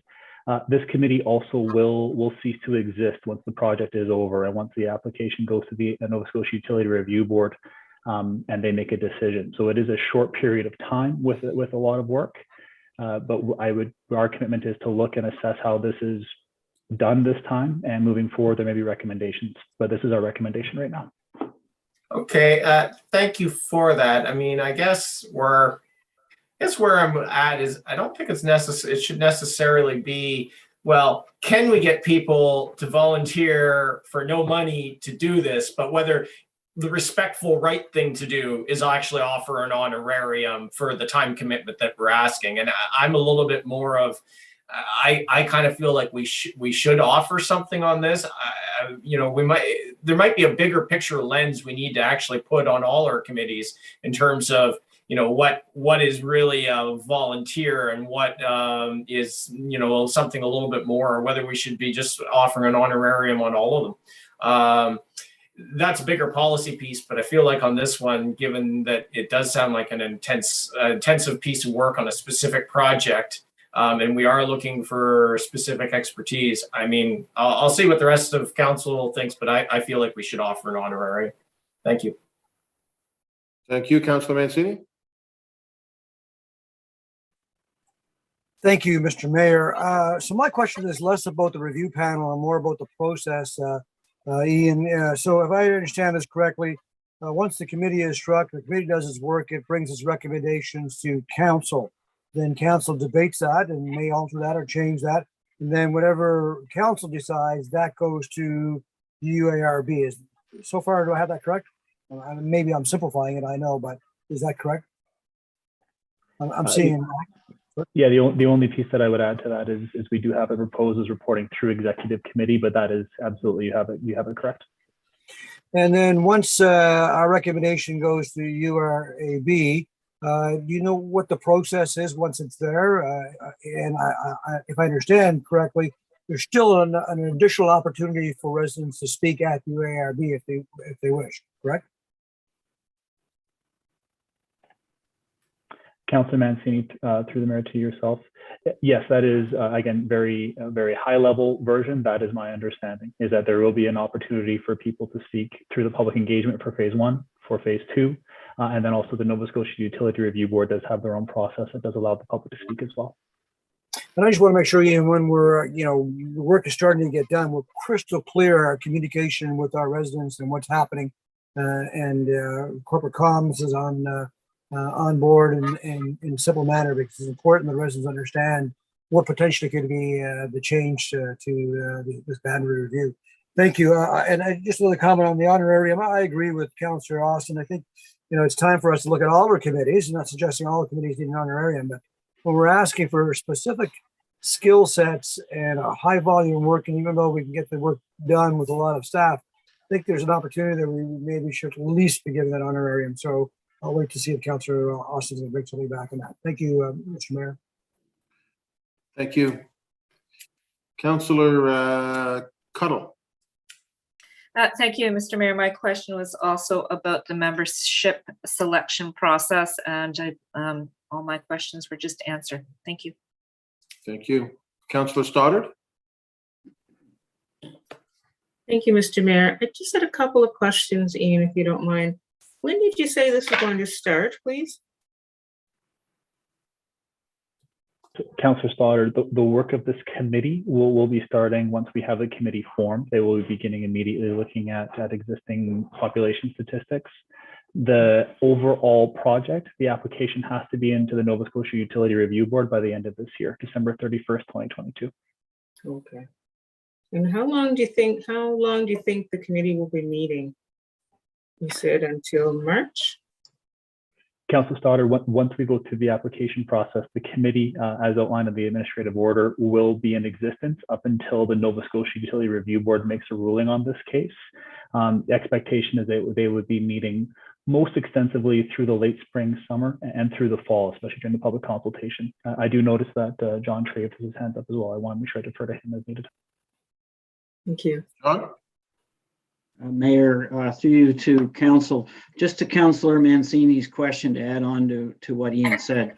The expectation at the UARB is in fact that the municipality will lead the engagement with public through this committee under the AO. It is possible that in fact there might be a paper review rather than a public hearing. And so really the opportunity for residents to be heard is at this stage and at a time when it comes forward to council. I would not suggest anybody should hold off in terms of then presenting at the URB. It's generally through interveners and others. Not to say there won't be opportunity, but the better way to be heard for residents is to participate in the process that's set up by council. And when will we know 100% sure that's in fact the process, John, or are you stating that it is the process? I can't answer that off the top of my head. Perhaps Ian can in terms of the timetable. Specific to the phase 2 public hearing process, Councillor Mancini? Yes. Yeah. Intention for that to be occurring through the late summer and into the fall of this year. Okay. Thank you both. Thank you, Mr. Mayor. Thank you. Councillor Stoddard, you're good? I'm good. Thank you, Mr. Mayor. Thank you. Councillor Hensby?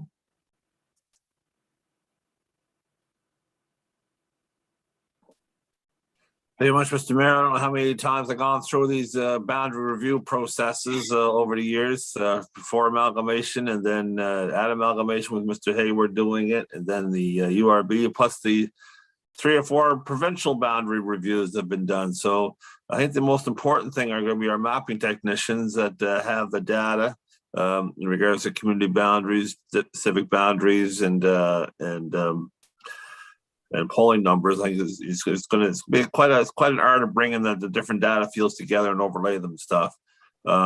But I'm also looking at the development permit issues and stuff where the development is expected to occur, the anticipated population bubbles that we've seen in Bedford West is one example. But I think that the important thing is, if it's an honorarium, I still think that, for instance, if you want participation from the rural residents and stuff, there has to be some kind of cost recovery, because they have to travel some distance to get into the city in regards to having these meetings and stuff, or will they be doing it online?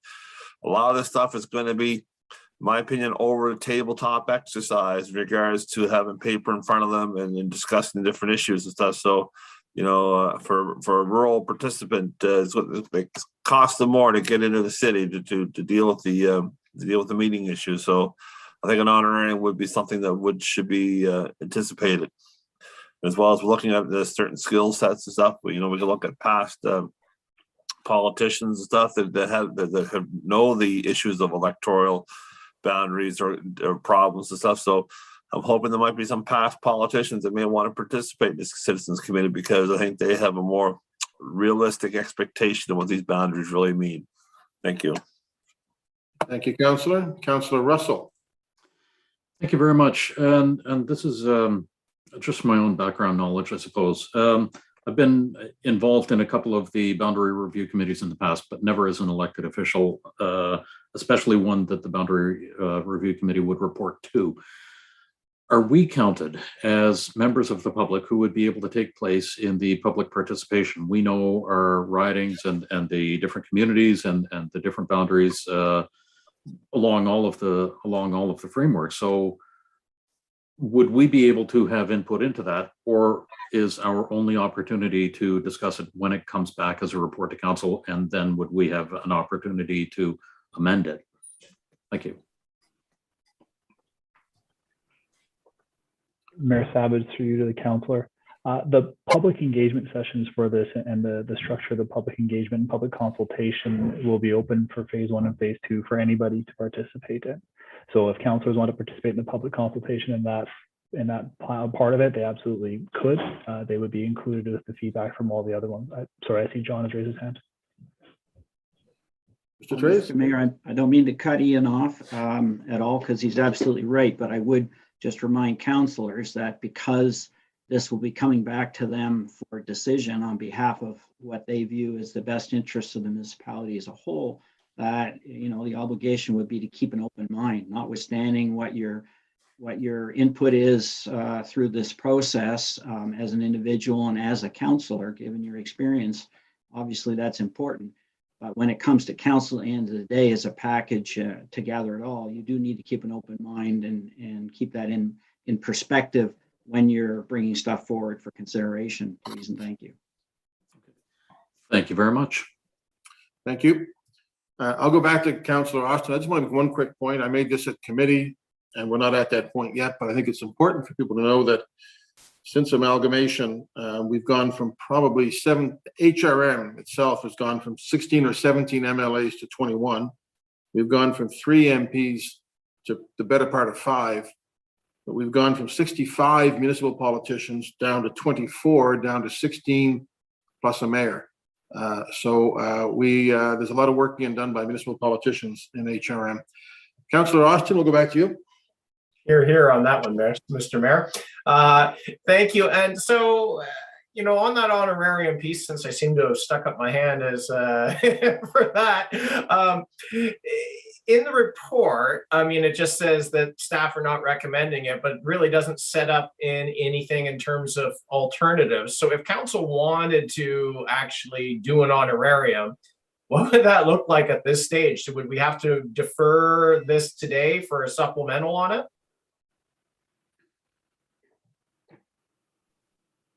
John or Ian? John? Mr. Mayor, through you to council, I would suggest that if council is satisfied that they pass this motion today and ask for a supplemental report with respect to honorariums, we can always deal with that, at a later date and add to it. But if we're starting recruitment for the job, Ian? That would be the time consideration on this. We are looking at starting recruitment as quickly as possible. So amending the AO and having it back for a supplemental report on honorariums would slow down that process. That would be the risk on it. The other option is we could begin a process of that nature, do the recruitment, and see where it goes from there. okay. Sorry, sorry, I didn't know if I was cutting anyone off there. Thank you. I mean, I guess I would move for a supplemental report on offering an honorarium, but not to defer, so that we can go ahead. I don't kind of love that. I would have preferred to have had an alternative kind of sketched out in the report, given that council kind of indicated that there was some interest in this before, so we could have chosen the alternative today rather than kind of having to either proceed or defer. So I would move that for a supplemental, to amend the main motion for a supplemental report on offering an honorarium. Second. And we would leave the amount up to staff to come back and discuss it when that comes back. I'm not qualified to pull a figure out of the air right now, Mr. Mayor. I think Okay. we need to look at it in a larger context. Yeah. Okay, so that's the motion on the floor. Is there any discussion on that motion, on that amendment, Councillor Deputy Mayor? Thank you for that. Yeah, I completely agree. I think this really brings up the broader piece that Councillor Austin has raised, which is, are we supporting the folks? As Councillor Hensby just said, driving in from the rural areas to go downtown or to have these meetings, whether it's an advisory committee or so on. We do need to start thinking about the importance of that. But at the same time, people are not volunteering their time to get the honorarium, right, as the only outcome. This is an extremely important committee. They're going to be making some really important decisions. So I would like to make sure that we get going on doing the recruitment process, at the same time get the supplementary report and have a look at that. But I think the bigger picture for me is making sure that we are compensating the folks who are volunteering for this municipality and for the work that we do, because we can't do that work without them. Thank you, Mr. Mayor. Thank you, Councillor Outfit. Thank you, Mayor. And I'm sort of struggling with this one a bit, because I know that we have committees that can pay mileage, for example. I believe the PAC, for example, the Northwest Planning Advisory Committee can pay mileage. Of course. I don't like the idea of us starting to pay honorariums at a time when we have so many volunteers. It can be, we have the universities here, we have government, we have all sorts of associations with folks looking to volunteer, both current and retired. I think it would be rather sad if we had to start paying and giving honorariums when we have so many people willing to volunteer. And we've been so lucky when we look at all our various committees, how many great, outstanding volunteers we have. However, no problem with looking at mileage or any expenses and this sort of thing. So I don't know if that's something that could be included in this consideration as well. Okay, people do have to pay to have somebody watch the dog when they go to meetings, though, Councillor. Well, the dog was just so upset about the idea of honorariums. Yeah.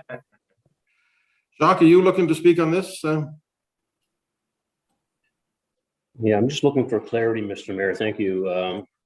I know there's some conversation about going on right now amongst councillors in this meeting about looking at the broader piece of honorariums across committees. We do not have the time or resources to pull a report of that nature together in relation to this particular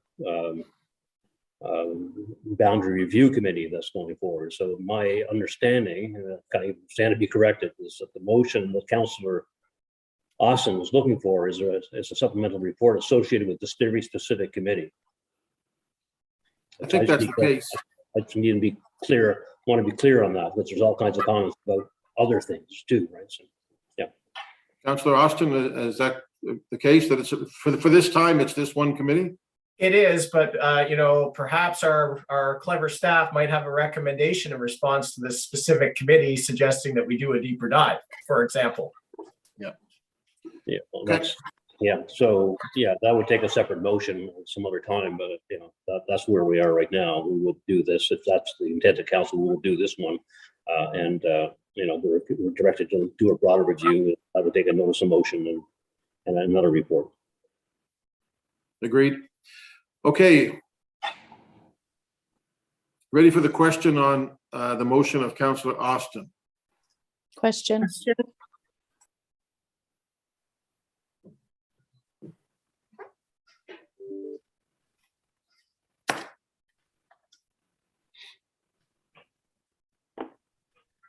Beginning with District 10, Councillor Morse. In favor. 11, Councillor Tuttle. In favor? 12, Councillor Stoddard. In favor of the motion. 13, Deputy Mayor Lovelace. Voting yes. 14, Councillor Blackburn.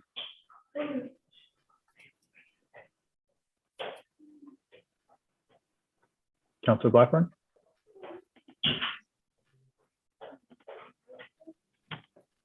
15, Councillor Russell. In favor. 16, Councillor Outhead. Voting no. Mayor Savage. In favor. 1, Councillor Daigle-Gammon. Voting in favor of the motion. 2, Councillor Hensby. Affirmative. 3, Councillor Kent. Favor. 4, Councillor Purdy. Voting no.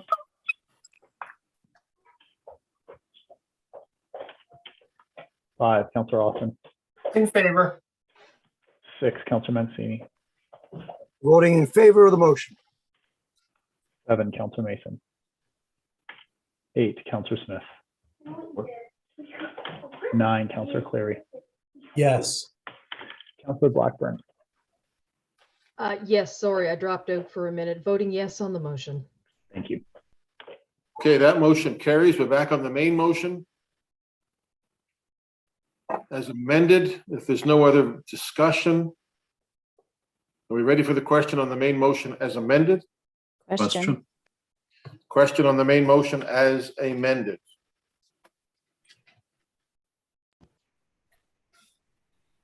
Question. Beginning with District 11, Counselor Cuttle. In favor. 12, Counselor Stoddard. In favor of the motion. 13, Deputy Mayor Lovelace. Voting yes. 14, Counselor Blackburn. Voting in favor of the motion. 15, Counselor Russell. In favor? 16, Counselor Outhead. Voting yes. Mayor Savage. Voting yes. 1, Counselor Daigle-Gammon. Voting in favor of the motion. 2, Counselor Hensby.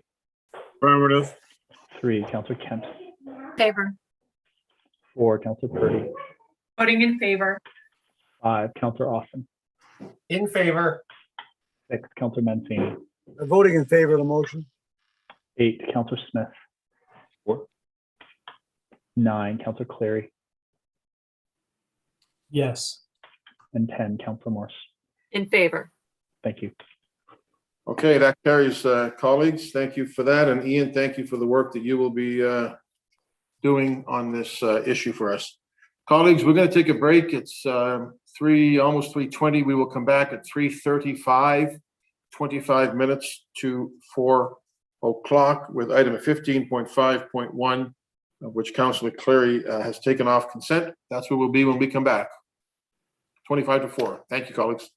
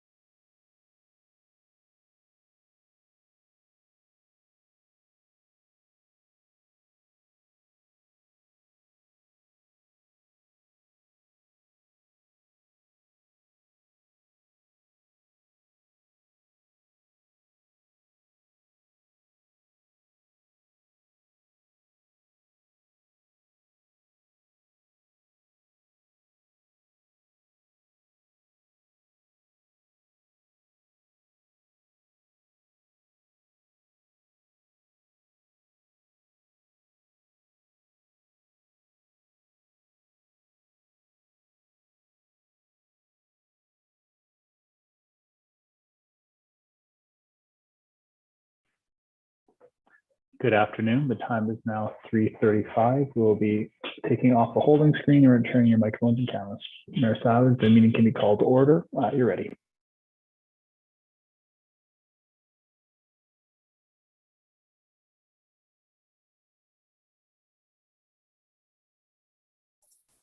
Right. Okay, colleagues, let's resume.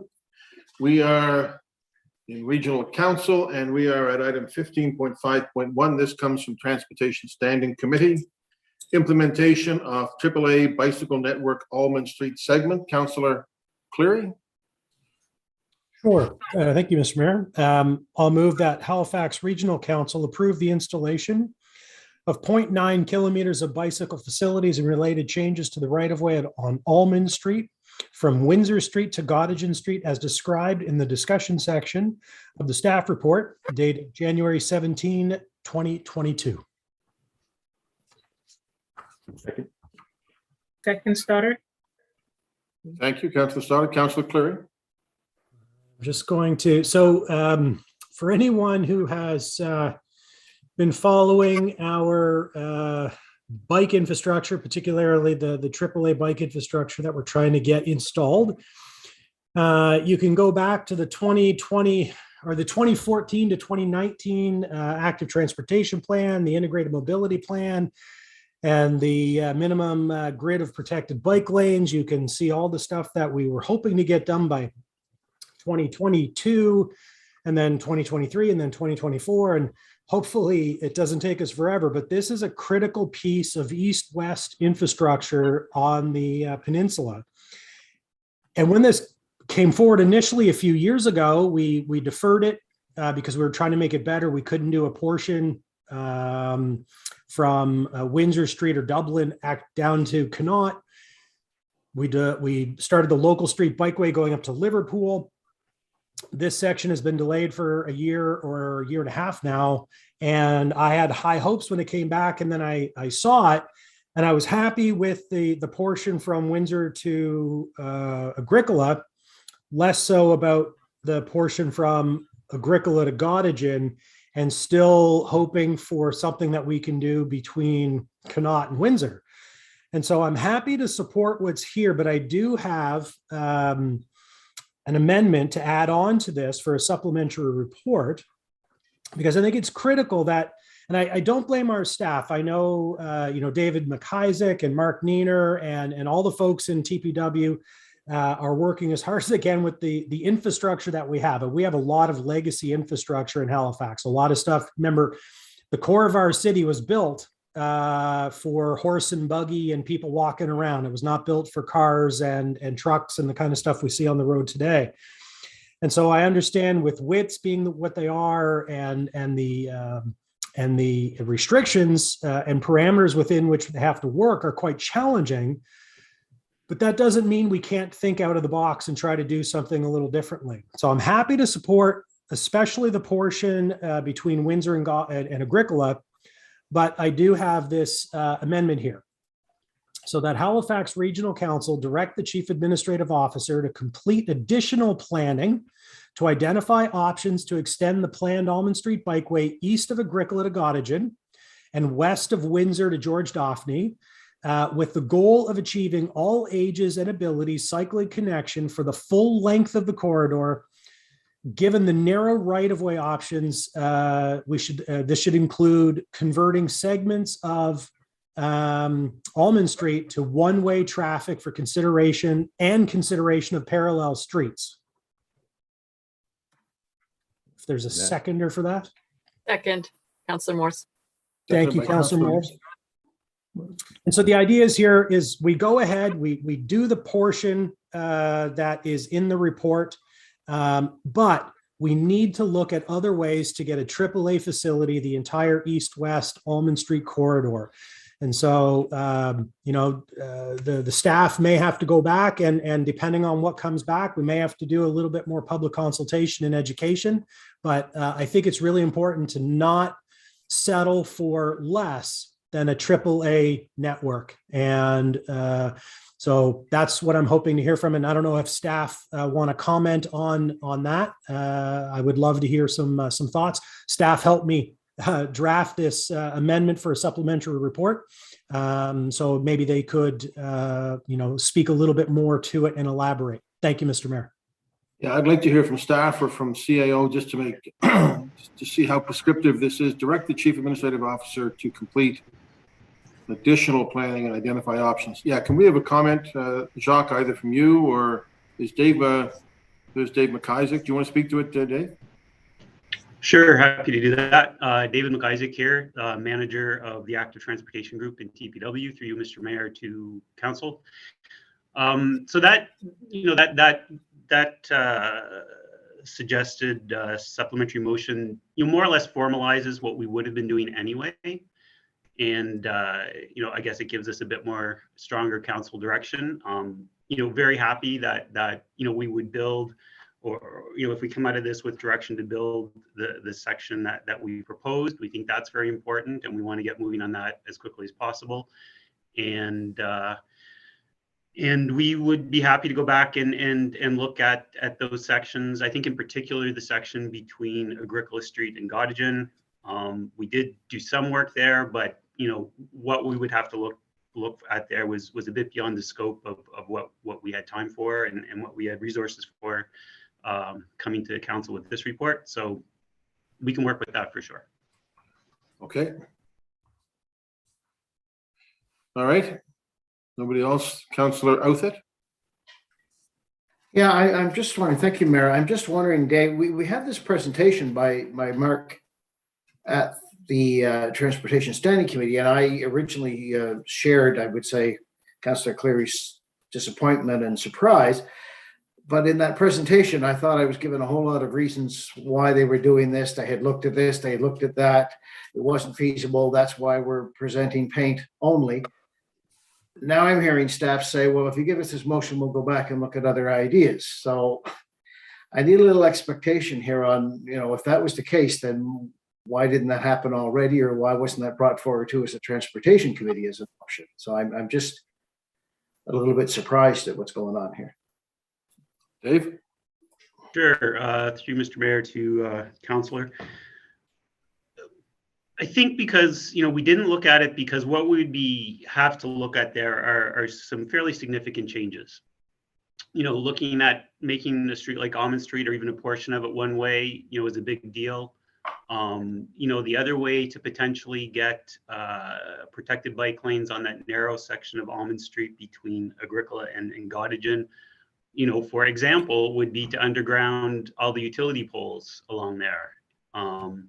And potentially looking at parallel streets. So it would be looking at some substantial changes, and we need a bit of time to look at that, look at it from a cost perspective, look at it from how it affects other users of the network as well.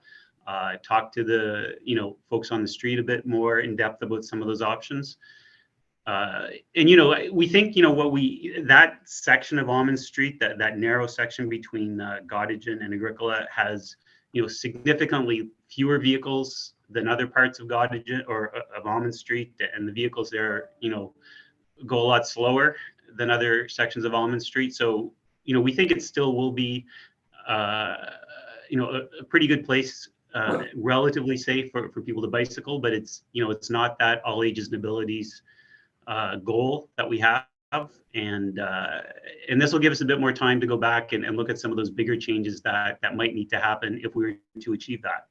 And we can gather that information, come up with a recommendation and bring that back to council. All right, well, I will support that then. Thank you. Thank you, Councillor Smith.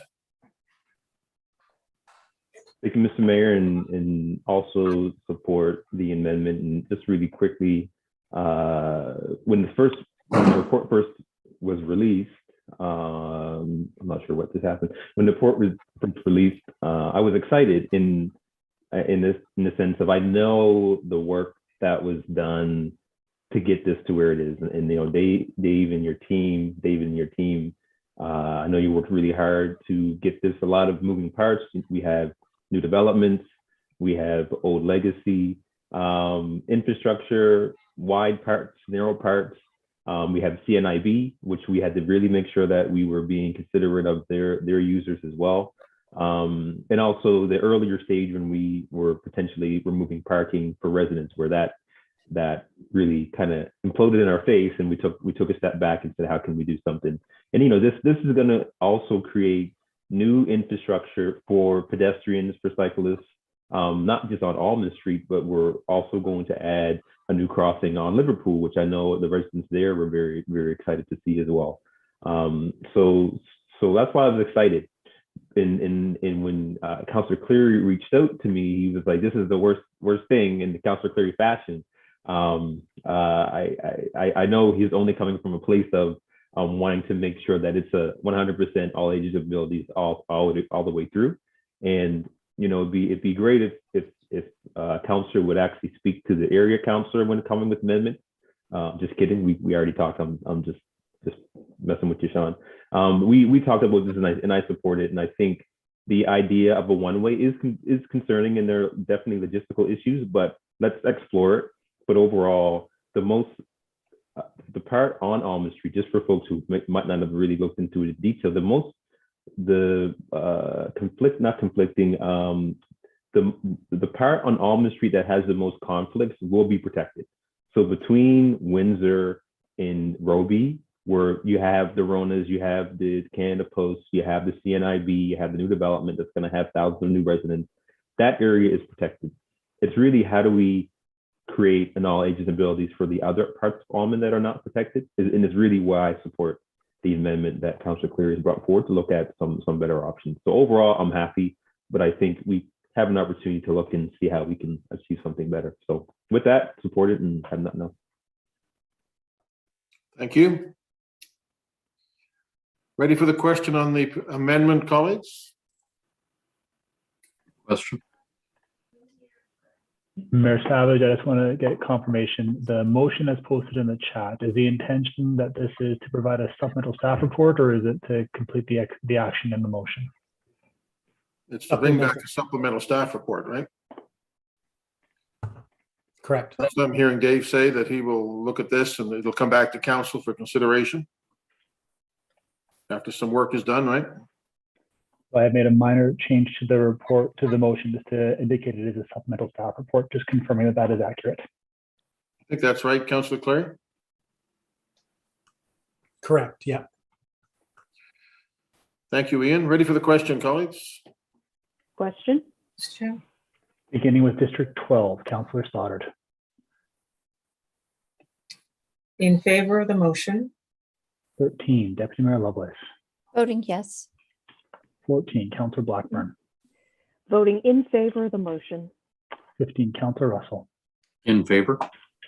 16, Councillor Outhit. Voting yes. Mayor Savage. In favor.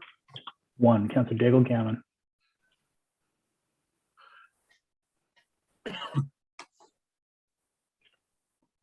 Councillor Daigle Gammon.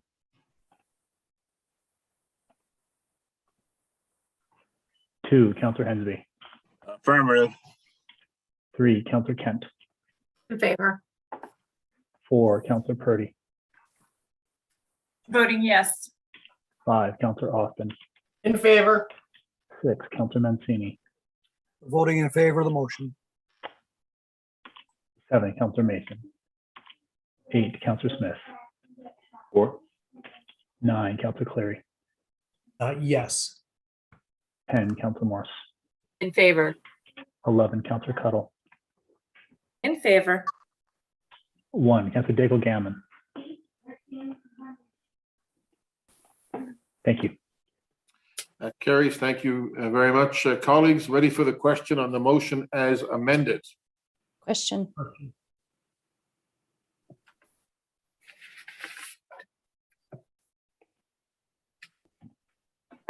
Beginning with District 12, Councillor Stoddard. In favor of the motion. 13, Deputy Mayor Lovelace. Voting yes.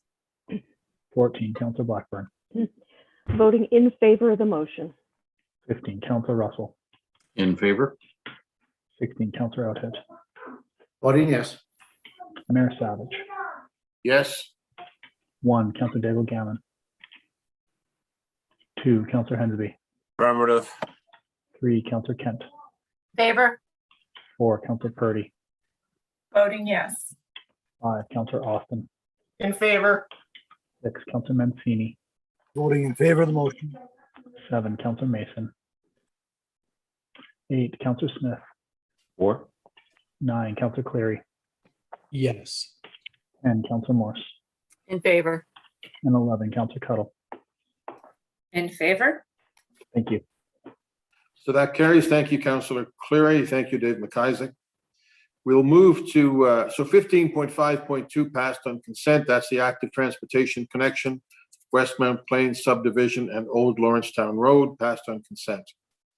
15.5.3, potential expansion of the Rainbow Crosswalk program, Councillor Purdy. Thank you, Mr. Mayor. I move that Halifax Regional Council direct the Chief Administrative Officer to 1, allocate funding from the current Transportation and Public Works operating budget to be used for a special installation and ongoing maintenance of Pan-African crosswalk art at the marked crosswalk at Cherrybrook Road and Highway 7 and at McLaughlin Road and Highway 7 as per the financial implication sections of the staff report dated December 14th, 2021, and 2, explore expanding the current Rainbow Crosswalk program using the same design as the Rainbow Crosswalk into a pilot program that will enable the painting of Pan-African colors on existing marked crosswalks in historic African Nova Scotian communities. Second. Seconded by Councillor Kent. Thank you very much. Councillor Purdy, go ahead. Yeah, thank you. So this project was initiated a few years ago by community members. And it's a privilege to be able to present this motion to council, actually, especially during African Heritage Month. So, fun fact, Lake Loon, Cherrybrook are actually the oldest communities within the Preston townships. One community member found evidence that they date back to 1796, I believe was the date that we had. The Pan-African crosswalk art on the 2 crosswalks that are the gateway into these communities is a wonderful way to celebrate the presence of these historic African Nova Scotian communities. These communities have endured great adversity and injustice over the years and have shown amazing resilience. So that this neighborhood placemaking art project with Pan-African colors is really an amazing way and a great opportunity to share the story. And that's the whole purpose, is sharing the story, telling the story of these historic communities and what they have come through and what they have endured and the resilience of these historic communities. And this being a pilot project, it will be really great to see these Pan-African crosswalk art recreated all over HRM in many different historic African Nova Scotian communities. So thanks. And I'm assuming I will have all of your support for this. It's a great initiative. So thank you. Thank you. Seeing nobody else. Ready for the question, colleagues? Question. Beginning with District 13, Deputy Mayor Lovelace. Voting yes. 14, Councillor Blackburn. Voting in favor of the motion. 15, Councillor Russell. In favor? 16, Councillor Oathit. Voting yes. Mayor Savage. In favor. 1, Councillor Daigle Gammon. Voting in favor of the motion. 2, Councillor Hensby. Affirmative. 3, Councillor Kent. In favor? 4, Councillor Purdy. Voting in favor. 5, Councillor Austin. In favor. 6, Councillor Mancini. Voting in favor of the motion. 8, Councillor Smith. 9, Councillor Cleary. Yes. 10, Councillor Morse. In favor? 11, Councillor Cuttle. In favor? 12, Councillor Stoddard. Thank you, Trish. In favor. Thank you. That passes. Just before we move on, I want to thank everybody. Like, when we first started these Pride crosswalks, they were contentious a little bit for some people. And I want to thank a lot of people, our diversity and inclusion team, counselors who supported this, the bids, and Bruce Swaniga, former TPW director, who some of you may not know, but he was very supportive of getting this stuff done. And so thank you, Bruce, wherever you are, and to everybody who's had influence in this. Okay, we're going to move to the Rural Active Transportation Program 1554. There is a presentation on this. I'm going to hand the floor over to Deputy Mayor Lovelace just for a short while. I have a short commitment I have to attend to. She will stand in, and if she needs to speak to something, Councillor Outhit, who was Deputy Mayor before her, will also be standing on guard. So I'll only be at most 10 minutes. I hope I'll be right back. In the meantime, we will go to Megan, who has a presentation for us, and I'll leave it with the Deputy Mayor till I get back. Thank you. Thank you, Mr. Mayor. We're ready for you, Megan. Great, thank you. Am I sharing my screen on this? Yes, or the clerk's office, I guess, depending on who has the presentation. I'm comfortable sharing myself if that's all right. Sounds good.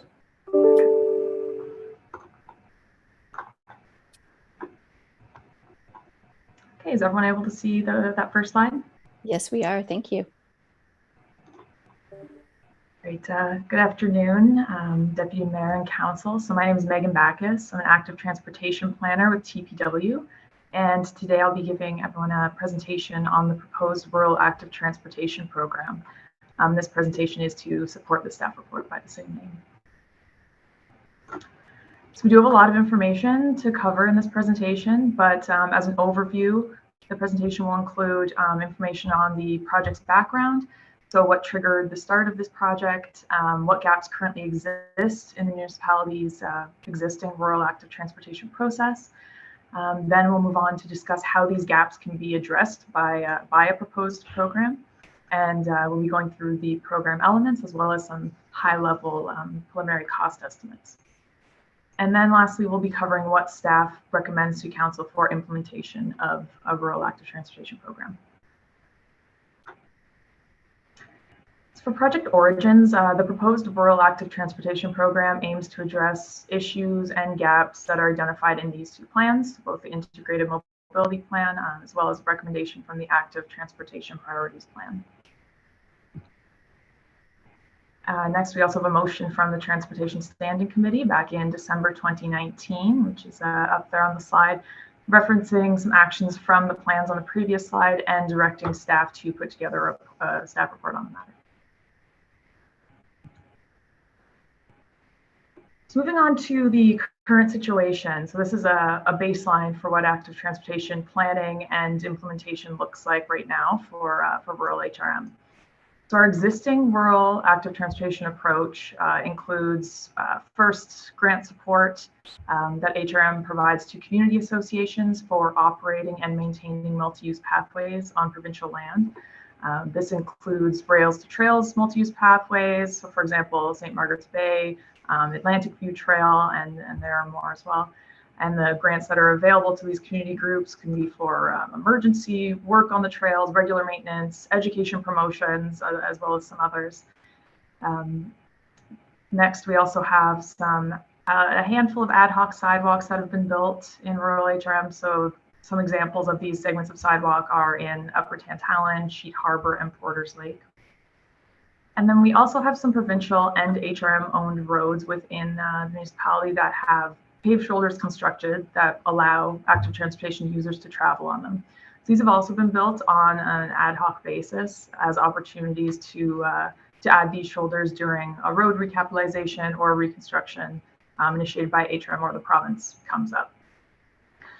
So what we are currently lacking is a formal program for sidewalks that are within these rural community centers that would be able to connect people to a cluster of nearby destinations.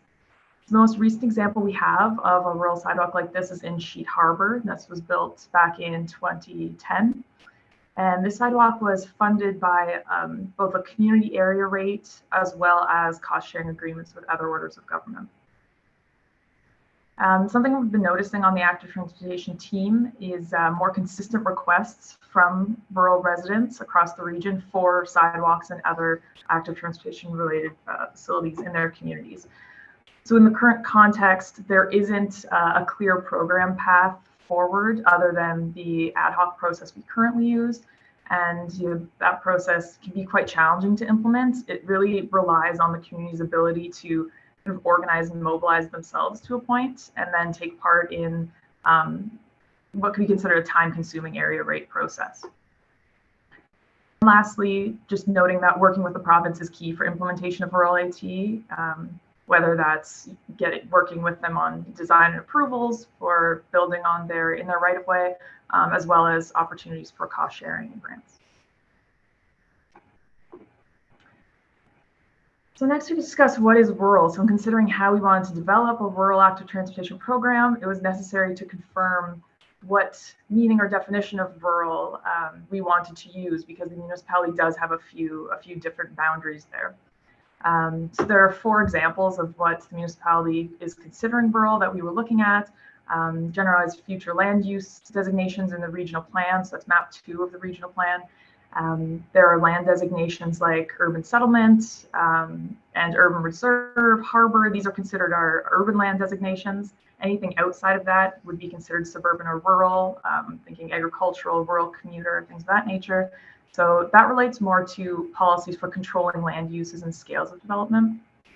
We also have the urban service area. So this is within the regional subdivision bylaw. It has standards for water and wastewater servicing, standards for the type of roads that are built within the urban service area or outside, which we would be considering suburban or rural. Urban transit service boundary establishes where HRM will be directing future investment in public transit, with the exception of the rural commuter services. So anything outside of that, we would be considering more of the suburban or rural. And then lastly, there was tax policy. So the municipality has 3 designated tax areas. They are suburban, urban, and rural. And the suburban rate is 3.3 cents higher than the suburban and rural rate, which are the same. Something to note is that sidewalks, so implementation and planning, the operation and maintenance are the only municipal service that's covered by the urban general tax rate that is not covered by the suburban and rural rate. So that additional 3.3 cents between those 2 rates would represent the sidewalk funding that the urban area generates. So for this reason, area rates have been applied in the past to fund sidewalks outside of the urban area, for example, the Sheet Harbor example. And for this reason, the proposed rural active transportation program will use the definition of rural that's used in the application of tax rates. So the geographic scope of this program would include lands in what the municipality would define as the rural and suburban tax area.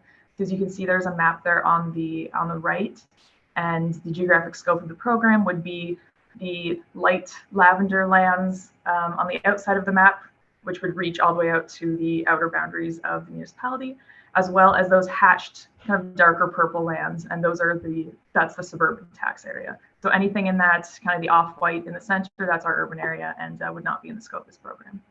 This is also attachment 1 of the staff report if you want to take a closer look. This slide summarizes the steps we took in developing the proposed program. So we hired WSP in late 2019 to carry out some great work for us. They did a baseline for rural AT and HRM. They did some stakeholder engagement, developed some scoring tools and prioritization frameworks for us. And then once they completed their work, HRM staff continued to evaluate implementation approaches for this program, and really specifically focusing on how we could fund this program. Getting into the proposed program, this is a summary of the 3 main components. So the top priority for the program is implementing sidewalks within rural centers. Staff report outlines how staff would be prioritizing rural communities for sidewalks, and also recommends a new funding approach that we'll discuss just in a couple slides.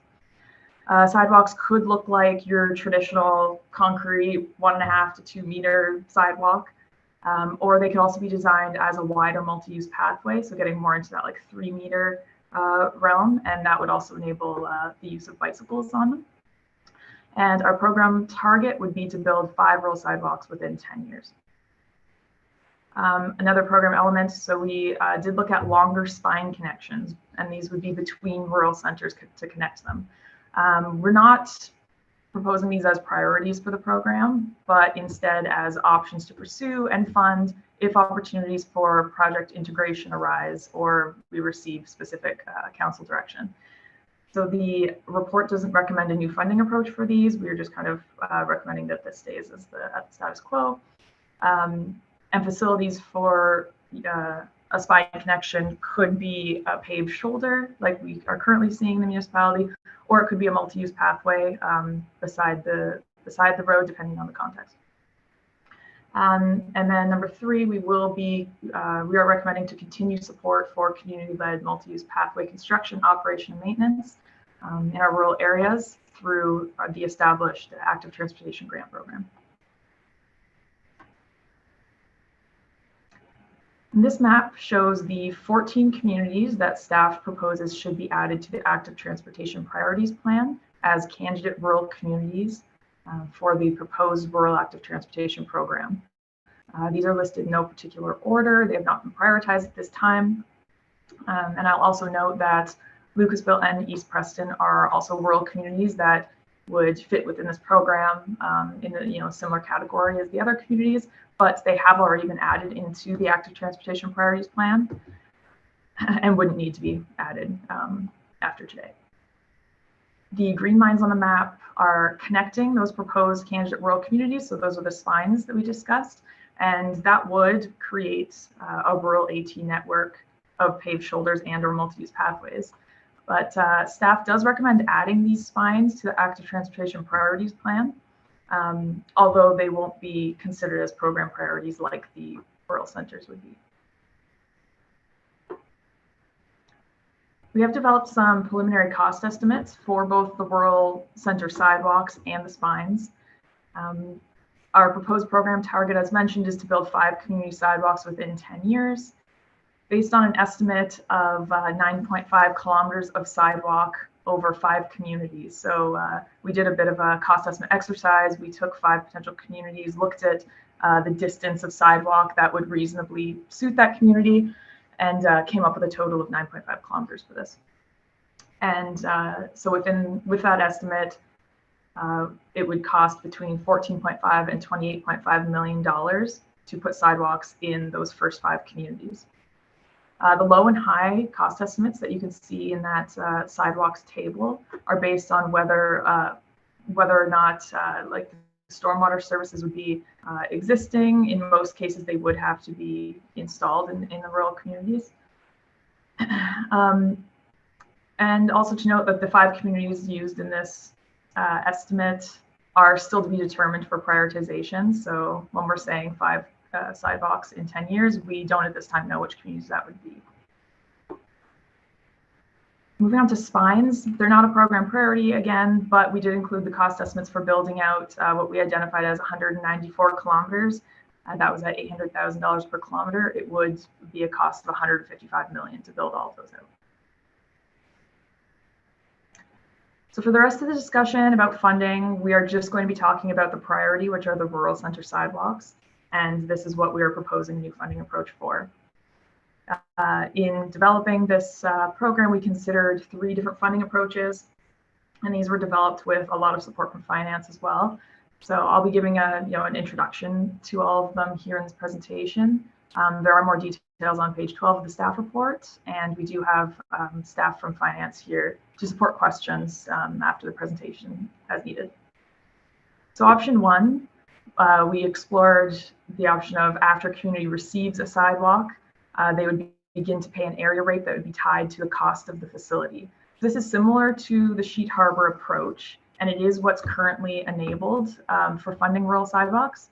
However, something a bit different with this approach would be that multiple communities could be bundled together and into one ratepayer group. and they would all pay the same rate. So we could, for example, plan and bundle 3 community sidewalks together, combine the cost for the infrastructure, and then share that cost between property owners in all 3 communities. And based on our estimates, you would be looking at approximately $87 to $283 a year based on the average single family home within that suburban and rural area. Second option would be to apply a rate to all of the rural and suburban lands to pay for the full cost of their sidewalks. So this option would include more ratepayers, so the cost to an individual property owner would be much lower. However, many communities in the suburban and rural areas would be paying into this rate without ever potentially receiving their own sidewalk in their community. So this is similar to the urban tax area where everyone is paying, but you may not have a sidewalk on your own street or in your community. So this rate would have to be adjusted every time a new sidewalk is built in additional communities. We'd be looking at approximately $11 to $35 a year based on an average single family home. And then option number 3 is the approach recommended by staff. In this option, after the community receives their sidewalk, they would begin to pay an area rate that would make them equal to the urban tax rate. So as I mentioned previously, there is a difference of 3.3 cents between the urban tax rate and the rural and suburban. So from an equity perspective, all ratepayers would be charged the same rate, that 3.3 cents per $100 of their assessed property value. And the community would receive the sidewalk facility that they need regardless of the amount of money that they're able to generate through their area rate. So if a community is maybe a bit less dense, has lower property values, isn't able to generate the same as the community next door, they would still be receiving the facility that they need. So when we go out and do planning, we wouldn't be thinking about the amount that they're able to generate versus what we're proposing to them. It's important to note that this approach isn't expected to fully fund most projects. Additional funding from general revenue would be required in this option as well. So we're looking at an estimate of $91 a year based on the average single family home. So you'll notice that this estimate isn't a range like the other two, because the other 2 options are tied to the cost of the infrastructure, which we have high and low cost estimates for. Whereas in this option, the rate isn't tied to the infrastructure cost, but the variation in rates would depend on the assessed value of the property instead. And just diving into a bit more detail about that recommended approach. So from an equity perspective, as mentioned, it allows a community to receive an AT facility that meets their needs, regardless of the amount of revenue they're able to generate. One community would not be able to receive a longer or more expensive design because the assessed property values are higher. The approach is more predictable for property owners, so they can expect that one rate, regardless of the facility type they're chosen, regardless if we get on the ground for construction and the site conditions would make that construction a lot higher than expected, or regardless of the amount of cost sharing available. The rate would remain consistent at 3.3 cents, would not have to be adjusted every few years, as is the case with the other 2. As you're adding new sidewalks, you have to adjust those first 2 options. And this approach is relatively transparent and easy to communicate to ratepayers. As far as cons, the first con is that the recommended funding approach is a non-dedicated funding approach. So rural active transportation sidewalk projects would have to be prioritized against other candidate capital projects for funding, unless the AT capital budget is increased to reflect those new rural AT objectives. The 3.3 cent area rate isn't expected to fully fund the projects, as mentioned, in most communities, and the general tax rate would have to supplement those additional funds. If the AT capital budget were not increased, that could increase the project timelines because we would have to be prioritizing these sidewalks against other capital projects. They might not always make it into the budget. Lastly, a method for community boundaries would be required to ensure fairness in this area rate. And now we just have the recommendations copied from the report. First recommendation is establishing what we are prioritizing and how we're going to be prioritizing them. The second one describes when staff would be returning to council with a formal addition of communities and routes for the active transportation priorities plan. Number 3 discusses the funding approach that we're recommending, and further recommendations include raising awareness of the program with other orders of government via a letter from the mayor, and also authorizing the CAO to enter into agreements for cost sharing and building on provincial lands and right of way. So that's the end of my presentation. Thank you so much for your time. And again, staff from TPW and Finance are both available to answer any questions. Thanks. Okay, I'm back, Megan. Thank you very much for that. Thank you, Deputy Mayor. I believe that Councillor Kent is putting the motion on the floor. Thank you, Mr. Mayor, and I will be happy to put this on the floor. I move that Halifax Regional Council direct the Chief Administrative Officer to 1, create a program to establish a rural active transportation program that focuses on rural community center sidewalks and incorporates a prioritization framework, a funding strategy, a 10-year target, and an approach for operations and maintenance as described in the discussion section of the staff report dated December 2nd, 2021. Number 2, prepare amendments to the active transportation priorities plan as discussed in the discussion section of the staff report dated December 2nd, 2021 to include a list of candidate rural communities and spines to help prioritize rural active transportation infrastructure expansion and return to council for consideration of the resulting amendments. And number 3, pursue funding option 3 as described in the discussion section of the staff report dated December 2nd, 2021 to cover HRM's cost of rural sidewalks and, in support of this, return to council with recommended amendments to the Community Area Rates Administrative Order 2019-005-ADM to allow an area rate to be levied on suburban and rural areas for rural sidewalks on the entire community. The proposed area rate would not be based on the full operating and capital costs of the proposed project, but rather the difference between the urban general rate and the suburban rural general tax rate. Any remaining balance would be funded through the general tax rate. It is further recommended that the Halifax Regional Council 1, commission a letter from the mayor to other orders of government advising of the new rural active transportation program, requesting opportunities for cost sharing, and 2, authorize the Chief Administrative Officer or their designate to negotiate and enter into 1 or more agreements and any amendments to those agreements with the province of Nova Scotia respecting the construction, operation, and maintenance of active transportation facilities in the provincial right-of-way. So moved. Second. Seconded by Deputy Mayor, Councillor Kent. Yes, thank you. I'm pleased to put this on the table. We had a great conversation, had lots of good dialogue with staff. Want to thank Megan and everyone in the department who have worked so hard on this. It's nice to see this come forward in a way. I know there's many councillors here that have been working hard to address rural issues and concerns. And want to thank as well, David, for McIsaac, for the work that you not only have done on this, but are doing in so many communities. It's not an easy task and really appreciate it. So yeah, I'm pleased to put this forward. I know that as a councillor, not only this time and in the past, David Hubley has been on the receiving end of many, many requests for areas within the District 3 at this point. In the Cow Bay area, I was really particularly pleased to see that area recognized as an area that would be looking at active transportation connections and some of those spines. I think that this is a really good step forward. It would be well received.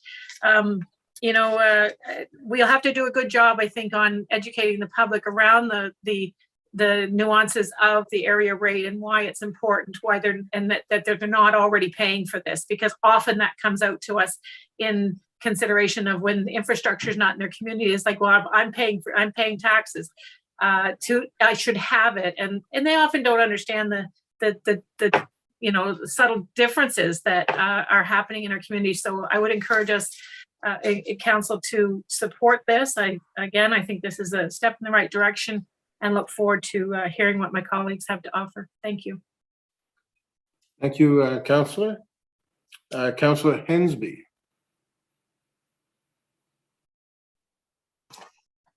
Thank you very much, Mr. Mayor. And yes, I'm glad to see the report is finally here to council's consideration. It's been long overdue. We've been trying to get active transportation projects in rural communities for some time now. And always one of the stumbling blocks is how it's going to be paid for. I'm hoping this proposal for the area rate will work, but the only thing I'm curious about is how and when do they determine the community boundaries in regards to that. For instance, the Sheet Harbor sidewalk project, Sheet Harbor was identified as the rural district center for that particular area. So the whole Eastern Shore East municipal planning strategy has the area rate from East Ship Harbor to Ecum-Secum. Even though the sidewalk is not on the highway number 7, it's in that concentrated area, Sheet Harbor, but we changed the tax structure from $11.84 per property across the whole board.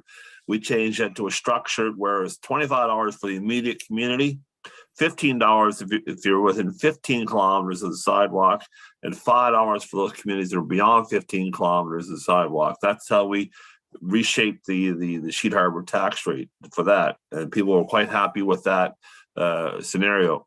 But my question is, regards to if we do a Porter's Lake or Muscatawbin Harbor, do we just do it for Muscatawbin Harbor Central, or do we do it for the Eastern Shore West municipal planning strategy, or the same thing with Porter's Lake? Do we do just Porter's Lake only, or do we do Porter's Lake and Head Chesapeake? Or like, how far do you define a community? Because these rural district centers serve beyond their own community, and so I'd like to know how you propose that we draw the boundary. That's why I keep saying is that why don't we use the regional transportation tax zone that we already have as the template? Because we were paying that tax for our park and ride terminals, which we need more of in the rural communities, and we also pay for the ferry terminals out of that at the current time. I think that ferry may be coming out of that to the local rate, but anyway, I believe that we already have a tax structure in place.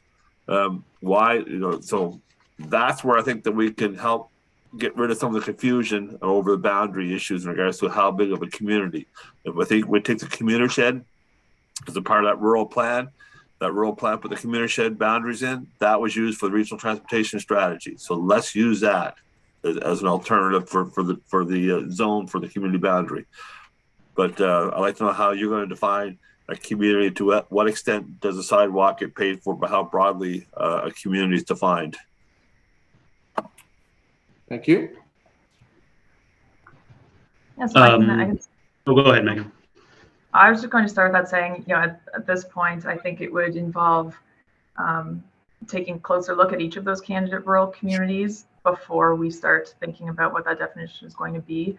And potentially that's going to involve, community engagement as well, as we start to decide which communities are going to be at the top of our prioritization list. Maybe, be speaking with some of the people living in these communities to see at what point are they going to be using these sidewalks, like who is benefiting from this, because as Councillor Hensby said, it's not just the people who are going to be fronting on the sidewalk, people are going to be, using it from, throughout the community. So I think it's going to take a bit of a closer look and analysis. We don't, as of right now, have a full process laid out for that, but it's something we'll have to explore in a bit more detail once, if the program is approved and we're able to start implementation. I think I heard David chiming in. Dave? Sure. David McIsaac, Manager of Active Transportation, through you, Mr. Mayor, to the councillor. Just one additional piece to what Megan said is that is sort of that's the type of information that we would bring back to you with the updates to the area rate administrative order. So we would do our best to come up with defining what that area should be. So more to come on that one. All right, thank you. Councillor Diego Gammon. Thank you very much, Mr. Mayor, and I hope I don't lose power again and I get this out. So I'll try to talk quickly. Thank you for the report. Now, I was anxiously awaiting this because for the last year, I've been asking questions about sidewalks in the rural part of my district.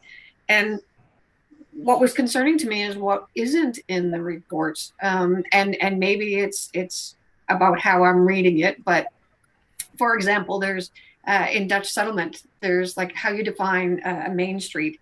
Dutch settlement, we've got, little kids that are walking on the side of the highway to get to the school. There is no sidewalk on either side. There is almost no shoulder.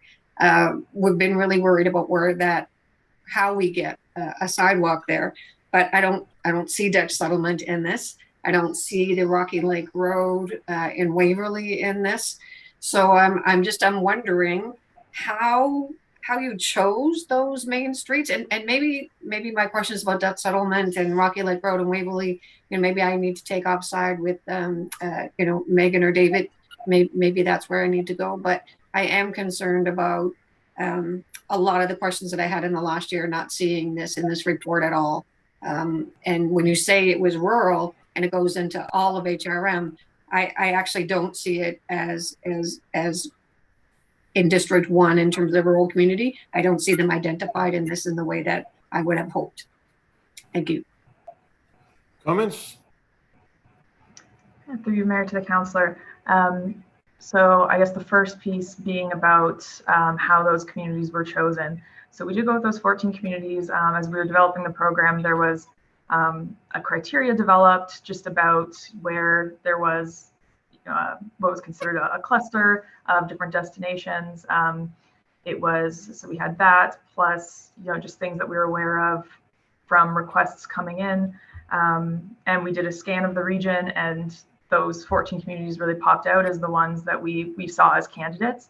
That's not to say that there are other communities within the municipality that wouldn't be eligible for this program. Right now, we're proposing coming and adding these ones to the Active Transportation Priorities Plan to prioritize them and get the program started. But if we did receive a request from councillor or even from the public, a community group that wanted us to take a closer look at their own community, that would be part of the program as well. So we're setting up the framework right now.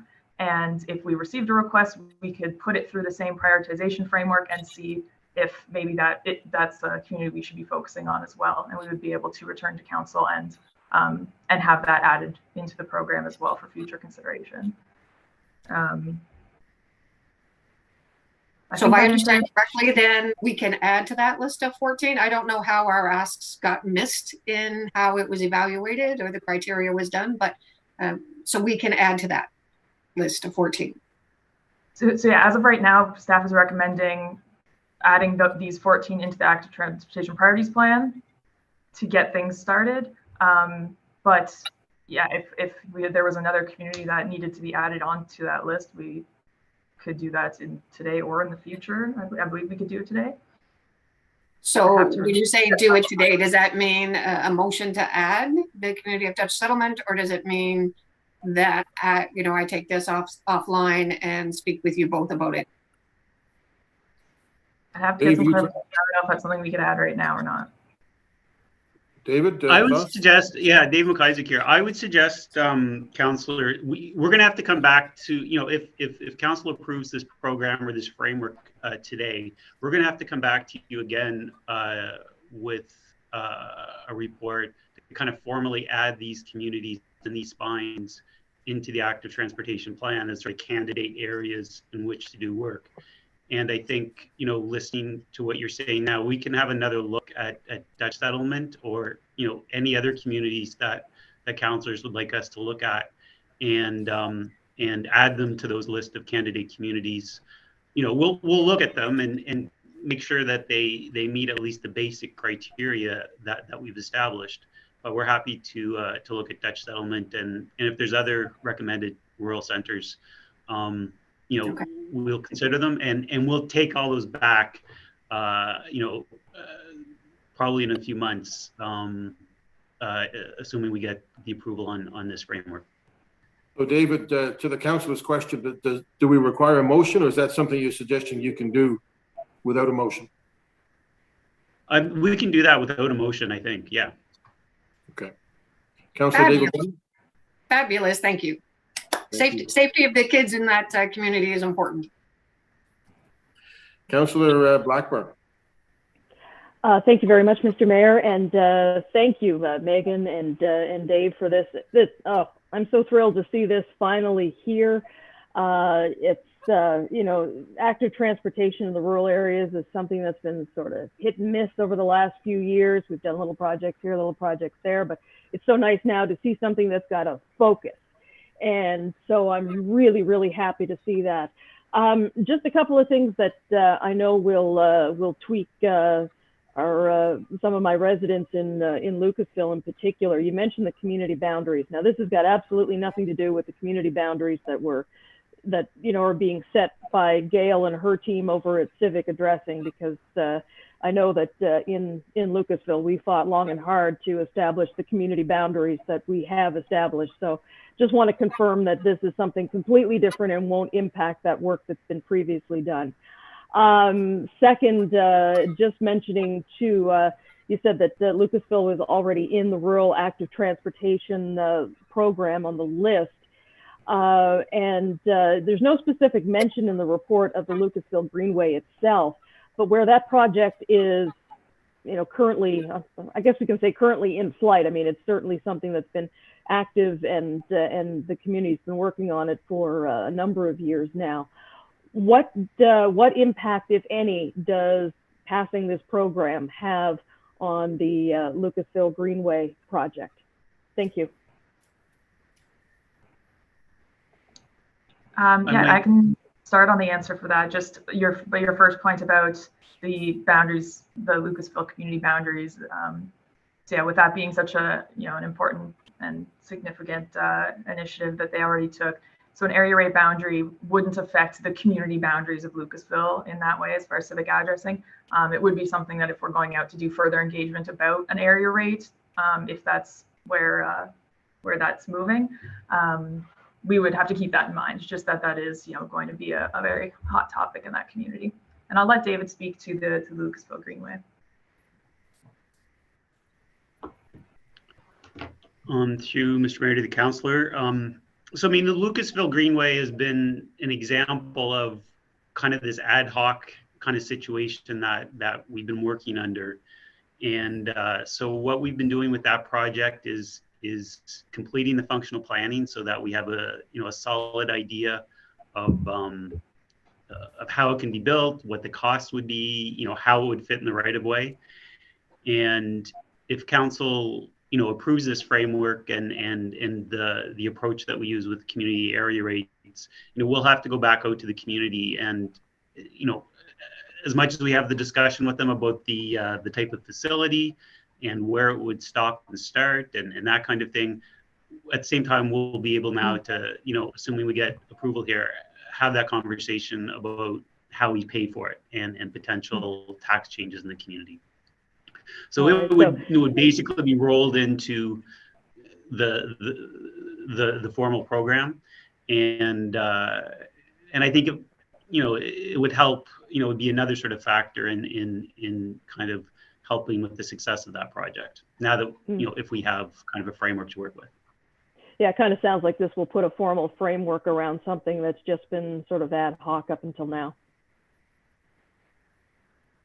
We won't have the Lucasville Greenway Society selling chicken wing fundraisers to help pay for municipal infrastructure. This will be Awesome. Thank you so much. Thank you. Thank you. Deputy Mayor. Thank you so much, Mr. Mayor.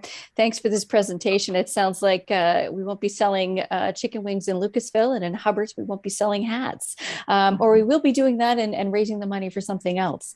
The Hubbard's community plan and the streetscaping project there has been phenomenal. It's mobilized the community.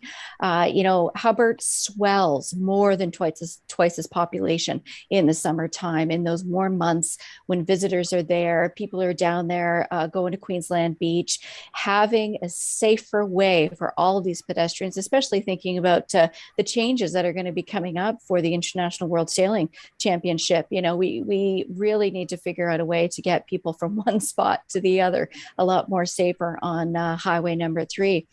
In thinking about the 2014 regional plan and the way that it set out some of these communities as those high growth areas, the rural district centers, and my goodness, we've got to find a new name for that, huh?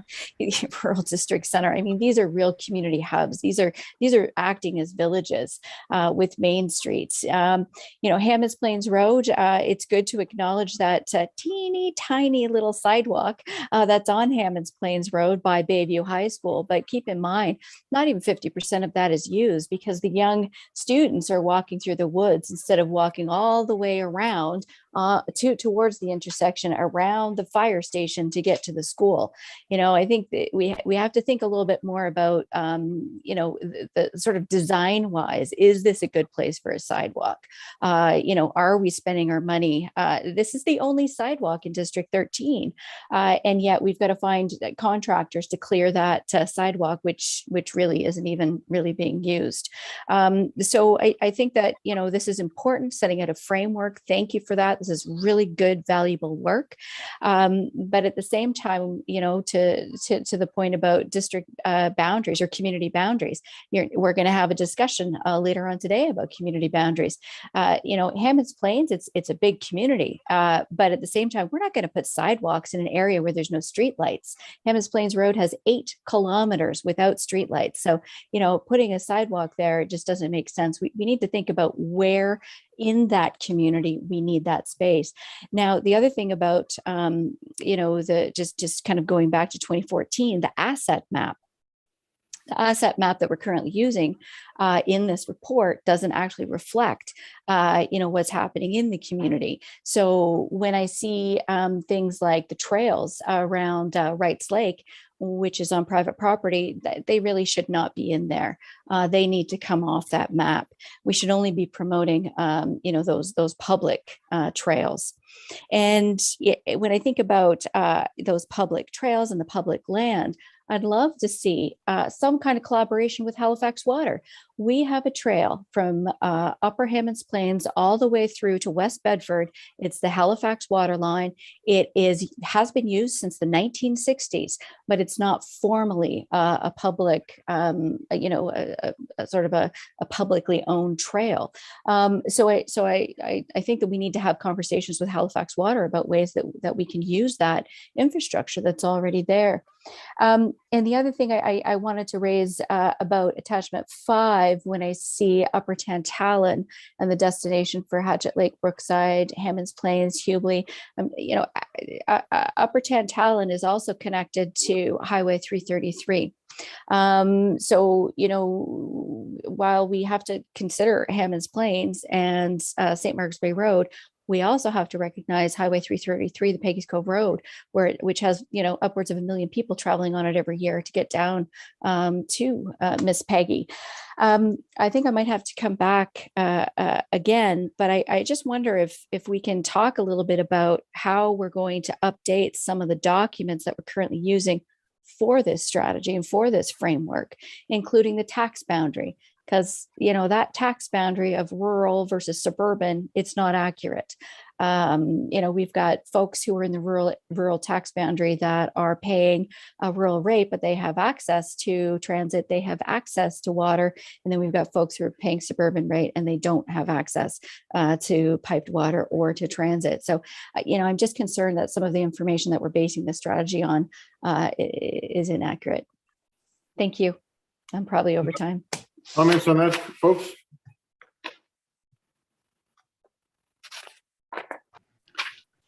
Just one comment, and that route they were talking, Councillor Mayor, sorry, about on Route 333 to Peggy's Cove. I mean, that's an example. That's a spine. We've shown it in the report as a potential route, and if council did want to prioritize that and have municipal involvement in improving that for active transportation uses, we would be open to that suggestion. I guess we would be looking to you to tell us that should be a priority.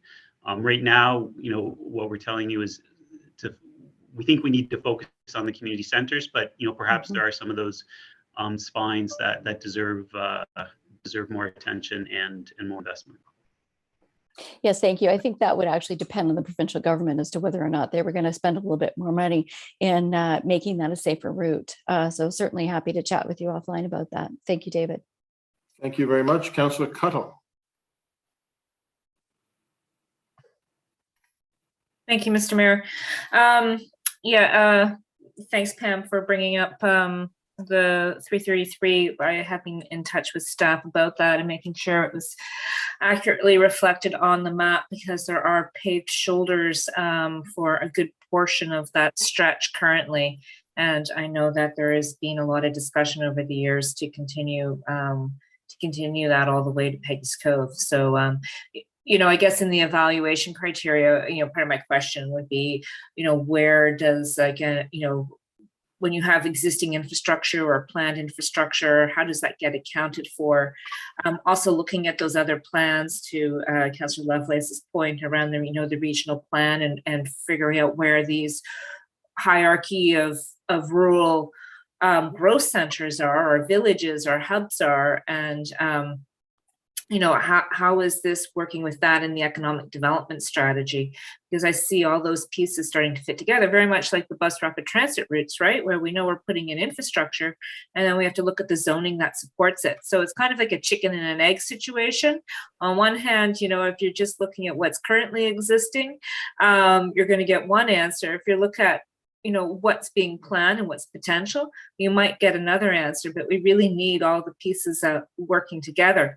That being said, it is really awesome to see this before us now and to start to have more focused conversations about where we take it next, and setting up this framework and kind of this criteria for prioritization.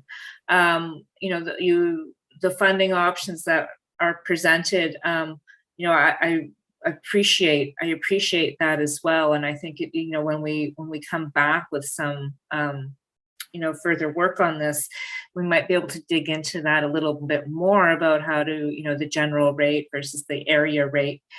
But I'm very appreciative of the thought that's gone into it. There's more work that needs to be done, and I look forward to further conversations on this.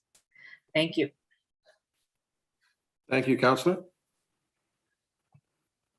If there's no other discussion. Ready for the question?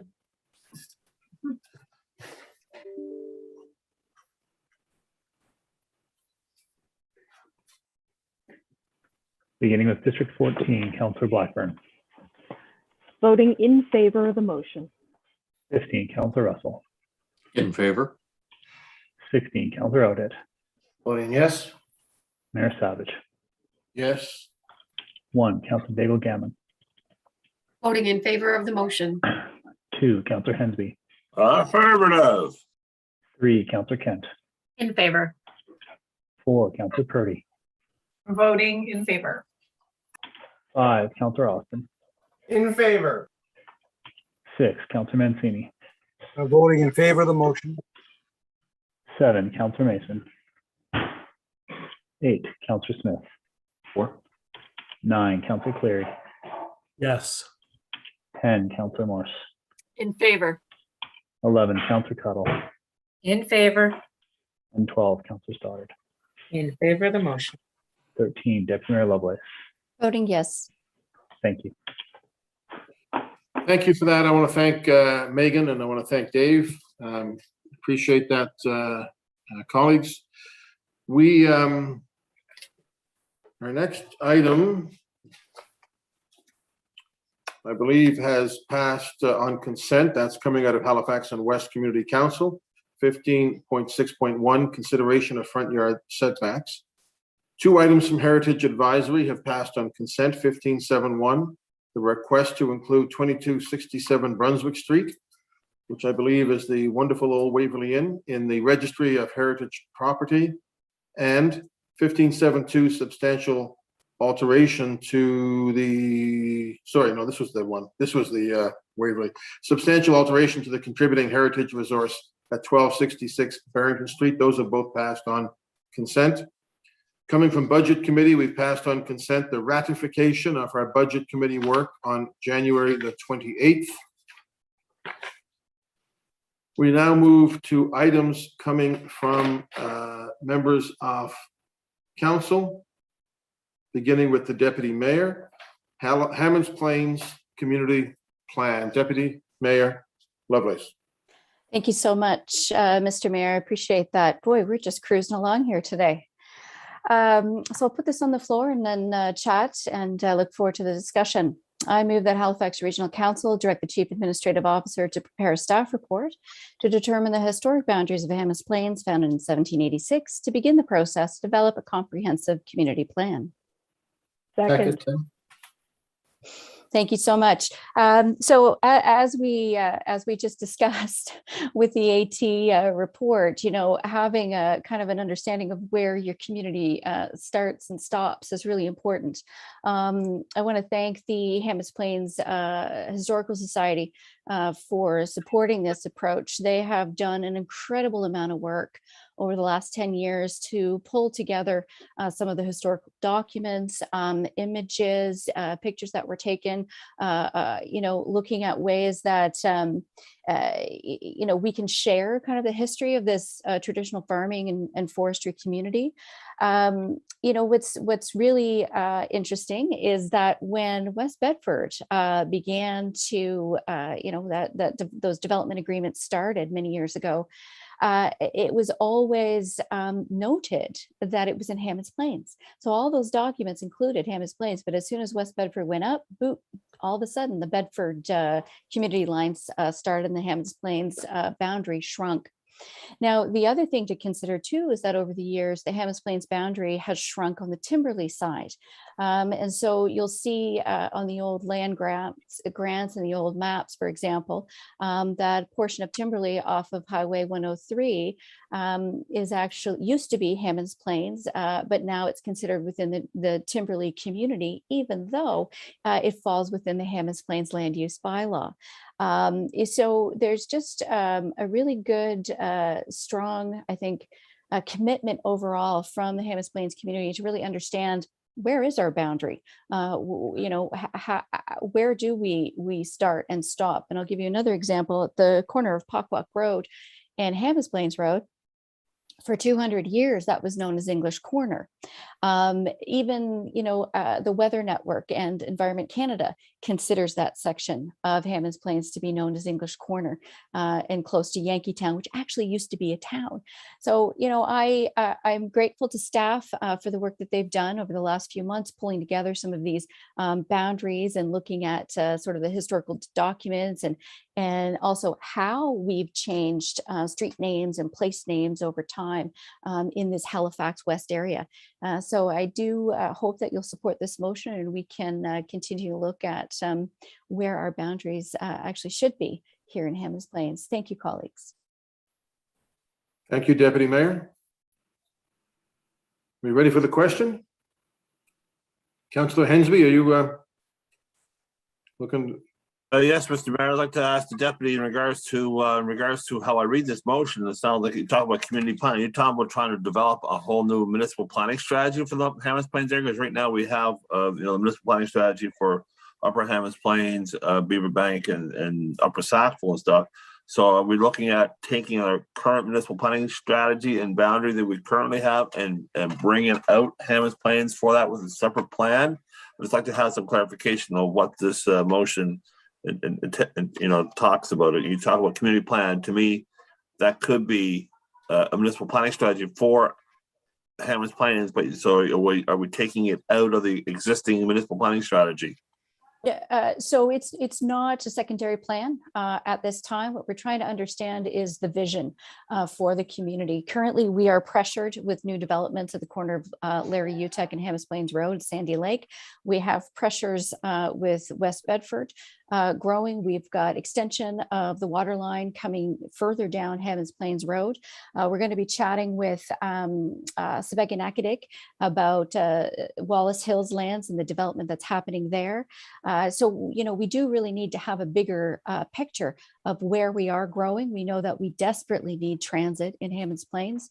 And certainly, you know, over the years, we've had a lot of changes. Uplands Park actually was an incorporated town prior to amalgamation with their own septic service, with their own piped water system, you know, and they actually, that community is the only one that has septic currently in Hammons Plains.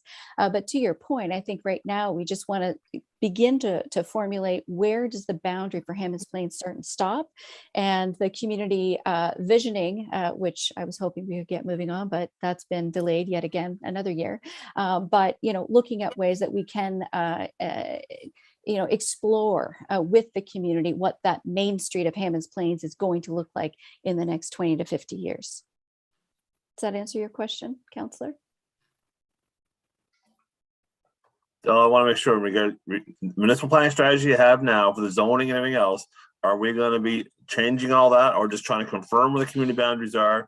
Look what the current land use bylaws are, because there's been some concern about how general and how open they are, because traditionally these communities in these areas in rural parts had very open zoning that allow the freedom to do almost anything on their properties in rural communities. So the question I have is, how far this comprehensive community plan does that go into the actual, not just the boundaries, but the actual land use zoning matters?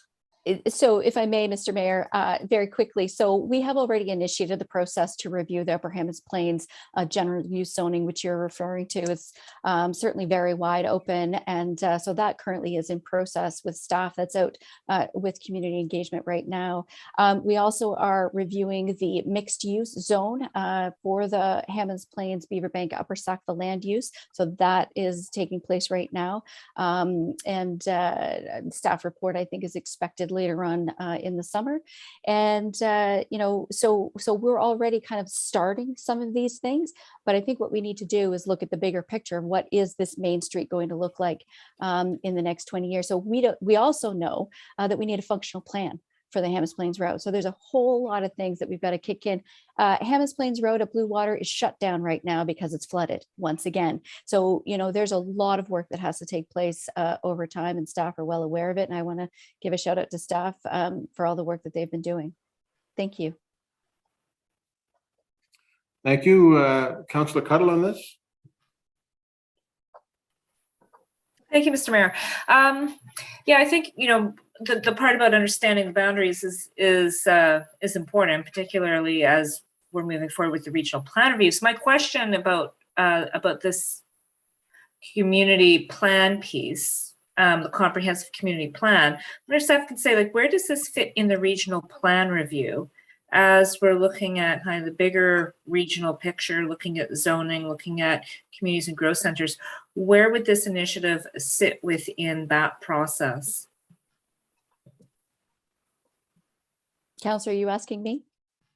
No, I'm asking Okay. staff. If there's any staff there that could answer this.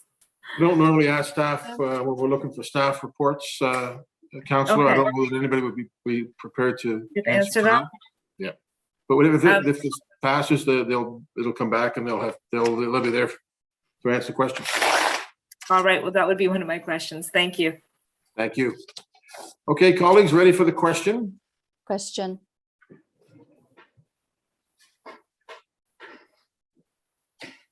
Beginning with District 16, Councillor Oathead. Voting yes. Mayor Savage. Yes. 1, Councillor Daigle-Gammon. Voting in favor of the motion. 2, Councillor Hensby. Affirmative. 3, Councillor Kent. In favor. 4, Councillor Purdy. Voting yes. 5, Councillor Austin. In favor. 6, Councillor Mancini. Voting in favor of the motion. 8, Councillor Smith. 4. 9, Councillor Cleary. Sure. 10, Councillor Morris. In favor. 11, Councillor Cuttle. In favor? 12, Councillor Stoddard. In favor of the motion. 13, Deputy Mayor Lovelace. Voting yes. 14, Councillor Blackburn. Voting in favor of the motion. 15, Councillor Russell. In favor. Thank you. Thank you very much. That passes. Thank you, Deputy Mayor. We'll go to Councillor Austin. Item 15.9.2, intervenor status, NS Utility and Review Board regarding net metering. Councillor Austin, you brought this forward and you generated some action.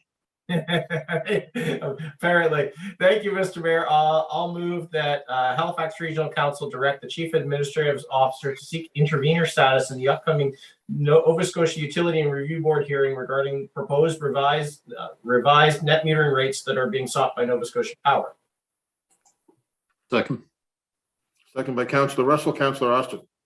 Thank you, Mr. Mayor. And yeah, it's amazing how things can move in the course of a week sometimes. You know, I sent this around to everybody Friday, not last week, the week before. And then this coming week, we had the premier. You know, it's nice to be able to actually say something positive about our provincial colleagues. I'm very quickly moving on this to indicate that they're going to put forward legislation to quash the proposed net metering rate program. And Nova Scotia Power then, you know, were saying that they will amend their application. So all that happened last week. You know, I was in the mode to just pull this off the agenda entirely, but two of my colleagues indicated that we should still have this on here. The one piece that you know, I don't really know the answer to is just from the text of the actual what's the legal text out there of the UARB hearing that Councillor Russell sent around is it's still in the books, but subject to provincial legislation. Of course, we haven't seen the provincial legislation, so it's a little bit of a catch-22. Maybe we want to intervene, maybe we don't, right? If the old proposal, I think we definitely would want to intervene on, because the implications for our Solar City program, our core municipal objectives around Halifax, were quite considerable. And now there's a little bit of unknown. The Premier indicated in his comments that you know, don't worry, interveners, we're going to deal with this.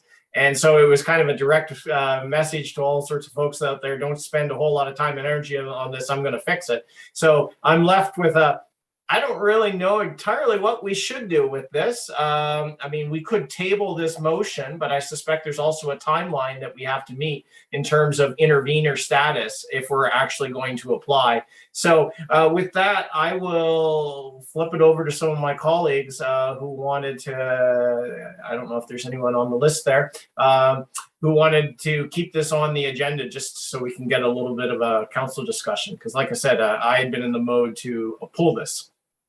Thank you, Mr. Mayor. Thank you very much. I don't know if Mr. Traves wants to weigh in on this at all. He's represented everybody in the province at one point in time. He's been with the province, the municipality. He's probably been with Nova Scotia Power, Sydney Steel, and everybody else. John, have you got any thoughts on this before I go to some speakers? Mr. Mayor, a couple, I guess, of points of information for the debate.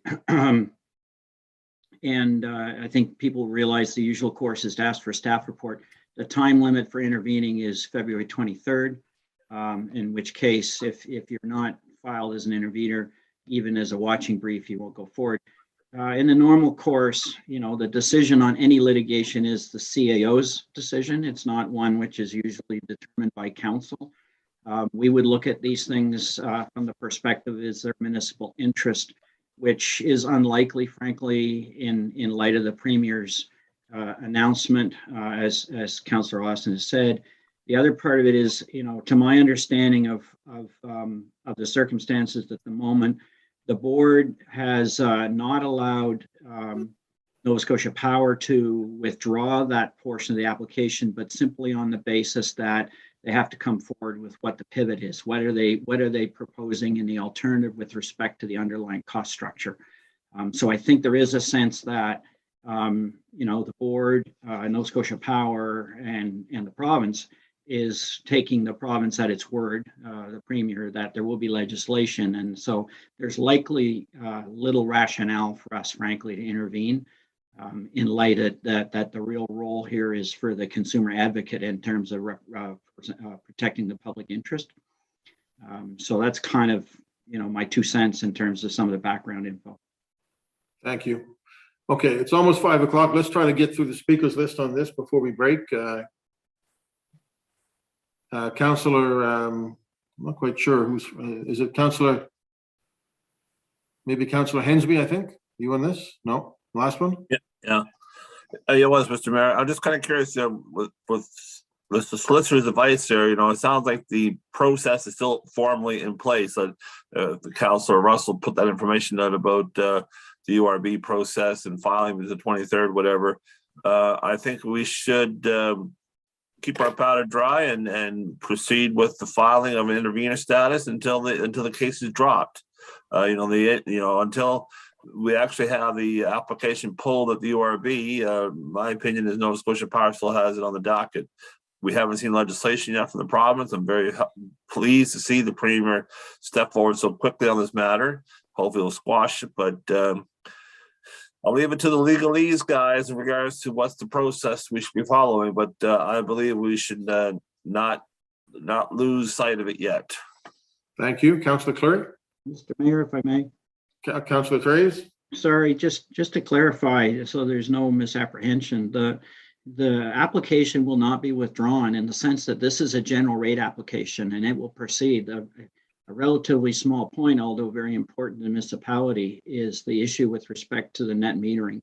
And so essentially the URB has put the ball in Nova Scotia Power's lap in terms of how they propose to deal with the balance of the rate application, given the position of the province is not likely to change and is clearly articulated in the letter. So I'm not particularly concerned. I would say I would not advise that we have some real concern now that the net metering proposal will go ahead. It's effectively dead given the province's position as far as I can see. Okay. Councillor Clary. Thank you, Mr. Mayor. And Mr. Traves kind of hit on it at the very beginning, and that is, generally we don't direct the CAO to do stuff. We ask for staff reports to see what the benefits of doing stuff is. And under the charter, the CAO runs the city. But I do support getting a staff report on seeking intervener status. A, because it keeps it alive. We don't know if, what the province will do. And we don't, although, we have a pretty good idea that they're not going to change their mind on this, thankfully. But I think it'd be important for us to get something back on, because, we've heard from yourself, Mr. Mayor, and we've heard from some of our staff around what the impact would be on the Solar City program as an example. But it'd be great to get that in writing so that we have that information back. We don't know, we're hoping that this is dead, but we don't know for sure. So it would be nice to have that on the record. And also, if something goes sideways and Nova Scotia Power decides to try to get this through, or the province changes their mind and says, you know what, it's fine. Then, the CAO has our discussion and our direction in terms of what we would like to see here. Is it moot? It may be. But I still would support this for, if not anything else than the symbolic thumb in our nose at Nova Scotia Power for having such a stupid idea. Councillor Russell. Thank you very much. I like the idea of a staff report if we are able to get it back in time. We have 2 weeks and a day, and I don't think we have, I have lost the schedule of council meetings, but I'm not sure that we would have time to get back a staff report suggesting or not that we seek intervener status. So this is a just in case, and in my previous career, just in case has made up most of my previous career. If we lose the opportunity to get intervener status at this point, we cannot get it again, if my understanding is correct. And if we have it and we don't need to use it, then great. I accept that that the Premier will come out with legislation that will make this moot. I'm hoping that he does, and I'm hoping that this will absolutely not be necessary. But if it is necessary, then we would be able to move forward with it. But that decision would have to be made pretty much immediately. So I'm hoping that the people, that my colleagues, that you will accept that and allow us to seek intervener status. Thank you. Okay. Jacques, I see you popped up. Any comments on this before we go to a vote? Yeah, I was just going to suggest maybe I'd ask Denise to have a conversation with Kelly Denty, who has responsibility for Halifax. Perhaps Denise could make a few comments. So I guess my comment would be very simple. You know, I take the Premier's word. He was very, very direct and very strong about this. He has indicated that he will pass legislation. He has also indicated that he will put under greater scrutiny than normal the general rate application writ large. So, you know, I think there's, I think at this point, I think I don't think there's any reason for us to file a notice to be an intervener. The province is intending to adopt legislation, but on that, I would pass it over to Denise. Denise, comments? Thank you, Mr. Mayor. Denise Schofield, Deputy Chief Administrative Officer for Citizen Services. Similar to what the solicitor and the CAO said, the rate application at the UARB the board will be essentially looking at the impact to the citizens. So while it's very critical that the rate doesn't proceed for us from a Halifax point of view, that won't necessarily be exactly what the board is looking at. And as the CAO indicated, with the province coming out so strongly on this position, we're not sure that there's really the need for us to have intervener status. We think some of our messaging can be provided without the actual intervener status. And as the solicitor indicated, that there may not be the need for that in this case. So we would recommend that we don't proceed with this particular one. Okay, let's go to the Councillor Cuddle on this. Mayor, if I might. John, go ahead. Sorry, Mayor, to council. Just on the point of the need or what you would get from a staff report on this issue. You know, realistically, a staff report will not give you more than what you currently know, unless we engage experts who can then drill down into the net metering costs and all the rest of it, which is a very costly proposition and time consuming. So, you know, at this point, you know what everything we need to know in terms of proceeding or not. I would not suggest that we would go forward to produce anything further in terms of a staff report, just for the sake that we wouldn't have access to the experts, and so you're not going to get much more than what we already have now. Thank you. Councillor Cuddle. Thank you, Mr. Mayor, and thank you, John, for those comments. I mean, I do feel that I don't possess the expertise to really understand the implications of all of this, and I was just going to ask Denise. You said the impact that this would have on Halifax, and I'm just wondering if we could be a little bit more explicit in what that impact would be exactly. So, Mr. Mayor, through you to the councillor, I think the point councillor, perhaps wasn't clear. The concerns that the municipality had when the initial rate request with the solar impacts were out there, there was going to be significant concerns that we were going to have related to our Solar City program. Now that has been removed, the impacts to Halifax would be less. There still could potentially be some, but from the UARB's review or process is more, they'll be really looking at the impact to the ratepayer as opposed to the municipality's Halifax program. So to John, to the solicitor's point, in order for us to do a significant amount of work to get to an intervener status, we don't think that that's going to give us the value that we need, that would be expected for a ratepayer assessment at this point. Thank you, Denise, and thank you, John. Thank you. Ready for the question, colleagues? Question. See no other speakers? We've heard from our folks. Let's go to the question, Ian. Beginning with Mayor Savage. Opposed? 1, Councillor Daigle-Gammon. Voting against the motion. 2, Councillor Hensby. Affirmative. 3, Councillor Kent. Opposed.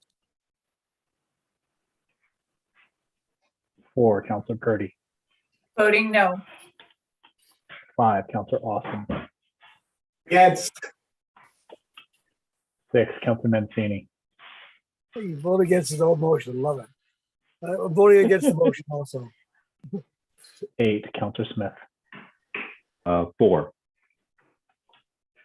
9, Counselor Clary.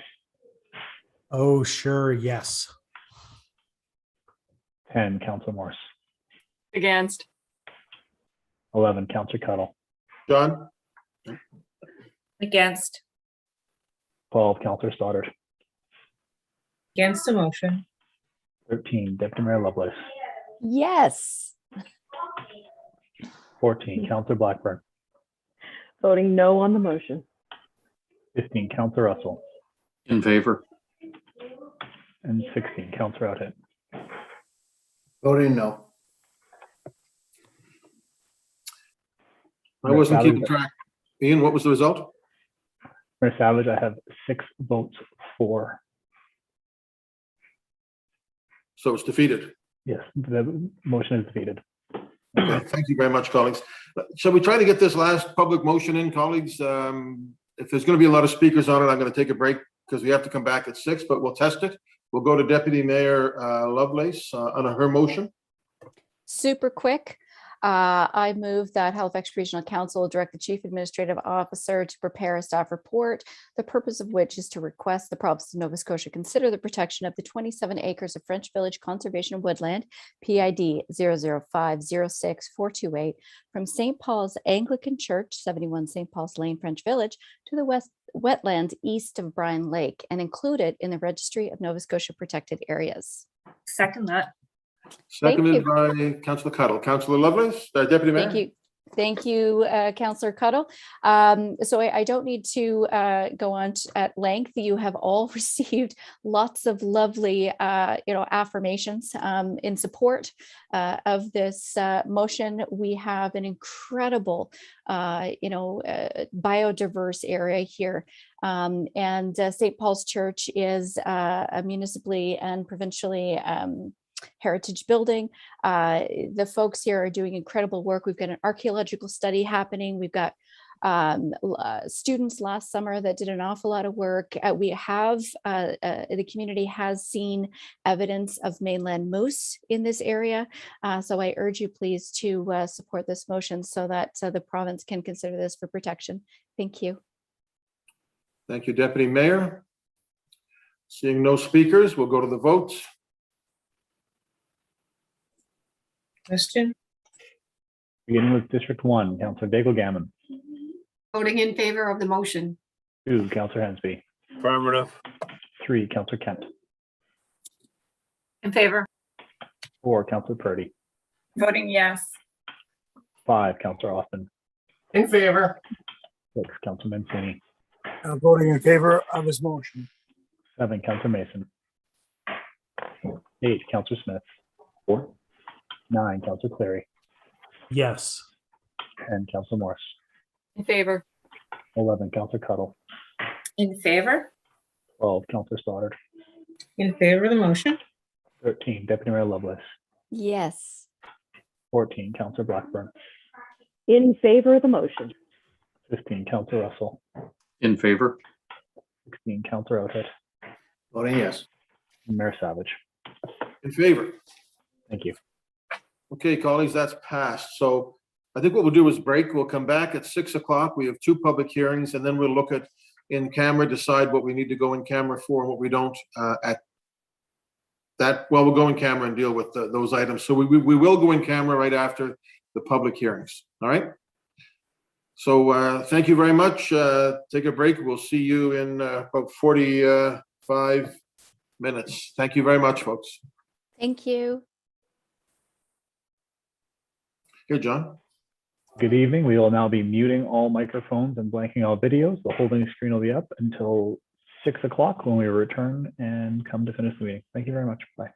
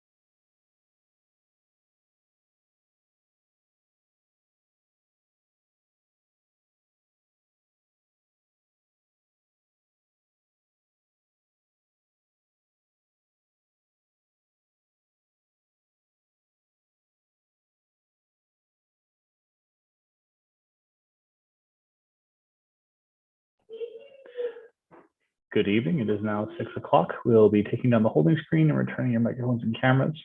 Mayor Savage, you can call the meeting back to order.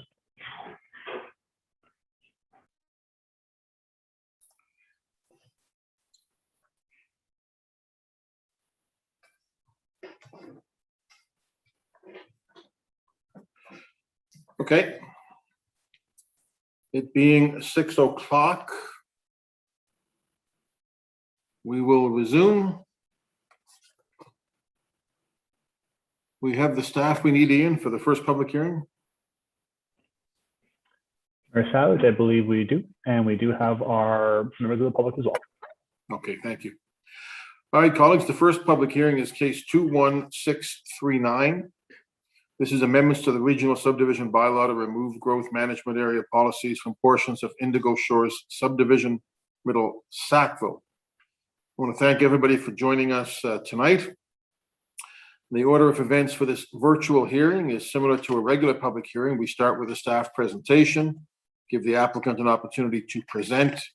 We then go to a public speakers list. As a reminder to those watching from home, in order to have signed up as a speaker, the deadline was 4:30 yesterday.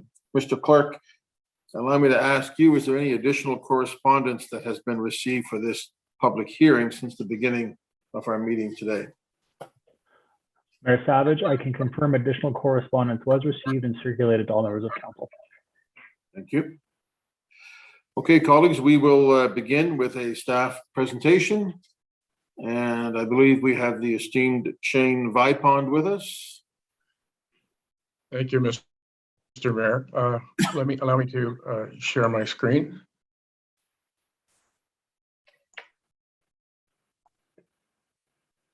Can everyone see that? Not yet. How about now? Nope. I'm not seeing it. Let me try it.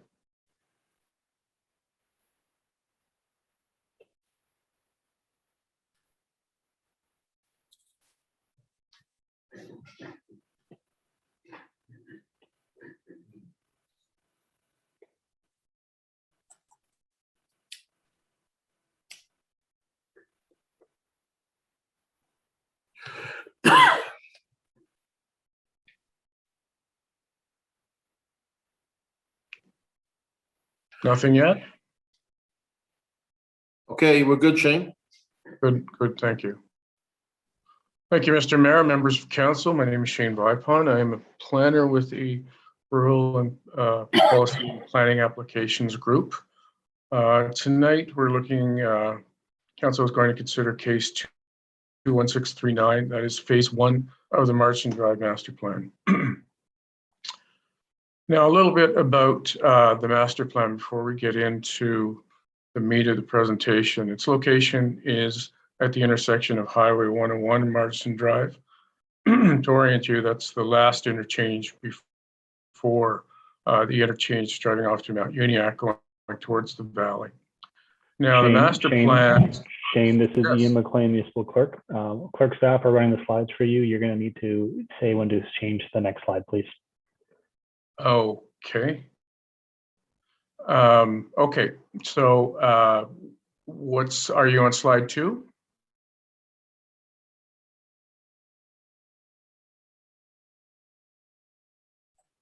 We are now. We are now. Okay, I'm not following your presentation then.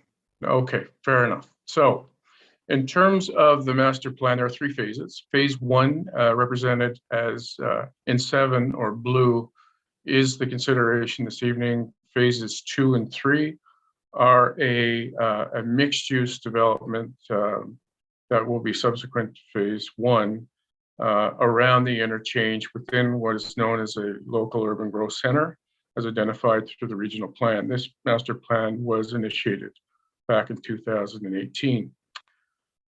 In terms of phase 1, the objective this evening is to review the growth management policies that apply to the Indigo Shores subdivision. There are only 2 locations internal to the subdivision that have the growth management restrictions. So that'll be the subject of the discussion this evening. Next slide, please.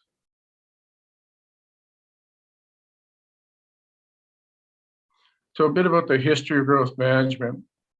Growth management's actually been going on since the late 1990s, and growth management mechanisms have appeared in a variety of planning documents. Many of the plans have specific references, but it wasn't until 2004, up to the adoption of the regional plan in 2006, that a cohesive policy known as our growth management policy was adopted in policy. A lot of work had gone into this. It was a reaction to sprawl for rural subdivision development. What we looked at the time was increasing infrastructure costs to the municipality, and really the non-strategic development of urban, or rather rural development, and the cost that it was attributing to the municipality and its service requirements. So with the adoption of growth management, it sought to reduce the number of lots and really direct population and growth to specific locations, i.e. the aforementioned growth center or growth centers as adopted through the regional plan, so that you could locate populations strategically, connect them through transportation corridors. And in doing that, would reduce the amount of burden on other aspects in the rural area, which I'll speak to in a moment. Prior to the adoption of the 2006 regional plan, however, rural landowners that were aware of these changes submitted their concept approval subdivisions in order to achieve grandfathered status, so they could develop under old rules instead of the newer restrictions. So we have a substantial inventory of lots in our rural area as a consequence. Next slide, please. So the objective obviously is to slow that non-strategic development and to reduce the burden on the roads and pipes, and not to have to remove garbage and snowplow too much road surface, and also to develop in a more efficient manner. That is, when you have something known as leapfrogging or sprawl, you have development, and then you might have 2 kilometers of greenfield, and then the development on the other side. Well, driving that 2 kilometers over time, many times, is a cost. And so the strategic idea behind reducing that was to save money and time and resources. In order to understand those implications, we had to understand how the transportation routes functioned and what restrictions should apply in order to achieve the outcomes that were desired under growth management. Next slide, please. One back, please. Thank you. So that's a very brief overview of growth management.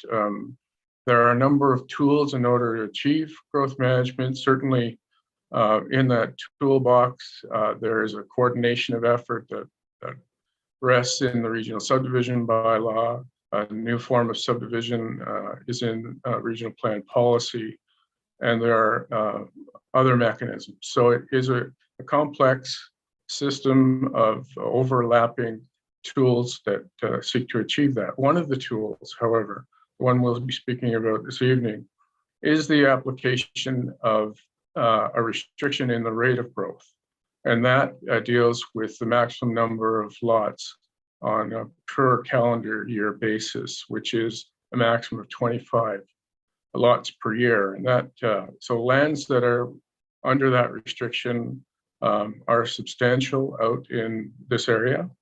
And there are 2 particular pieces of land internal to the Indigo Shore subdivision where these restrictions apply. Next slide.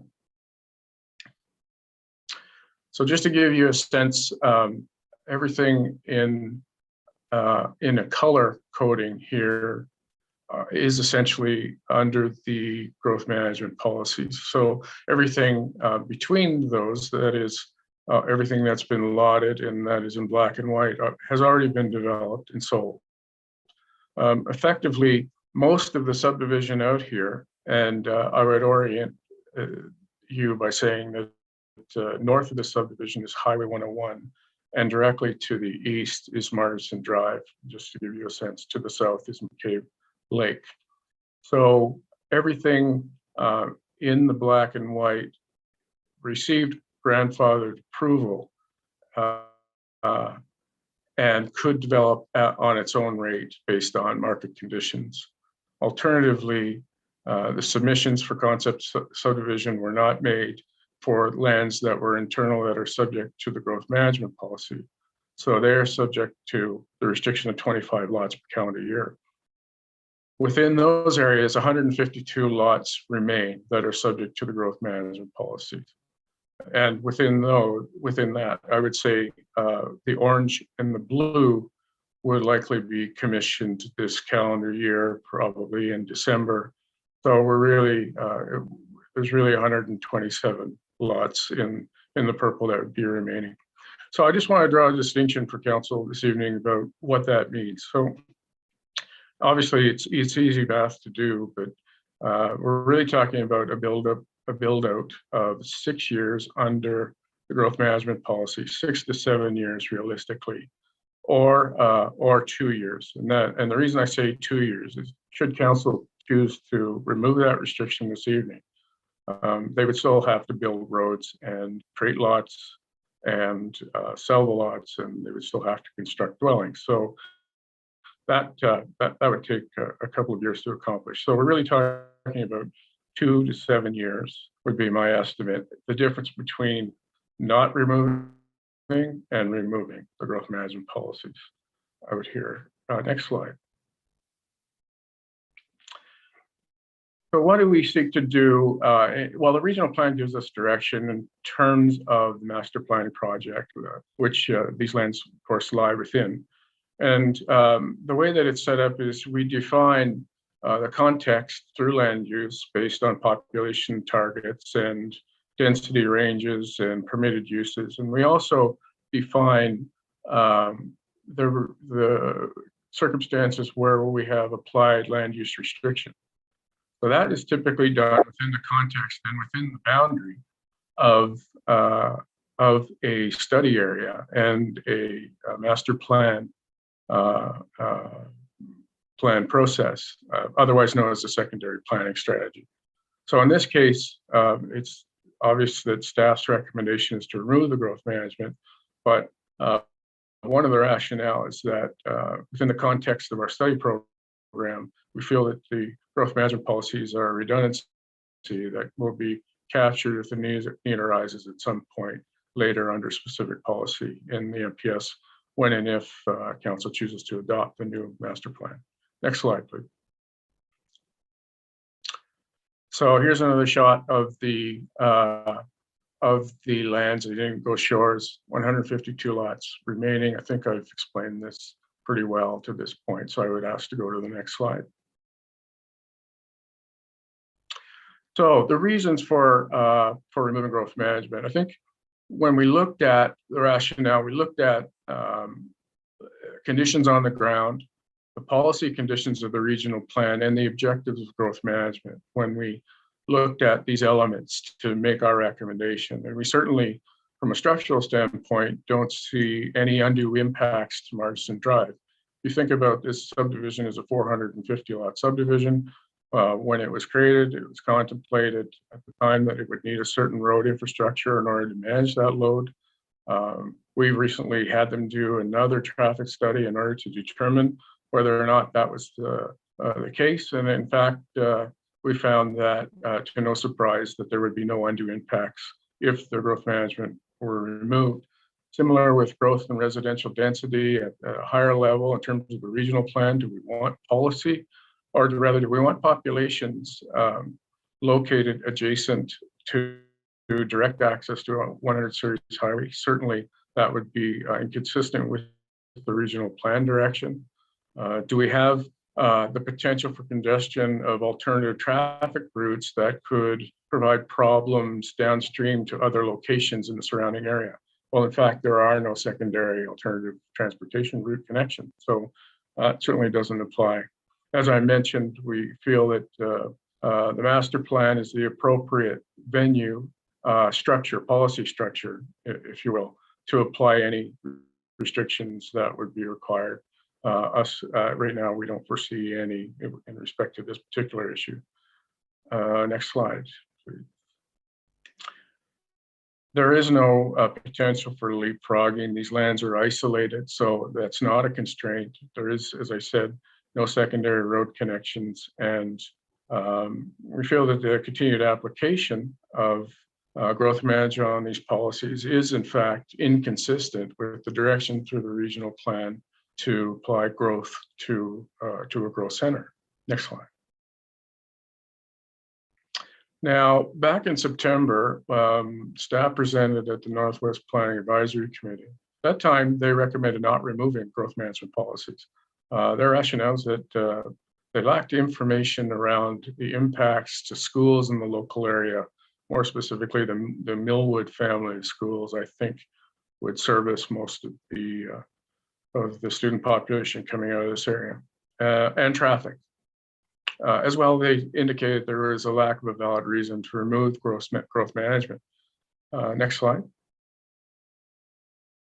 Now, we reached out to the Halifax Regional Center for Education and attempted a dialogue, and what we got in response was an acknowledgement that there were minor conflicts in some of their enrollment numbers, but that the recommendation was that they could support the development on the basis that they could absorb what was then what we thought were 160 lots at that time. So as early as yesterday, we received additional data, but their recommendation has not changed. In terms of traffic, as I mentioned, the traffic study demonstrated that there would be no undue impacts to Marsden Drive, removing the growth management policies. And in terms of the rationale for removing growth management, staff don't see how it achieves the original intent of growth management, and also feels that it's inconsistent with the regional plan direction for development of the growth center. So on a number of fronts, we feel that it is appropriate to remove this time. Next slide. Therefore, staff recommend that Halifax Regional Council adopt the proposed amendments to the regional subdivision bylaw to remove growth management area restrictions that currently apply to Indigo Shores subdivision at McCabe Lake North to permit the development of more than 25 lots. Thank you.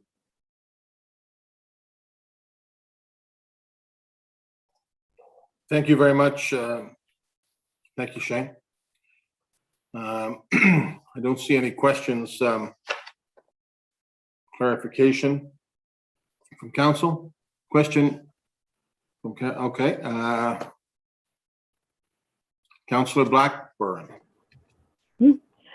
Thank you very much, Mr. Mayor, and thank you so much, Shane, for this. Very much appreciate the update. Just had a couple of quick questions of clarification. The first one is, if we vote this down tonight, does this have any impact, or would that decision have any impact on phases 2 and 3 that are upcoming? And also just wondering, the current regional plan review, is the current regional plan review looking at these growth management areas as part of their work and their mandate? Thank you. So I'll tackle the first one. I don't think it will have any effect. Should council decide that they do not want to remove growth management, I imagine the rate of development will continue at the 25 lots per year. It won't have any impact to the subsequent development and plans around and process that would encompass the rest of the master plan area. So that's that would be in response to the first question. The second question comes out of the regional plan direction. I know growth management is an issue, and it has been discussed. I don't know that it's in the work plan for the next regional plan review, but it certainly has been a discussion and was presented during the themes and directions report to committee of the whole. So I won't speak on behalf of regional planning. I will let them do their own talking, but I understand it is an issue of priority. And certainly as we are under growth pressures, that matter will have to be dealt with at some point. Beautiful. Thank you, sir. Thank you. Councillor Daigle Gammon on clarification. Yes, thank you, Mr. Mayor. The clarification was, and thank you for the presentation, Shane. As always, great. You mentioned in terms of the impact on schools that there was additional data that came as of just recently, but it was unchanged in their response. Can you share what that additional data might have been? Well, they've asked us not to make that public. So what all we received were a number of numbers in a matrix without explanation of the data. Staff, we're reluctant to interpret their data or the meaning of that because there was no accompanying expectation. So there was nothing contrary in their email that indicated that they were removing support for removing the growth management policies. So we take it at face value. Councillor Daigle Gammon, you good? Well, that's a little unsettling to hear. That it can't be shared with the public, but I guess I'll leave this for when we come to the motion discussion. Thank you. Thank you. Councillor Deputy Mayor. Thank you, Mr. Mayor. Thank you for this presentation. It certainly has been a hot topic. This area, it's not in Schedule J, but just across the lake, it is part of, that is Schedule J. Certainly, we've looked at this corridor as extremely important. Easy access to the highway, easy access to the valley, to Halifax, to Bedford, and so on. And my question for you is, I'm trying to understand where the promise of many years to connect to Hammonds Plains and that Murchison Drive extension into the subdivision of White Hills. And I'm just not seeing it here. So I'm wondering, Shane, if you can explain that, because this growth area is exactly where the province had that lot of land which was supposed to connect through to Hammonds Plains. Thank you, Councillor, through you. Or through the mayor to you. The Murchison Drive extension has been a long-standing initiative with the municipality, and it was at one point, it had a higher priority because it served a couple of different functions. One, it was to provide a secondary main for potable water to Beaverbank. So Halifax Water had an interest at one point. So there was talk about implementing that. Then the priority changed. Halifax Water found a different or an alternative route for their water supply. And not being privy to the land assembly and all of the issues relative to research, I can only say that the priority for the Murchison Drive extension was pushed back and I think is in the medium to longer term horizon, but we would have to check internally and get back to you with the response on that. Okay, and I appreciate that, but I do think that the Murchison Drive extension needs to be part of this master planning. And if it's not phase one, then it needs to be phase two, because the whole point of having connected communities is so that emergency access can get to folks easier, that we're reducing the drive-through. So yes, let's have this conversation again. I'm just looking at the 2016 report of this was supposed to be moving forward. So I appreciate your response, Shane. Thank you. Okay, thank you, colleagues. If that's all the questions of clarification, we'll move to open the public hearing, and I'll invite the applicant to address council. The applicant, I believe, is Mark Willett of Armco. Good evening, Your Worship. My name is Mark Willett, and I am the planning manager for Armco Capital, the developer of Indigo Shores. I'll be doing a short presentation on our project and will also be available after to answer any questions that you may have. I wish not to concentrate on the policies in my presentation, as Shane has done a really good job covering the essential. Instead, I would like to highlight certain facts and provide some background. Next slide, please. Indigo Shores is as of right development, meaning that we do not require planning approvals to complete it. There is no question this subdivision will get built. Most phases are complete. Nonetheless, we are limited to a lot endorsement of 25 lots per calendar year and have thus requested that these growth controls be removed. The subdivision, when complete, will be comprised of 596 lots, of which 435 lots, shown in white, have already been endorsed and sold. These lots either contain a finished house, a house under construction, or will soon be built upon. There are 9 lots shown in blue that were to be endorsed last December, but at the last minute, the law officer found issue with them and are currently being reviewed under a different configuration as shown, and will thus count towards the 25 lots allowed in 2021.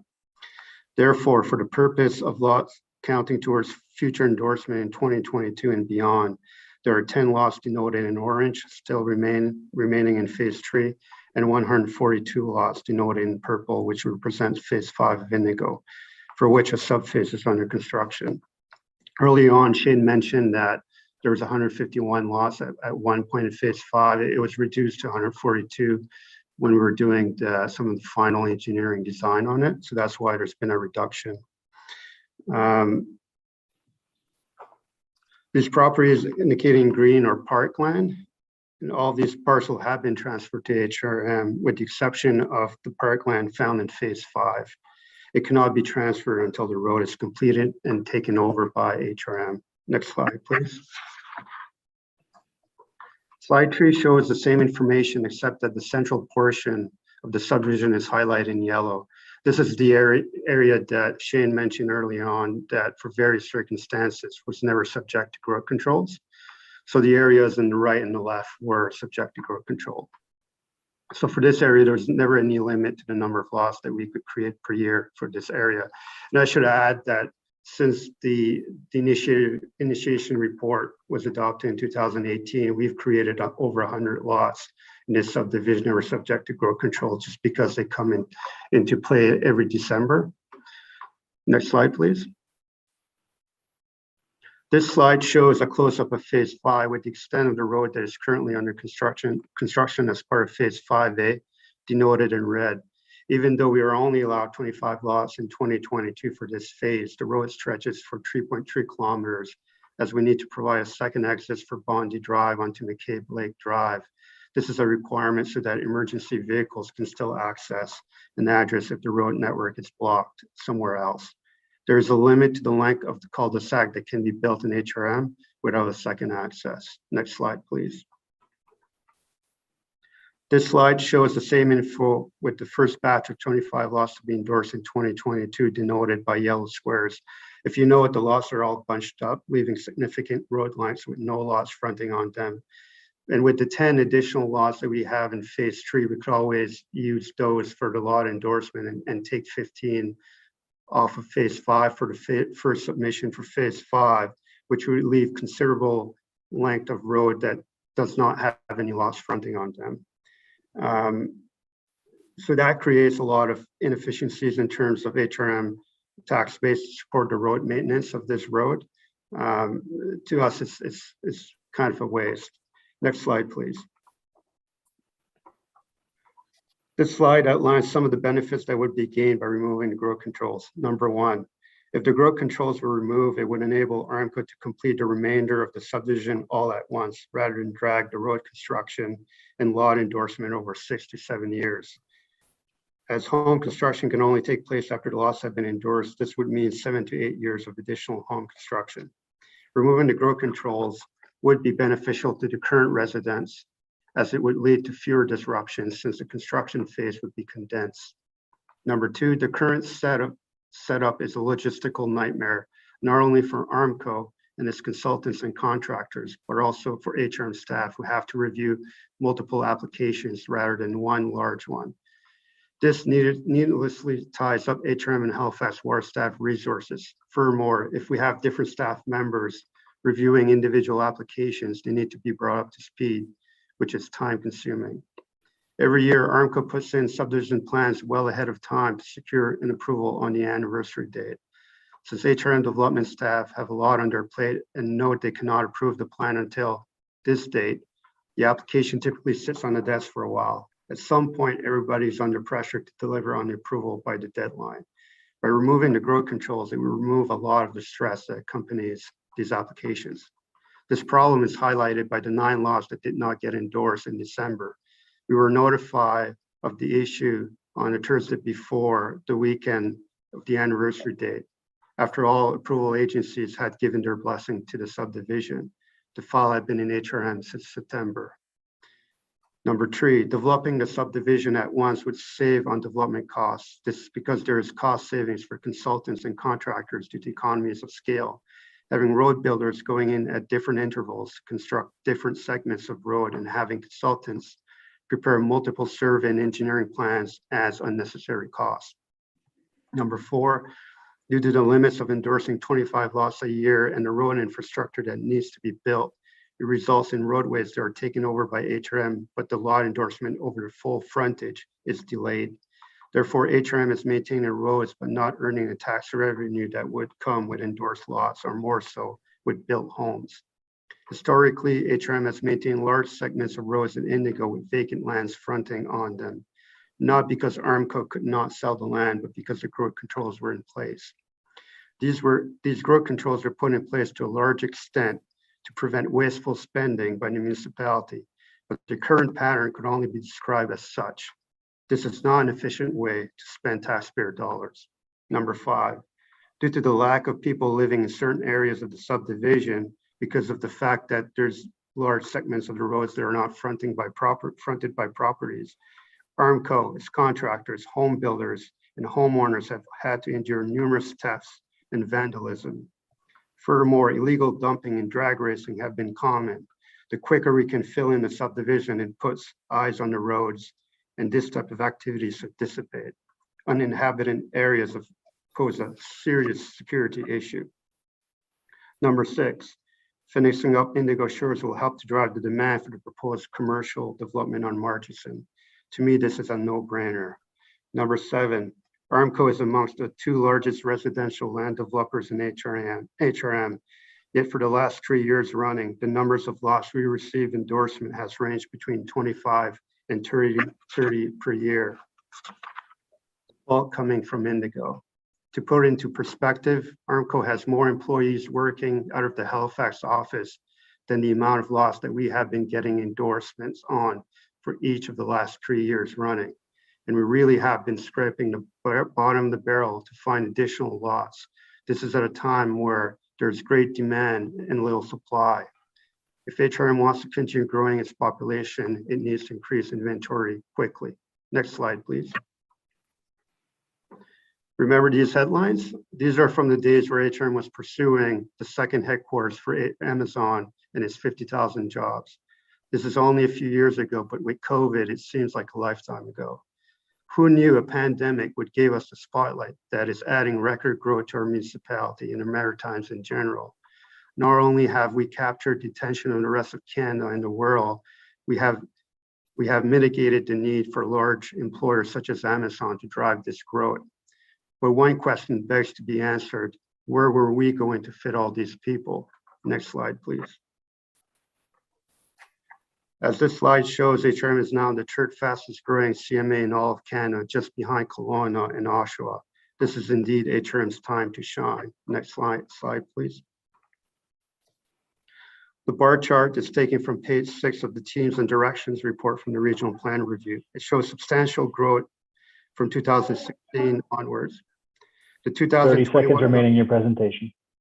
The 2021 number of the 2.5% annual growth differs from the previous slide, which was 2%, but I suspect this is due to estimate difference in the estimate calculation. Nonetheless, it cannot be argued that we are not undergoing tremendous growth at the moment. Next slide, please.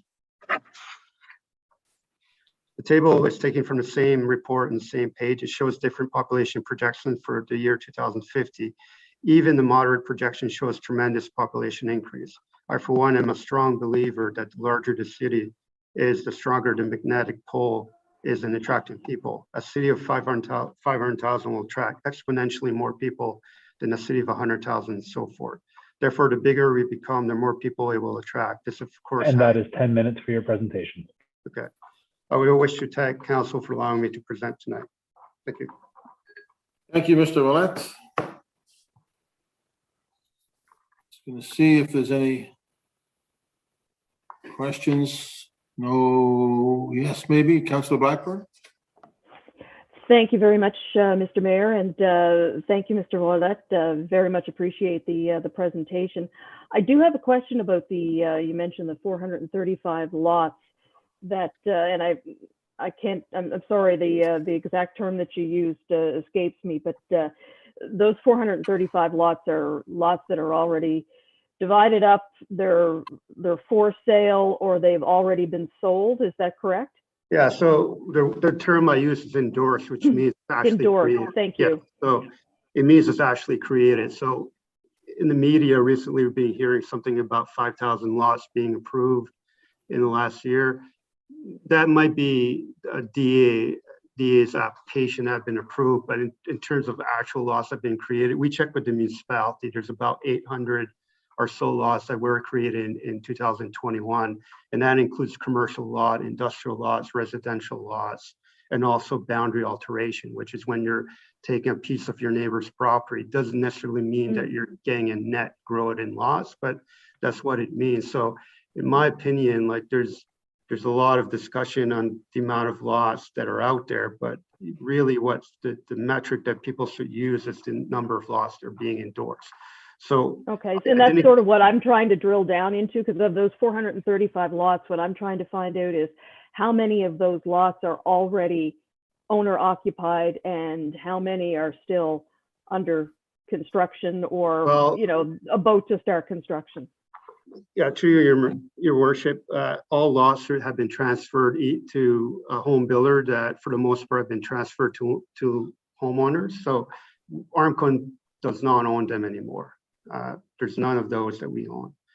Okay. And so once that transfer takes place, you don't keep track of how many are actually under construction, how many are have residents living in them, or how many are just well, I mean, we do. I don't have those statistics with me, but you know, a house can be built on any of those lots if there's none right now. They're real, they're existing, they're surveyed, they're registered, they've been transferred.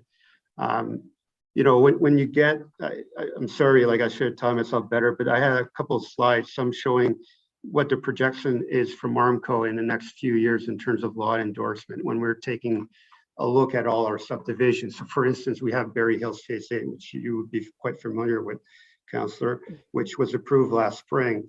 Well, once the DA gets approved, there's still about a couple of years, two and a half years before lots come on the market. And the reason why is that once it gets approved, the DEA, the subdivision still has to be designed by engineers. So in the DEA, it's mostly concept, but then it gets real after the DEA gets approved. So our consultants prepare the design drawings, and then you make application with HRM for a final design approval.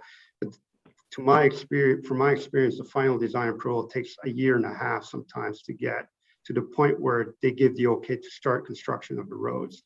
And when you start construction of the roads, especially in places like Lovett Lake, where we have an approved DEA from December, it takes about 14 months. So when you add all that together, that's 2.5 years before lots can come to market. So when council approves a DEA, it doesn't mean that the next day the lots are approved and they're able to be sold and built on. There's quite a lag time. And we have a subdivision, which is an as-of-right subdivision out in Councillor Cuddle's district, Green Acres, that we've been trying to get going since 2013.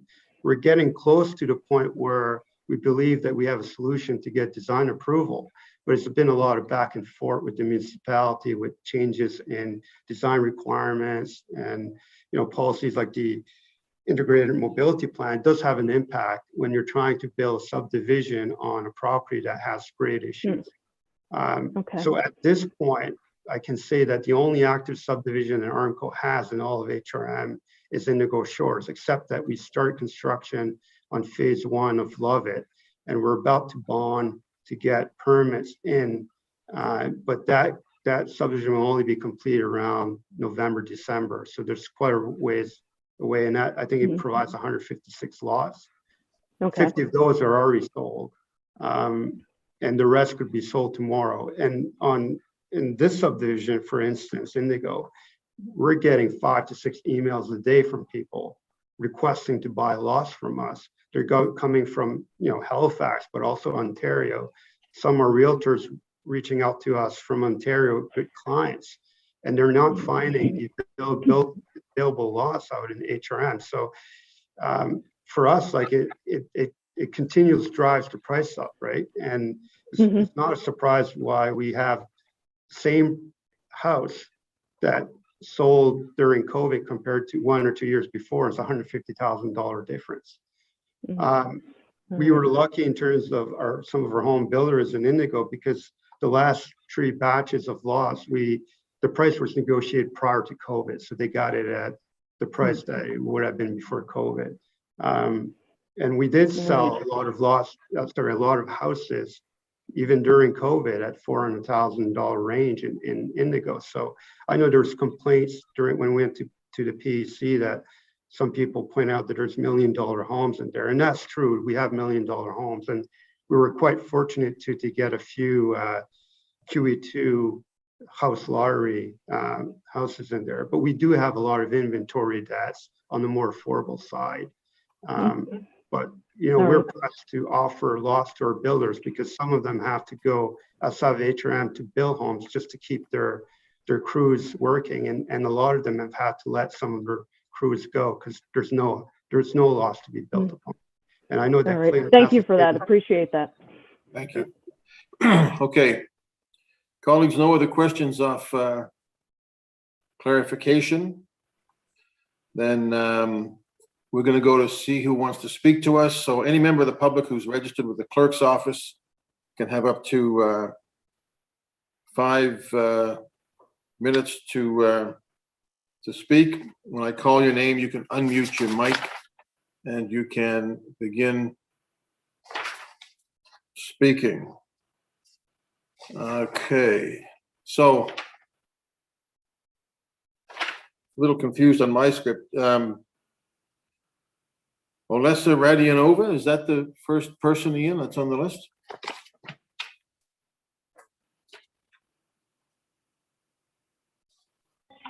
Mayor Savage, that is correct. That is the first person I have on my list as well. Olesa Radianova, are you with us?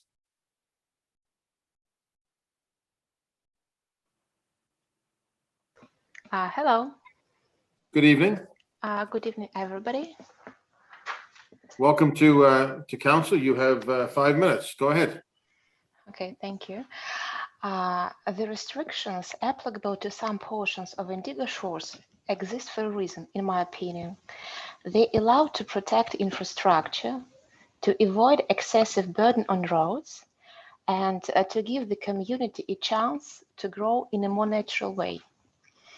If we follow the law, 160 new homes will be added to the community gradually within a 7-year period. Today, we have a serious problem, and now solutions are proposed to resolve this situation. The local school is overcrowded right now, and there are no plans on building a new school.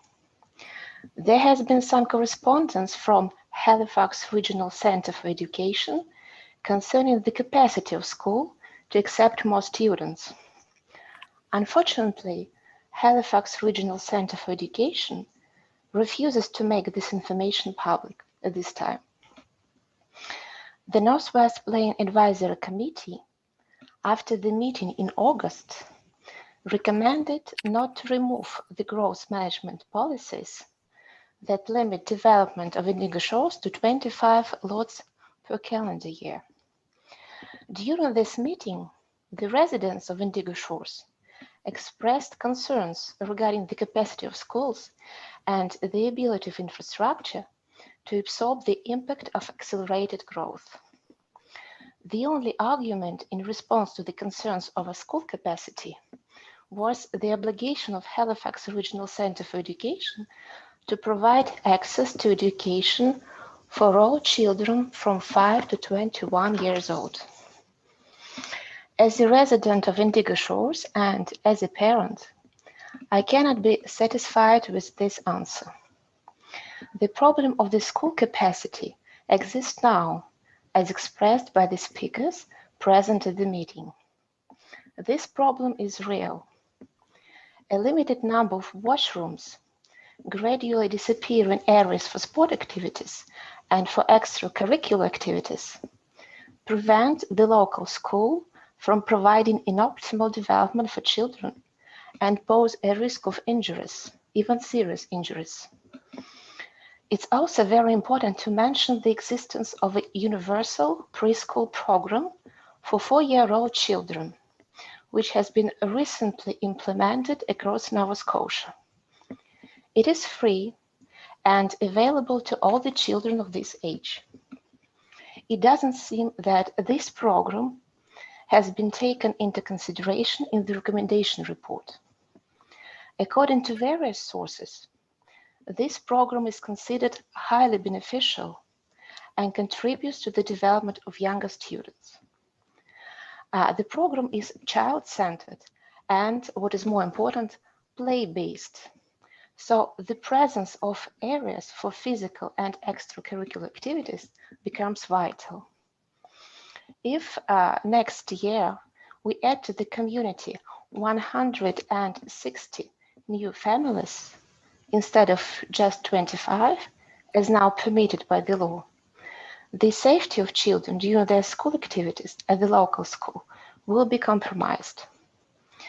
As a resident, I don't see how the proposed amendments to the regional subdivision bylaw can serve the main purpose of municipality, which is to develop and maintain a safe and viable community.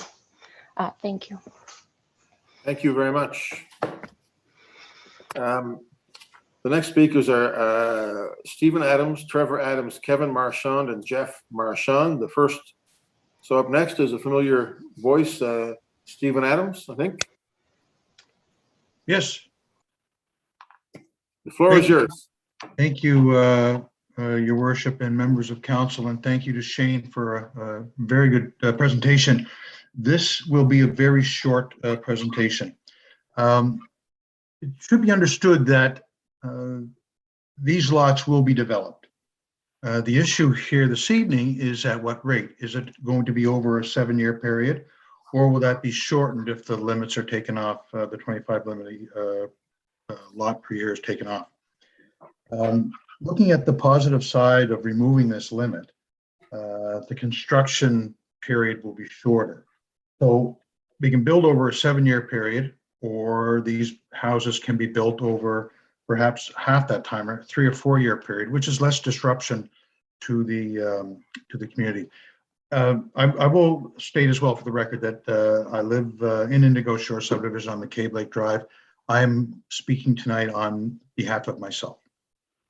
The economies of scale for those builders, it makes sense. If you can drop 10 foundations at a time, it's a lot better than doing 2 or 3 at a time on an annual basis. And it helps with reducing inefficiencies with the builders. One of the points that was brought up by Mr. Ouellette regarding some of the activities, and they're quite undesirable at times. We can hear cars drag racing. They're not going to drag race when there are houses around, and you can look at the rubber on the road quite clearly the next morning. Thefts are a problem, and if indeed there are these limits are lifted, these houses will become part of our community a lot more more quickly, and will help to prevent that type of behavior. I support what Mr. Vipon had put forward, and I would respectfully request that council approve the motion before you tonight. Thank you. Thank you. Trevor Adams, are you with us?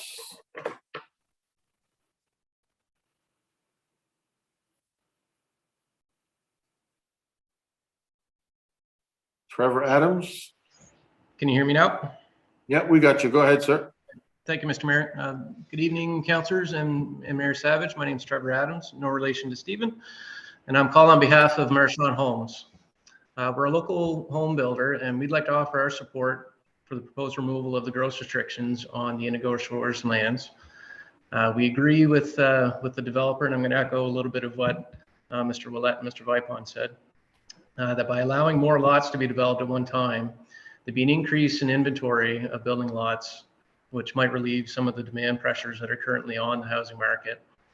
It's also much more efficient to develop larger phases at one time, which reduces the construction costs because of economies of scale. This, coupled with the greater number of approved building lots, would help keep the home sale prices down. As Mr. Vipon mentioned, the growth restrictions were originally intended to limit development in areas where servicing capacities were challenged. These challenges are not a problem for this area because the lots are serviced by on-site well and septic systems and not municipal water and sewer. Also, the proximity to the new Highway 101 interchange provides a great transportation access. So there should be no issues with traffic congestion by allowing approval of more than 25 lots per year. Thank you again for your time. And again, we'd like to offer our support for this application. Thanks. Thank you, Mr. Adams. Kevin Marchand is next. Kevin, are you with us? Yes, hello. Good evening, sir. The floor is yours.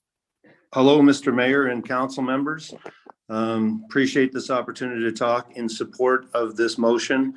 I'm a resident of the community, been a resident for the last 4 years, and I do feel like it would be a very positive benefit for our community to have the development progress at a faster pace so that it's finished off in the next 2 to 3 years versus a 7 to 8 year build out process.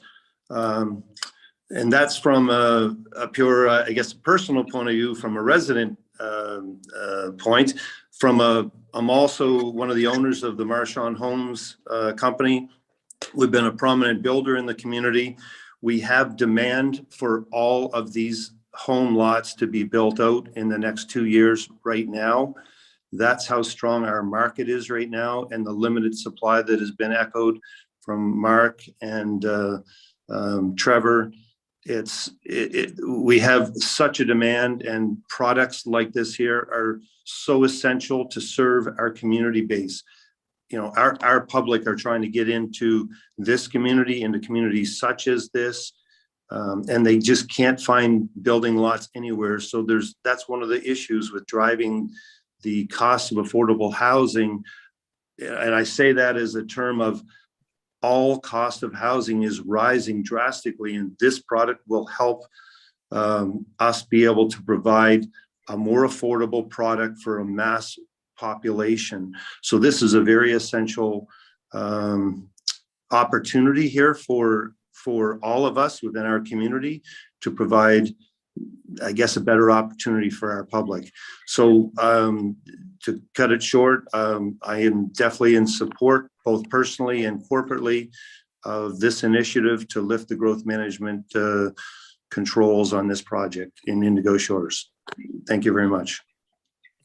Thank you. Thank you. Jeff Marchand, are you with us? I'm here. Can you hear me? We can hear you fine. The floor is yours, sir. Hi, everyone. Thanks for the opportunity to talk tonight. I appreciate it. My name is Jeff Marchand, and I'm a current resident of the Indigo Shores community. I'm Kevin's son as well. I'm an active real estate agent, and I'm one of the owners of Marchand Homes as well. I'd like to speak tonight and just offer our full support of the removing of the growth management measures. As my father just mentioned, there is a strong demand for this community and the housing style being built within this community. There's a strong demand within HRM, and prices are rising at record levels. There's not enough supply. We cannot keep up. So this inventory would be a big help for us to continue providing, housing that is drastically needed right now within HRM. As a resident, I'm also in favor of a faster build out of the community, having the construction period condensed over a couple of years, maybe 2 to 3, as opposed to 7 or 8 years, I see a strong benefit for the community in that as well. So from a resident point of view, I do see the benefits of that. So I'll try to keep it short here and basically say I'd like to offer our support for the application, and we appreciate your time. Thank you very much. There's nobody else that's registered to speak. I'm just going to ask the applicant now has an opportunity if they want to respond to anything that they heard. Mr. Willett, is there anything you'd like to say in response to what you've heard?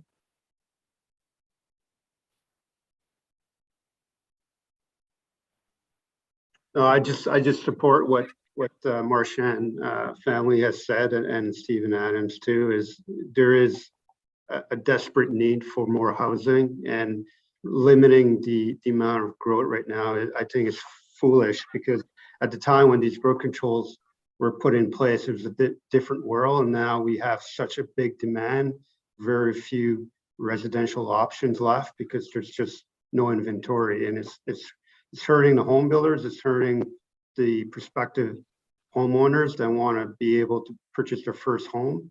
So yes, we want this to be approved tonight. Thank you very much.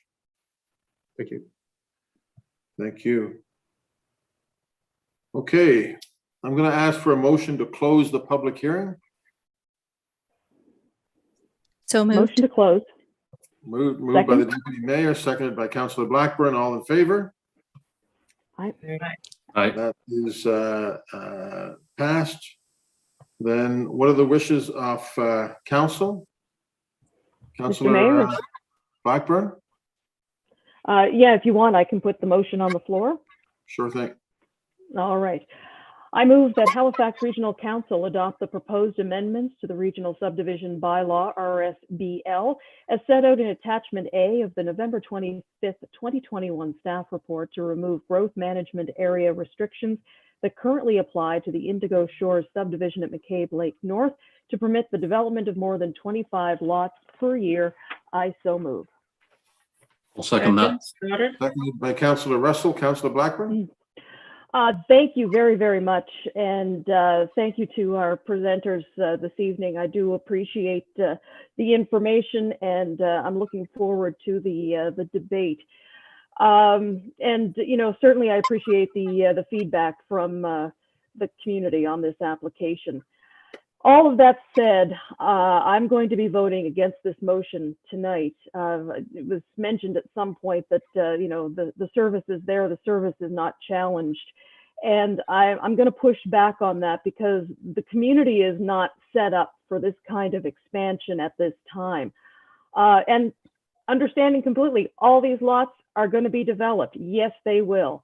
But the subdivision is not set up to do it all at once. Although this subdivision has been active for several years, a park plan is still under development. The map shows all kinds of great parkland. That's all it is right now, folks, is land. The simple playground is still a future project. There's no nearby transit service. The services are not there to support a flood of new families that are moving in. The regional plan is currently under review, and it is going to look at how growth management areas are implemented and lifted. And I think removing the cap now gets ahead of this work, very much so. And we saw similar things happen with the center plan, with folks trying to get ahead of that work before it was done. And I just see that happening here as well. So finally, my main concern is the school situation. And yes, I know our planners are in touch with the Center for Education as part of the process, but I just can't understand how HRCE can say that no problem, there's capacity at local schools. I don't know if these, what I'm about to share is something that I shouldn't, but these are numbers from HRCE that were given to me by a parent. And this is regarding the school at, well, the elementary school at Sackville Heights Elementary. It's a P-5 school. In 2017, 2018, those years, there were 350 students. By 2020, it was up to 455 kids and 4 portable classrooms. At the start of the 2021 school year, the school was at 533 students and 6 portables. On top of that, the school has lost their music room, their cafeteria, the Excel program room, and half of the Learning Center to make room for all these necessary classrooms. That is, and those numbers, by the way, 533 students in 6 portables. That's 45.5% above capacity for primary to grade 2, 37.5% above capacity rather for grades 3 through 5. You know, if I thought, and you know, to me, it's troubling that the HRC has information that they don't want made public. That's absolutely ridiculous. If I thought for a moment that this was a temporary situation with the schools, I would consider this motion, because again, I realize that each and every one of these lots are going to be developed, and I look forward to that. I think this is an amazing subdivision that really has you know, become a real star, especially with attracting the QE2 home lottery homes.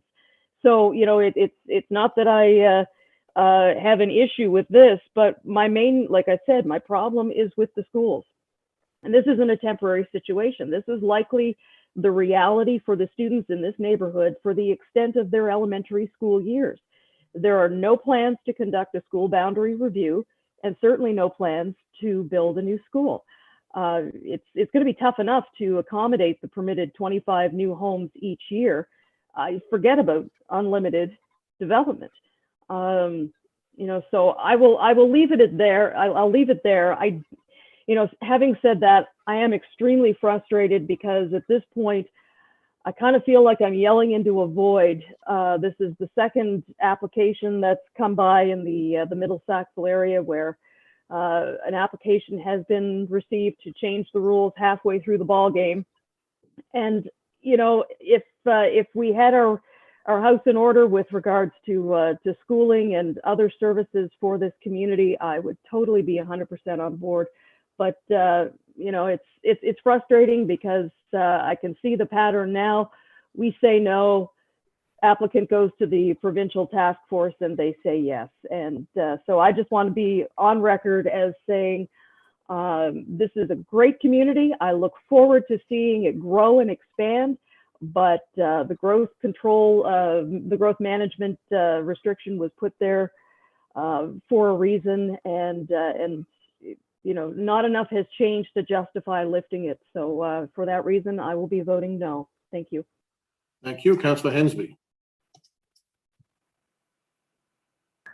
Thank you very much. First of all, I want to acknowledge is Mark Willett, one of our famous HRM planners that were lost to the private sector. Is that the same Mark Willett I'm thinking of? Just want to clarify that, because when I started hearing him talking, I was going, that's one of our former employees. And I see that our private sector is poaching some of our talented staff. But anyway. That's his brother, Luke. Oh, look. Okay. All right. Thanks. Okay. I'm in support of the application going forward. Here we are talking about, you know, RHI, Rapid Housing Initiative, government funding, rapid housing, as quickly we can get them up. Here we have a private developer wanting to do the same thing. And why are we standing in the way? We're not leapfrogging anywhere. We're just infilling the spots. We're still within the same subdivision area.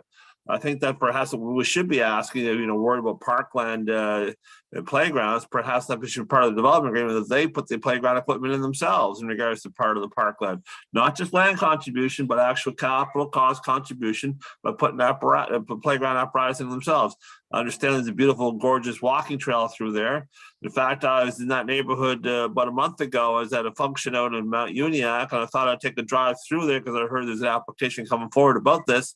The only thing I found frustrating was driving through the neighborhood is all the disconnected local roads. I said, you couldn't drive through the neighborhood without getting lost, and it wasn't in the GPS coordinates to drive through easily. I had to find my way back out from familiar roads that I drove on once to get in there. So I think the connectivity of connecting the streets and having the subdivision be infilled, I think it's a great thing to do for emergency purposes, as well as, like I said, the economies of scales of building these houses more affordably by doing this in clusters instead of doing the 25 in a year. Why not accelerate the program? So I'll be in support of the application.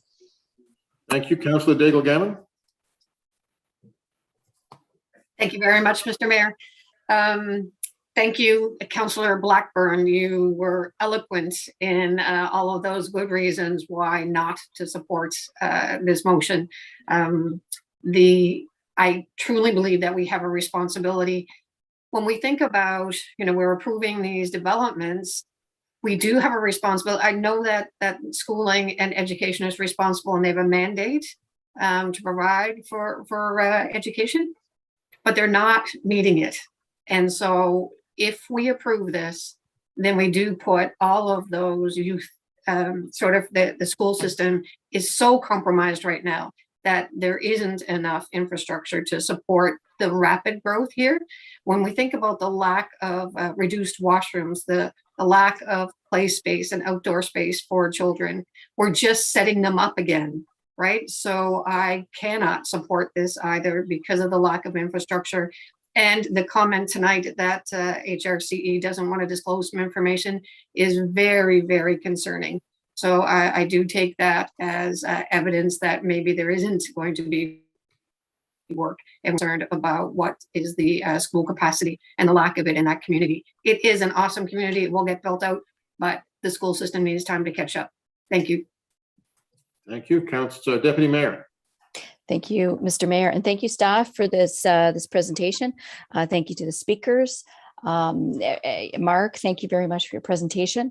I'm going to suggest that we stay the course on this. In Hammonds Plains, we have been struggling with adding new dwellings, as you know, because of the congestion on Hammonds Plains Road, the lack of connectivity, the fact that since 2009, we've been talking about connecting White Hills with Margison, and that still hasn't happened. It seems to be off the rails, apparently. I think, in listening to some of the arguments that were presented as to why we should build this, because of the drag racing and because of the theft, I got to say, I've got lots of roads here in Hammonds Plains that are completely built up with drag racing on it. So no, I got to say, building homes does not stop drag racing. And as far as the theft, that doesn't stop either. It's a construction site. We're in a market right now where lumber is and steel is at a premium. I think I have to agree with the statements that were made about HRCE. We have significant pressures here on this side as well. This side, excuse me, of the border. As Councillor Blackburn knows, we certainly can't take any more students at our schools here. Middle schools or elementary schools, and the Sackville schools are at capacity, above capacity as well.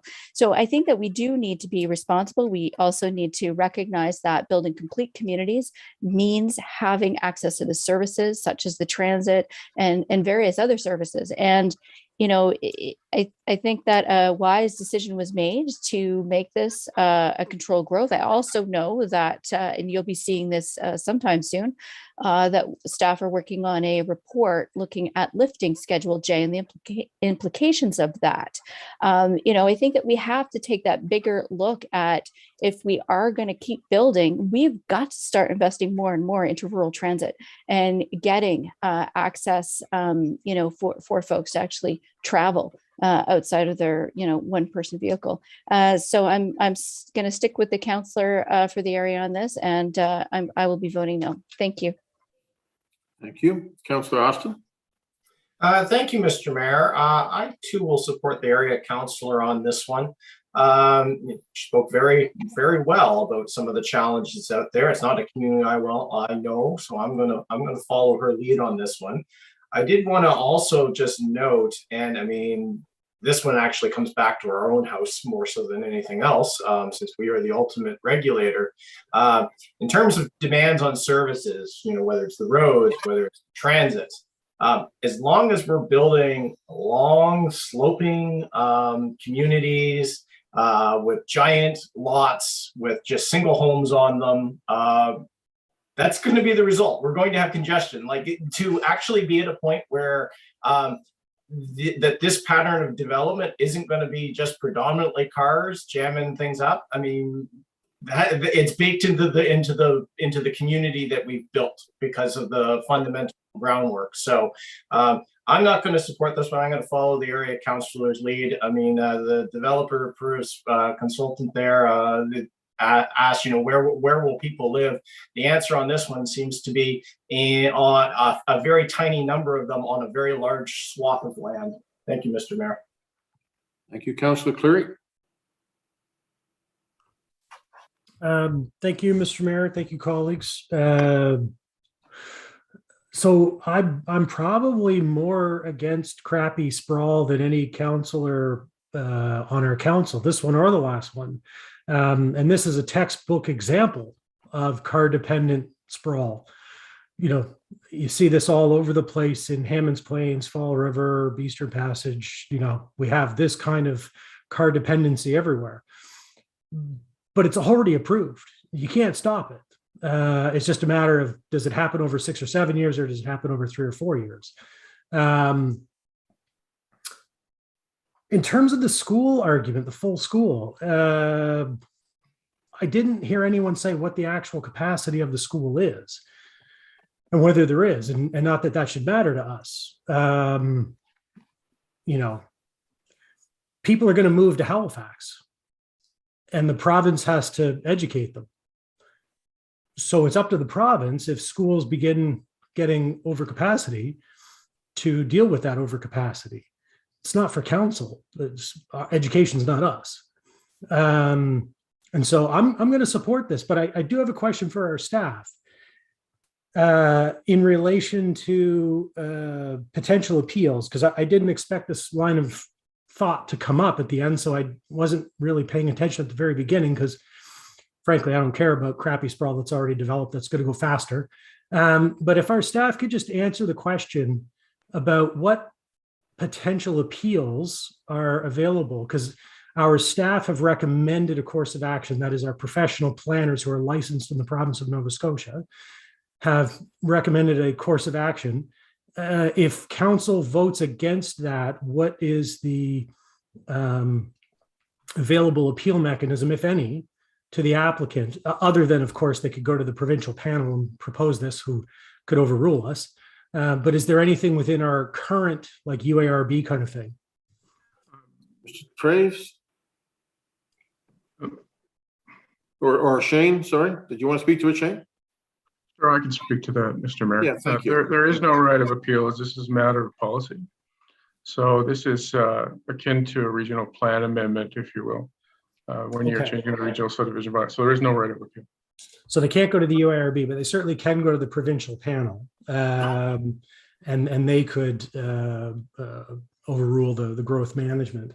But I'm going to vote for this because, again, it's going to happen. Whether it happens a couple of years earlier, I'm not sure how that deals with the school issue, which seems to be the main issue. Anyway, I'll support it. Councillor Stoddart. Thank you, Mr. Mayor, and thank you to Shane for this report. I appreciate it. I too will support the local councillor.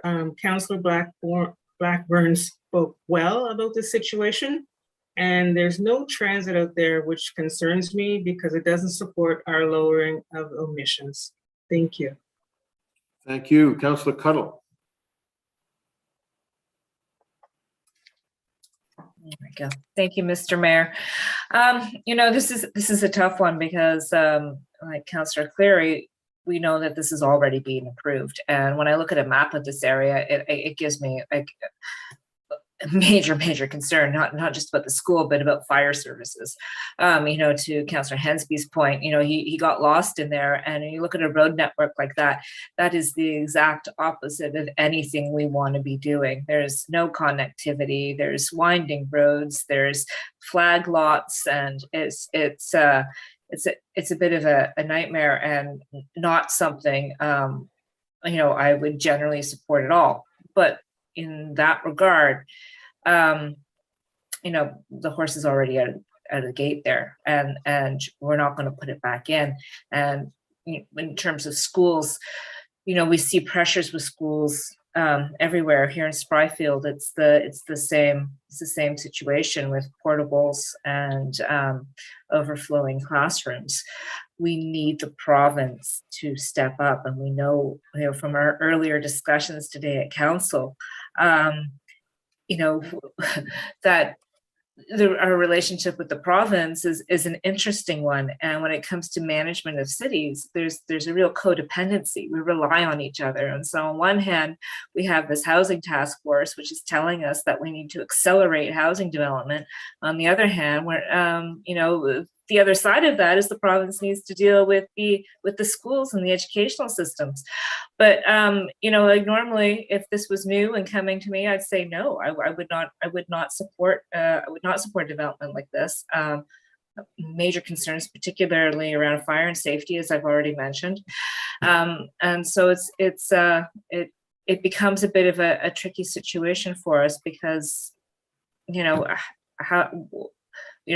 what's the end goal here would be my question to my colleagues. Anyway, thank you. Thank you, Councillor Outfit. Thank you, Mayor, and thank you to everyone who's spoken and the presenters. This is an interesting one for me because normally I may support the councillor for the area, but I also know what it's like to represent an area with a lot of growth and an area where the schools and transit, parks, amenities haven't kept up with the growth. And I am sympathetic to Councillor Blackburn's concerns. I mean, I represent an area today, and so does Councillor Deputy Mayor Loveless, where people couldn't even get home because of flooding. We haven't fixed the road yet. And I represent an area where schools are jammed, trying to get people to and from them because it's become a busing school and a driving to school, because the local schools still haven't been built, if you will, in the growth areas. They'll be built over the next couple of years. So I am very sympathetic to that. As far as it's being too car dependent, that's our fault. The Margison Park and Ride and bus services and whatnot, that should have happened by now. We have no one to blame but ourselves for that. So I don't think we can blame the province or the developer or the builders for that one. My worry is, I guess the benefit is, by delaying this, is in theory, you give more time for HRM to get its act together and get some transit out there and the park and ride. You give the school board a chance to get their act together and get the schools out there over 8 years instead of over 3 years. But I don't know that that's going to happen. I can tell you, representing West Bedford, the schools are still being built, and people have been living in that area for 10 years now.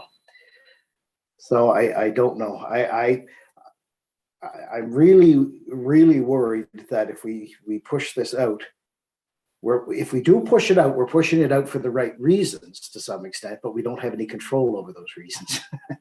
And I'm not sure that it's going to make a lot of difference, whether it's 3 years or 7 years, because quite frankly, I think if the schools were going to be built in that area, they'd be probably underway now, at least the planning and the boundary reviews and whatnot, not necessarily the construction, because they don't happen. It takes years. Even once they make a decision to build a school, it takes years. So anyway, I am sympathetic to the councillor for the area, but I am also struggling with the fact that we, to some extent, are punishing potentially the developer and the builder for things that aren't really within their control, and to some extent, when it comes to schools, aren't even within our control. Thank you, Mr. Mayor. Thank you, Councillor Russell. Thank you very much. I'm also all over the place on this one. As far as the argument that if you put houses in place, people will slow down. I don't buy that for a second. If you put houses in place, they will see people speeding along the roads that were built for people to speed along. Midnight Run is a perfect example of that, and that happens to be right in that neck of the woods. As far as the population of Sackville Heights Elementary in 2002, there were 307 students in that school, according to data that I have from that time. And at that point, people were talking about that being, were talking about that approaching capacity. So for that to almost double in recent years, presents a huge challenge. Back 20 years ago, we were faced with patients decreasing and closing schools, and now we're faced with exactly the opposite problems. And it does take a long time to build schools. If there is no school started, if there's no plan, if there's no discussion, if there's nothing like that we've seen in public or perhaps in private from HRCE, we can be pretty sure that it's not happening. And if we hold off on this, we will simply be delaying the inevitable. If it's not even more overcrowded now, it will be even more overcrowded 5 or 6 years down the road. So that presents a little bit of a challenge on that side. If as far as busing, yes, Tim, you're absolutely right. We should have taken care of that. As far as HRCE not sharing some documents with us, well, we don't share documents, not every single one, with everybody. We have in-camera meetings and in-camera documents as well. So I'm not too concerned about that. So I'm all over the place on this one, as I said. At the end of the day, these places are going to be built. They'll be built in a couple of years, or they'll be built in 5 or 6 years, or whatever. And right now we have a housing crisis. We have about a 0.7% vacancy rate in Lower Sackville. We are building a ton of new apartment buildings, as anybody who's been out here will attest to. Councillor Mancini was out here just last week. I stamped his passport, and saw the development that we have out here. 2 sky cranes in Sackville, which is awesome. We need more housing. We have recently contributed a fair chunk of money to the modular housing in both Dartmouth and in Halifax, and we simply need more. We have not come anywhere near that. At the beginning of the meeting, I was talking about the warming center moving to St. Elizabeth Seton, because one of the reasons is because there is no capacity in the current location. They can hold 3 people. We have an estimated 400 people who are homeless around HRM. So at the end of it, I think I'm going to have to support this motion, but there is a lot to consider here. So thank you very much. Thank you, Councillor. Okay, colleagues, are we ready for the question? There's nobody else. Can I close? Sure, if you wish, yeah. All right. Thank you. Thank you very much, colleagues, for the conversation. You know, I guess just to touch on a few points that were made. People who need housing the most are not buying in Indigo Shores, period, end of sentence. We have to sort of look at what a growth management area was installed to do. Well, it's installed to allow the services time to catch up with the growth of the community. And when it comes to services, I just can't go in this with blinders on and say the only services that we have to look at are transit, roads, and fire hydrants. No, we have to look at everything. It's got to be a holistic look at what is going on in this community and what lifting this growth management area restriction will do. Absolutely, the growth is going to take place. Every single one of those lots is going to be developed, and I look forward to that. But it doesn't have to take place all at once. I got a beautiful box of Ferrero Rocher chocolates for Christmas. I didn't eat them all on Christmas Day. I had one every single day until the box was gone. And so, you know, I think we need to let the services catch up. Transit. Yeah, we're this close to getting the park and ride at Margison. It's on the books. We just need time to get it there. Parks. Absolutely. We've got some beautiful parkland that's been set aside for Indigo Shores, and Ray Walsh and his team are doing an amazing job with the homeowners association there, working on a park plan. But like I said, even a simple playground is many years away. And so again, we just have to let the services catch up. Yes, it is a new provincial government. So, you know, I'm expecting that there will be change. But at this point, there's no indication as to where they are with schools, what they're doing with schools. But at the same time, and it's all about time, it gives the community, the residents there, time to lobby their provincial government for changes to the school boundary, a brand new school, whatever it is that they feel is best. But again, it gives them time. So with that, I ask you to respectfully decline the offer of lifting the growth management area and voting no on the motion. Thank you. Thank you, Councillor. Okay, are we ready for the question? Ian, I think we're ready for the question. Question. Beginning with District 2, Councillor Hensby. Affirmative. 3, Councillor Kent. Opposed. 4, Councillor Purdy. Voting in favor. 5, Councillor Austin. Against. 6, Councillor Mancini. Life is a box of chocolates. Against. 8, Councillor Smith. Okay. Sorry, Councillor, was that against? Yeah, against. Thank you. 9, Councillor Cleary. Yes. 10, Councillor Morse. Against. 11, Councillor Cuddle. 4. Sorry, Councillor, was that 4? Councillor Cuddle? Yes. Yes, Ian. Yeah, thank you. 12, Councillor Stoddard.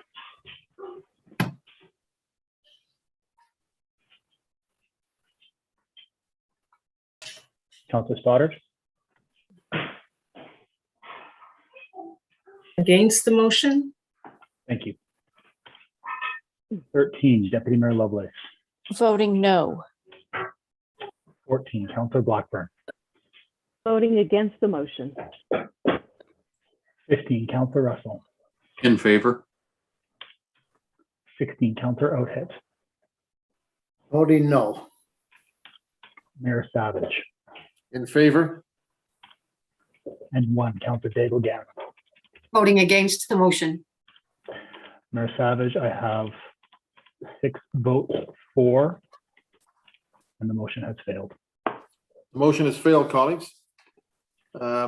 So that's that. We're going to move. Should we go right to the next one, colleagues? Are we good to go?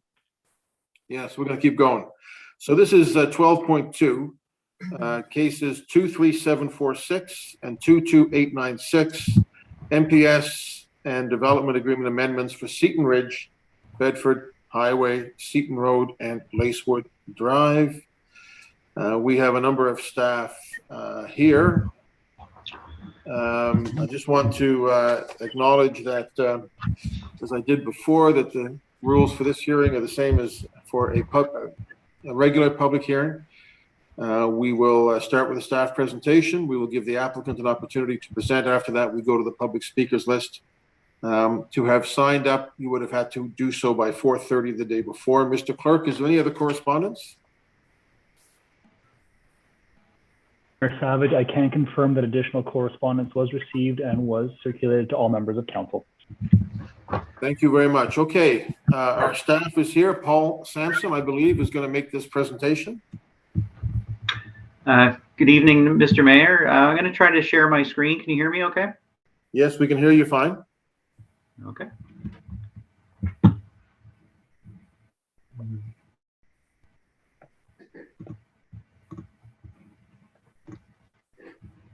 Okay, can you see that okay? The presentation? We can see it. Great, thank you. Good evening, Mr. Mayor, members of council. My name is Paul Sampson. I'm with the Urban Applications Group within the current planning division. This application and joint public hearing is for municipal planning strategy and development agreement amendments for the Seton Ridge neighborhood, which lies between Bedford Highway and Lacewood Drive in Halifax. Okay, hopefully this moved to the next slide. Just want to confirm. We're not seeing it in presentation mode. It's not taking up the entire screen for sure. Is that with the clerk's office or is that with you, Paul? This is, I just attempted to move the slide. It's not moving. Okay. We're looking at PowerPoint itself. Paul, this is Ian McLean. Paul, this is Ian McLean from the Municipal Clerk's office. I would offer that our office can take over and share the presentation. Okay, that's fine. Thank you. Okay, so we should be on slide 2. We are on slide 1 right now. Okay. There we go. That's better. Let's go to slide 2. There we go. Slide 2. Okay, great. Thank you. So the application has been made by Southwest Properties. The property ownership is under Seton Ridge Holdings Limited, and the consultant presenting tonight will be Fathom Studio. The proposed amendments to the municipal planning strategy and to 2 development agreements, those were approved in 2018 by council. The development agreements, there's one agreement with the Sisters of Charity and one agreement with Shanex SC Limited. And the joint public hearing is for the 2 combined cases, 23746 and case 22896. The second case was, this was originally went to the public in mid-2021. The case has kind of been ongoing, and in October of 2021, Regional Council initiated municipal planning strategy amendments. So we've combined the 2 files into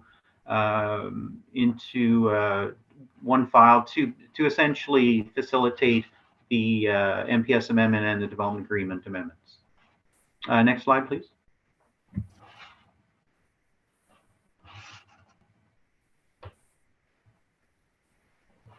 Okay, the Seton Ridge lands are shown in red here. The site is approximately 73 acres in size, and the development agreements were approved for approximately 3,000 dwelling units.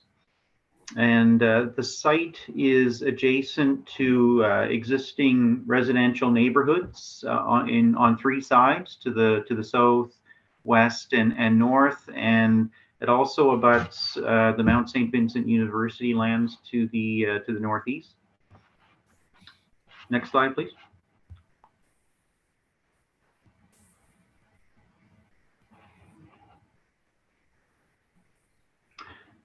Okay. Okay, so the Seton Ridge lands have frontage on both the Bedford Highway and Lacewood Drive in Halifax. Most of the site is now owned by Southwest Property or Seton Ridge Holdings Limited. And a portion of the lands are still owned by Shanex, which is shown here in the northwest part of the site. So that land owned by Shanex will not be impacted by the proposed amendments before council this evening. Next slide, please.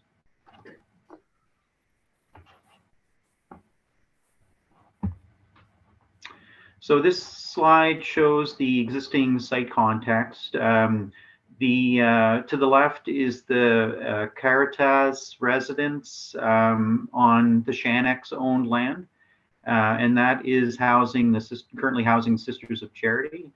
To the slide on the upper right side shows buildings that are part of the Mount St. Vincent University campus. And the remainder of the lands are currently vacant and have been mostly cleared. Next slide, please.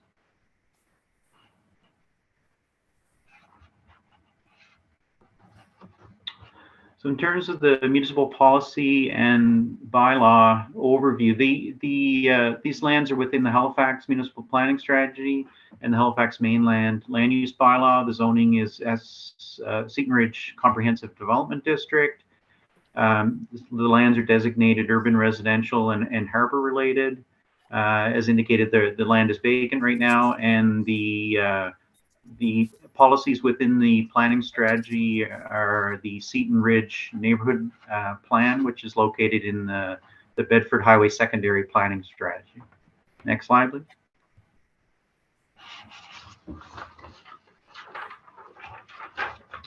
So this just indicates the steps in the process.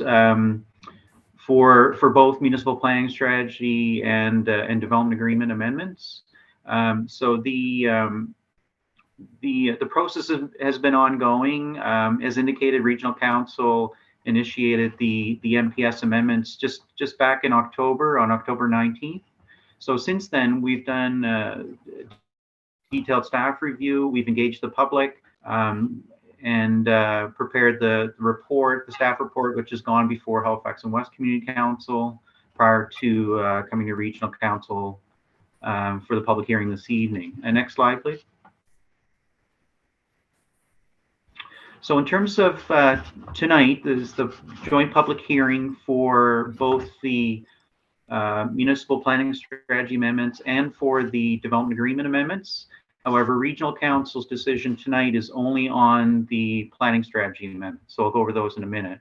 Following tonight's meeting, if Council were to approve the MPS amendments, then it would go straight to the province for review and approval. There's no so just a reminder, there's no appeal of Council's decision on the MPS amendments.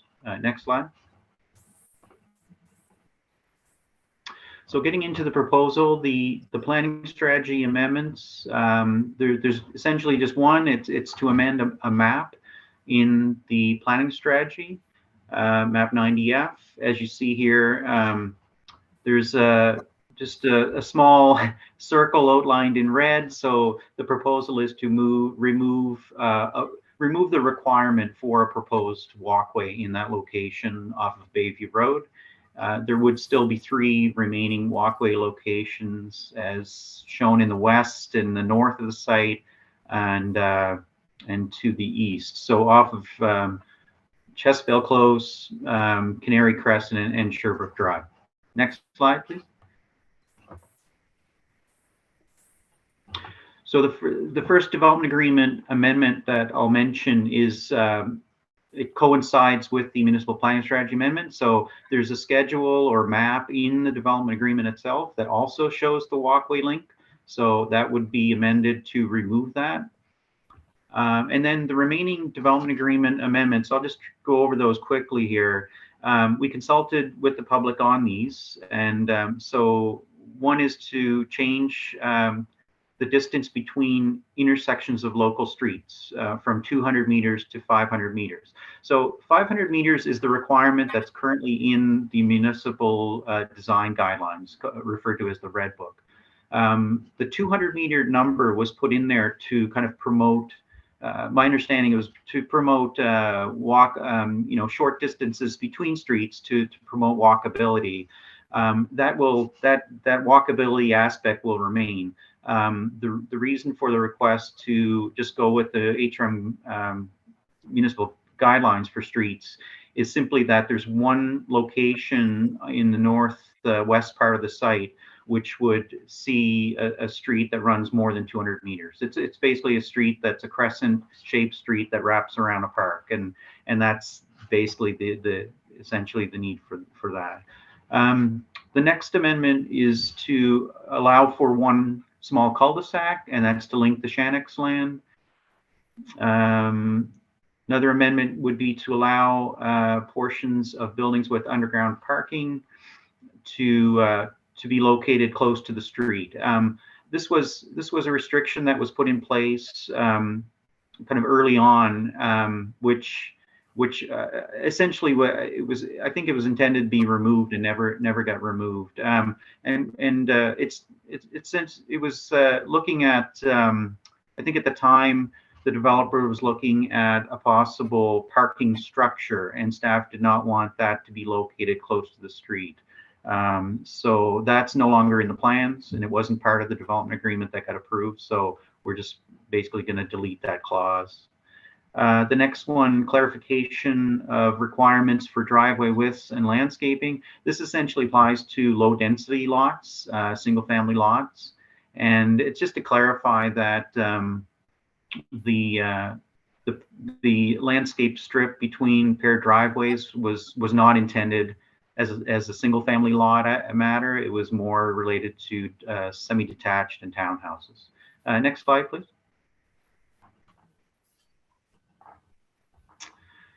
So just continuing along, the allowance for height exemptions for rooftop mechanical elements and habitable penthouses.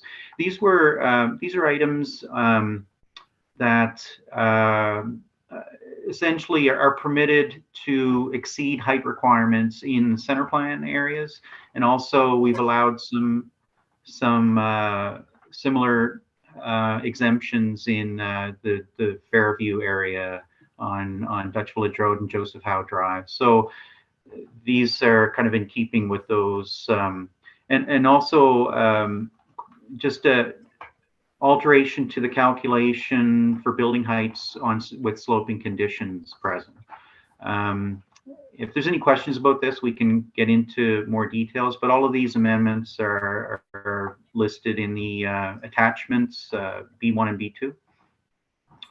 The other, just quickly here, the other changes were to add some definitions that are basically straight out of the land use bylaw, and also to add a couple new definitions of roof and penthouse, which coincide with those height exemptions for rooftop features.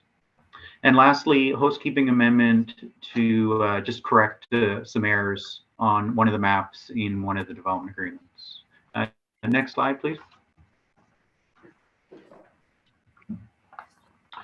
So this slide just lists some things that were removed from the proposal. These were presented to the public in a public information meeting, and they were reviewed by staff, and they've since been removed from the proposal. So first one is to allow to basically change the heat source for the for Seton Road to a standalone heat plant. That's no longer happening, and Mount St. Vincent University will continue to be the heat source for the heated road, which is essentially the Mount St. Vincent heat plant. Next one is to allow an increase in grade for the active transportation trail. That has since been, it was determined that could be handled through the subdivision process, and it's more of an engineering variance issue, not an issue for the development agreement.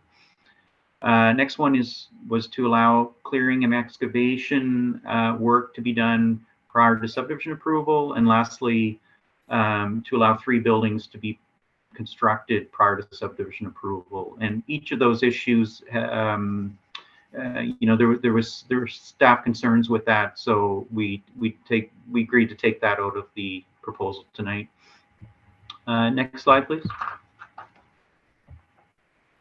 In terms of public engagement, we had a public information meeting with 44 residents. That was the initial case 22896, and that was in June last year. In October of 2021, we mailed letters just notifying people of the MPS amendment request for the walkway. So that was mailed to 542 residents. As well, we've had information on the HRM website all along, and on-site signs on both Seton Road and on Lacewood Drive. So in terms of feedback on the walkway issue that's being decided upon tonight, we received 2 emails in favor and 7 emails opposed. I understand council received some correspondence as well today, so there may be other comments on that. The other thing was the development agreement amendments. We received comments. Those are listed in the staff report. A lot of those comments were related to the original development back in 2018, so a lot of them didn't apply, but they're mentioned in the staff report. Next slide, please.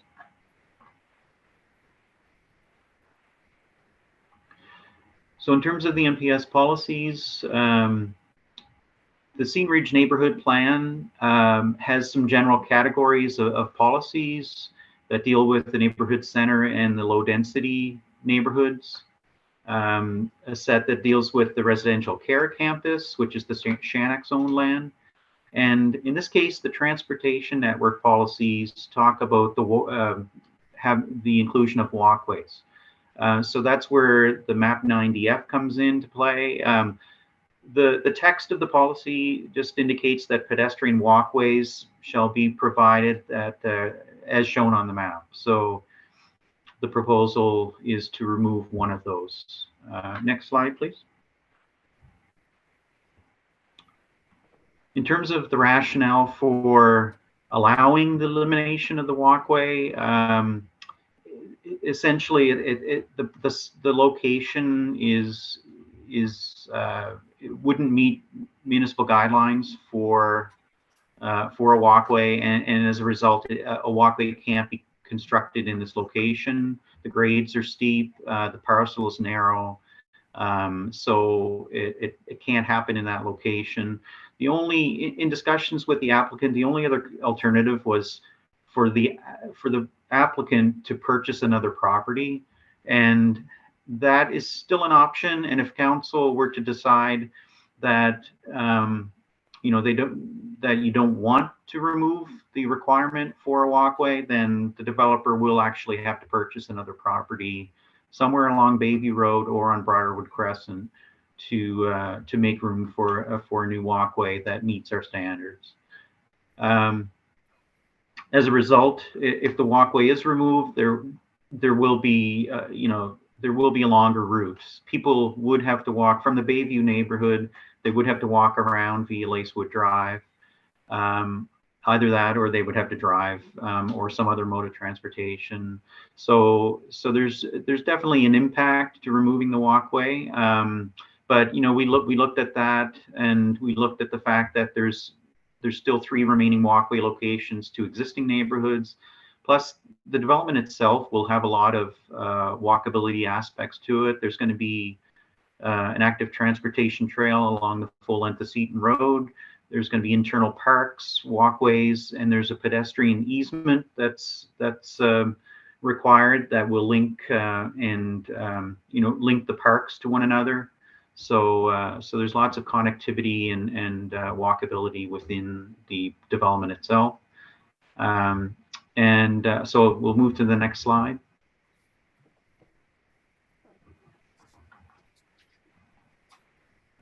In terms of the development agreement amendments, the first one there, the distance between local streets, it's quite minor. These amendments, and to allow an additional, like just one cul-de-sac to link to the Shannock's land. These were kind of unintended issues that resulted, and so they're reasonable request to allow those changes. Similarly, with the parking structure, you know, this is, it's a reasonable request. The restriction wasn't intended for a parking that's located within buildings. So in this case, it allows buildings to be located close to the street, which is exactly what we're looking for. The landscaping and driveway issues, they're simply minor issues, and there wasn't an intention to apply those to single family homes. So these amendments just reflect that. And then the rooftop exemptions and building height exemptions are reasonable and found elsewhere within HRM. So next slide, please.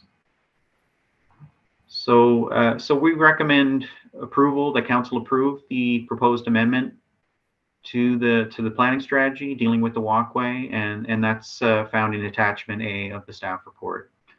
Thank you, Mr. Mayor. Thank you very much. All. Seeing no questions of clarification. Just one, Mr. Mayor. If I may, Mr. Mayor, can I ask regards to the staff, if the sidewalk is, or the walkway is removed, what happens to it? Does it stay a natural green belt? And what happens if somebody makes an informal walkway through there anyway? Like people like to make shortcuts and stuff. What happens in that case? Mr. Mayor, and there may be some other staff here on hand that maybe can answer this question a little better than that, but basically the location is not adequate, and a walkway cannot be built there to HRM standards. There may be a need for the parcel for water purposes, but I understand Erin McIntyre's here, and maybe she can chime in as well. She has her hand up. Go ahead, Erin. Yes, hi, thank you, Mr. Mayor. So the long-term issue with maintaining that informal walkway connection is really that eventually we're expecting there to be private property that abuts it, that intercepts the walkway and any new proposed public street, which is challenging simply because from a maintenance perspective and in terms of accepting an easement over the walkway for public purposes, we end up right back where we are here tonight, in that we're not able to approve a design that meets our minimum standards. And it's really all about the safety and the inability to maintain it. Thank you. Well, Mr. Mayor, my concern is sometimes people make their own pathways, their own shortcuts, and it's not intended to be designed in any factor. They just happen. So I just want to know, regardless of will the property be used as perhaps a water easement, or is it going to be used as a drainage easement, or just left as a natural green belt and perhaps be fenced off to prevent any trespassing through? Through you, Mr. Mayor, to the councillor, it's hard to say exactly what would happen in terms of fencing at this point. Those sort of design considerations are in a certain consideration relative to the subdivision application that's going on. So those are decisions that our HRM Development Engineering and consult with Halifax Water staff will decide as we go forward to construction stage. Thank you. Okay. Colleagues, no other questions of clarification. I'll open the public hearing and I will invite the applicant to address council. Rob LeBlanc and Ben Young on behalf of Southwest. There's Rob. Is it just you, Rob, or is it you and?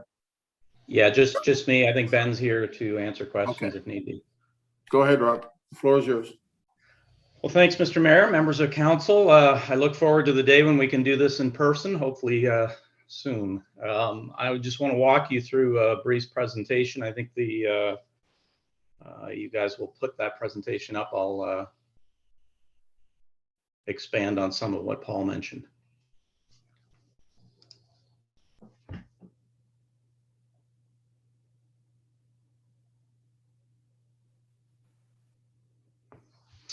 All right, so I'm going to take you through a couple of slides that will just illustrate some of the challenges that we have and the changes, the reason for the changes that we need. But just as a bit of background, Seton Ridge is really planned as one of these very unique complete communities. We're employing complete community design, and we're also looking at complete streets. We've got active transportation. It's a mixed-use development. There's a range of different housing types. This is one of the model developments right by Mount St. Vincent University. Next slide, please. And I'm going to speak to the two amendments that are being requested tonight. One is the plan amendment for removal of the walkway. I'll give you some background on that. And then just some of the what I would consider as housekeeping items for DA clarification moving forward. Next slide, please. So the MPS policies were really added to the plan when the plan was amended prior to the development agreement being solidified. And what happened here is, in an effort to maximize the walkability of this community, there were 4 connection points, actually 5, 6 if you include the 2 roads at both ends, but 4 walkway connections that were to be maintained into the development. The real challenge is that 2 of those easements that were left are 12 feet wide. They were done when Bayview was built back in the 70s or 80s. And it just simply doesn't meet the requirements of a 6-meter or 20-foot easement that's being desired today. So if we go to the next slide,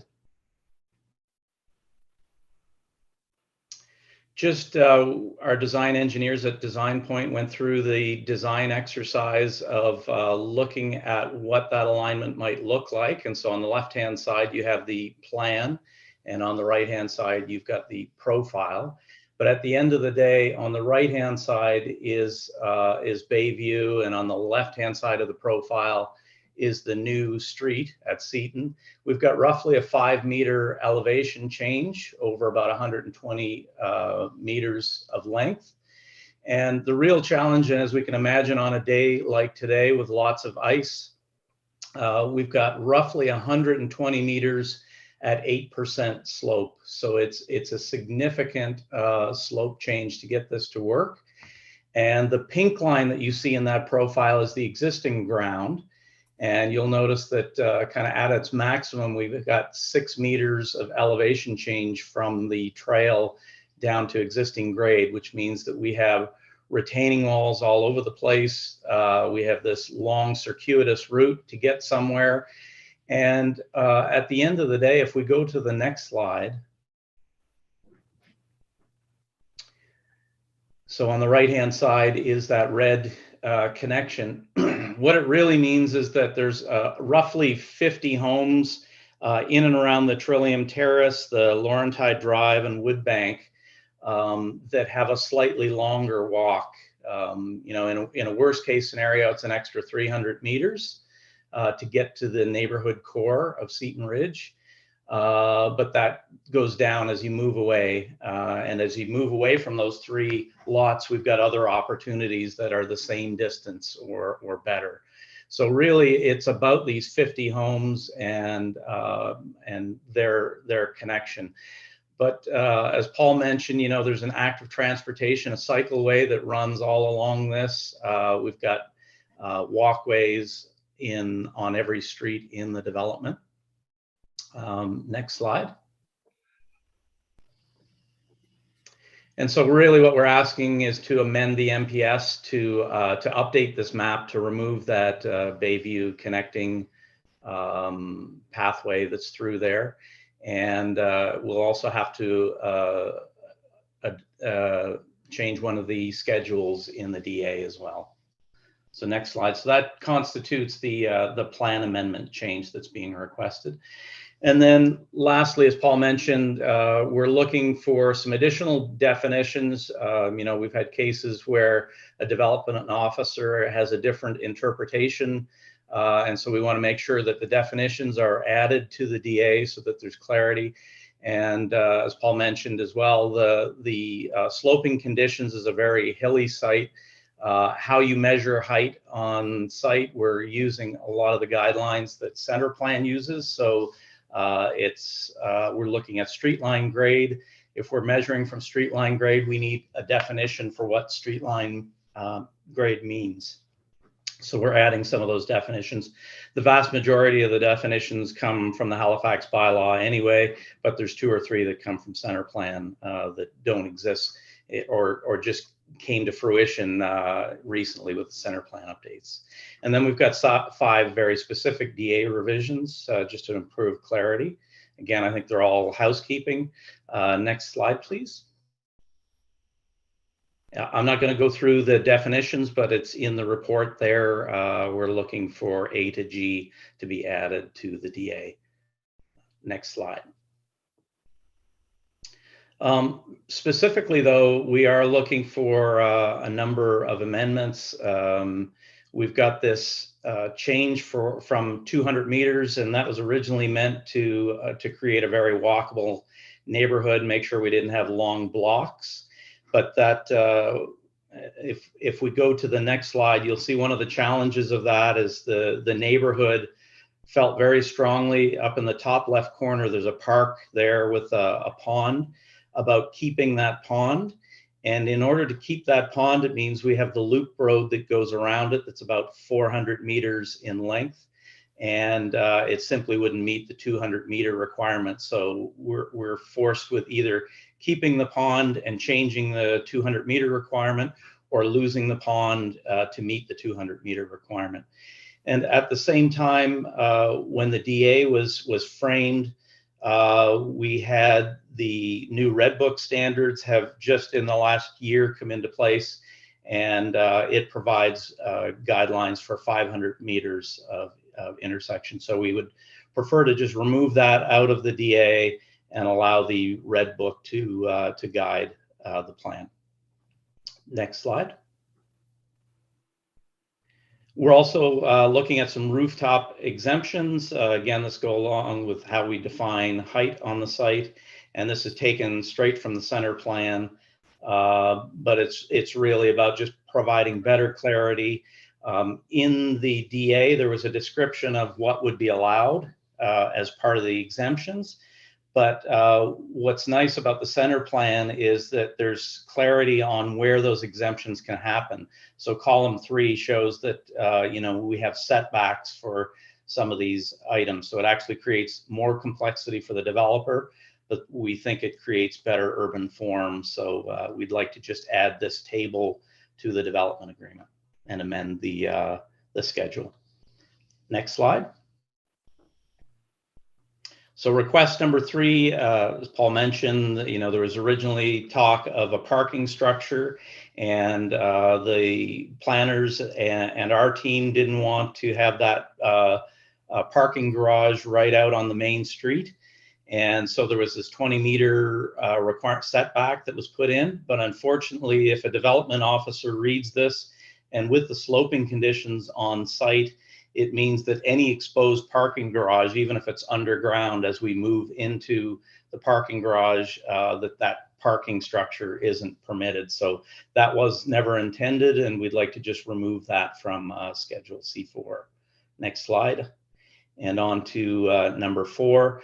Again, when we were working with HRM planners, we talked about the desire, if we had a townhome, rather than having a driveway separated by the lawns back to driveway, it would be better for urban form to combine those driveways and create larger front yards.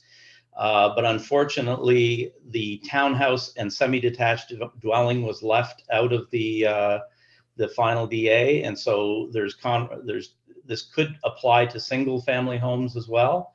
And so we just want to put back in the intention for it to apply to townhomes and 30 seconds remaining in your presentation. And the last one,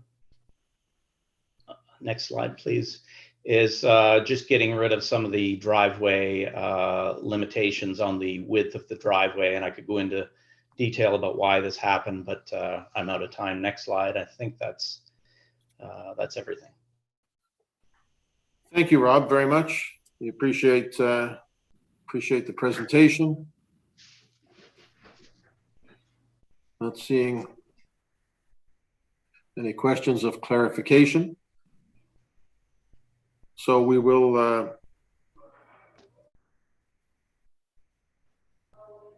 I have a question, Mr. Mayor. Okay, Councillor Cuddle. It's just about the walkway. Along that, the one road where we're removing, the request is in to remove the walkway. I mean, if you were to add it back in, given the slope and the topography of that site, is there another area where that connection could be made? I'm just thinking, I mean, I know this whole proposal is really about a walkable kind of complete community concept. And I think I can understand from the topography the challenge with putting a walkway in there. I'm just wondering what the other opportunity sites are for adding a walkway back in. If there are any. Rob, have you got a thought on that?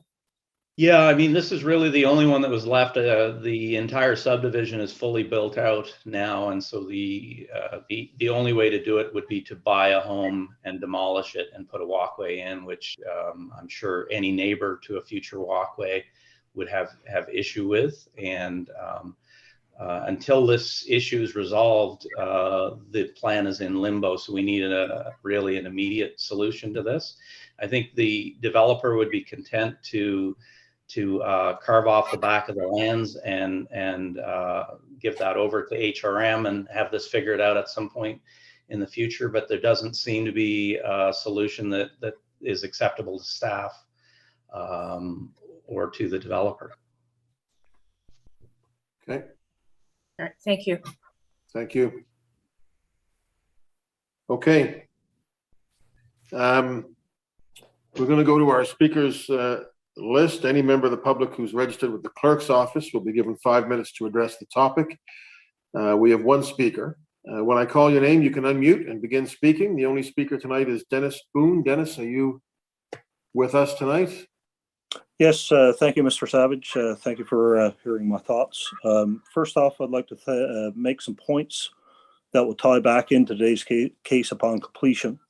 For residents living on Baby Road and Briarwood Crescent, backing onto the planned development, since deforestation of the planned development, 30 to 90% of the tree buffer that was left has been lost due to exposure to wind coming off the Bedford Basin.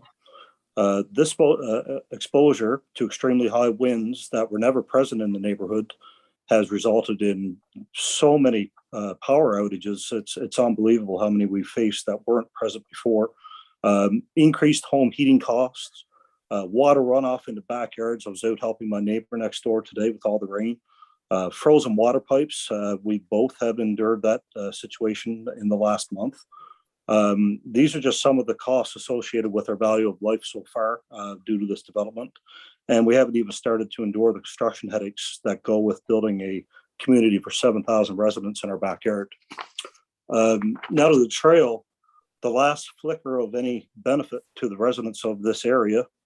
I've had many friends in my backyard, and they're astonished to see that the beautiful private forest has disappeared. And I tell them there's going to be a beautiful green spaces, parks, an open common area with restaurants, bars, and shopping that we will have access to, just a trail down the street. One little small benefit for everything that we're losing in this neighborhood. If you take this away from us, I mean, you know, it was supposed to be an inclusive neighborhood, but we will be completely excluded from this. And as Mr. Sampson said, we can drive there. Well, that's not environmentally friendly to drive somewhere where I don't think there's going to be a lot of parking for public. For somewhere that we should be able to walk to in about 5 to 7 minutes, it's going to be a 5 to 7 minute drive. So I understand about the requirements by HRM, but I've lived a lot of places, including Quebec City, St. John's, Newfoundland. There are walkways everywhere that people use, and they're extremely hard to use compared to a 6-meter slope over 120 meters in the backyard there. I mean, if there's not something that can be amended to make an agreement for that, I mean, maybe there's a buffer that could be added to the back of our property line that gives us access, not to be maintained, just that we're legally allowed to walk that way or something. It just seems that we're completely being excluded from the project now. But that's it for me. Thank you. Thank you very much for taking the time, Mr. Boone. We appreciate it. Just going to ask the applicant if there's any response to that. Well, I certainly appreciate Dennis's comments on this, and if we had our way and could find a way to make this walkway work, it would certainly make it for a much more walkable neighborhood. But you know, at the end of the day, it's a very challenging, a very dangerous spot for a walkway, and as I mentioned, it really only affects about 50 residences and creates about an extra 300 meters walk in the worst case scenario. So we wish there was something we could do. Okay. Thank you. If there's no other questions of clarification, we'll ask for a motion to close the public hearing. So moved. Moved by Councillor Russell, seconded by Deputy Mayor. All those in favor? Aye. Opposed? Council, what is your wish? Councillor Morse, is it? Yes, Mr. Mayor, I can put the motion on the floor. Thank you. Okay. I move that Halifax Regional Council adopt the proposed amendments to the Halifax Municipal Planning Strategy, MPS, for the Seton Ridge neighborhood, as set out in Attachment A of the staff report, dated November 29, 2021, to allow for the elimination of a required walkway connection to Bayview Road, Halifax. I so move. Second. Second by, who was it? Councillor Blackburn. Thank you. Councillor Morris? Well, it's been a long day, so I'll keep it as brief as I can. This is a very well-planned community. It's been in the planning phase for at least 10 years.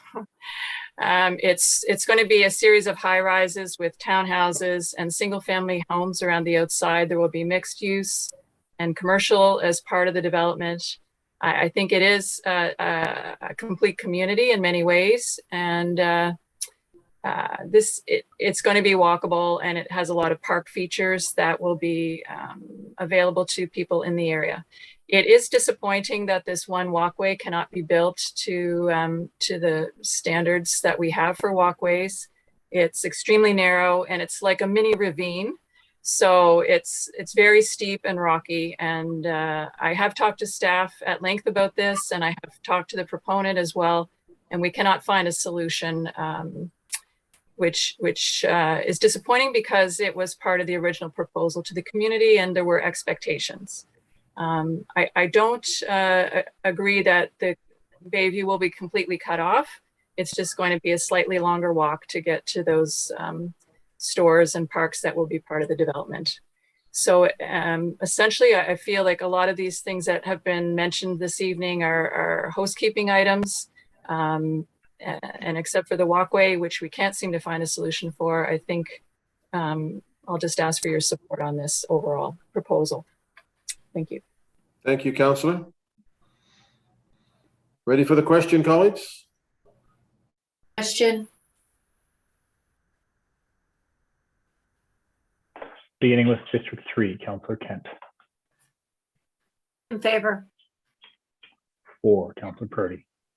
Voting yes. 5, Councillor Austin. In favor.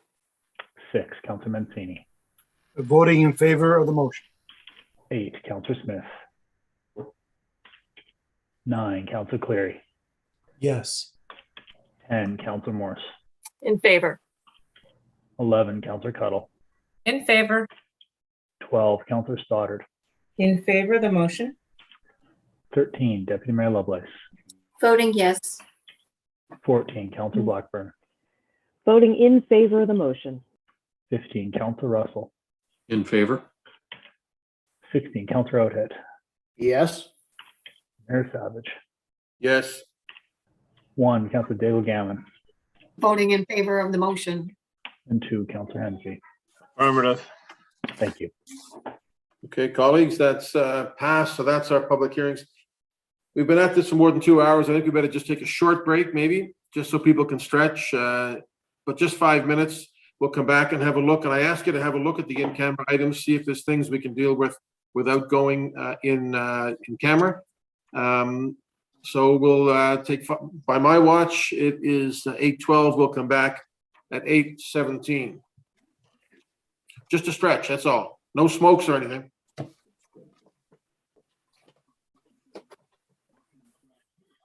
We'll be briefly putting up the holding screen and muting microphones and cameras. We'll see you in 5 minutes.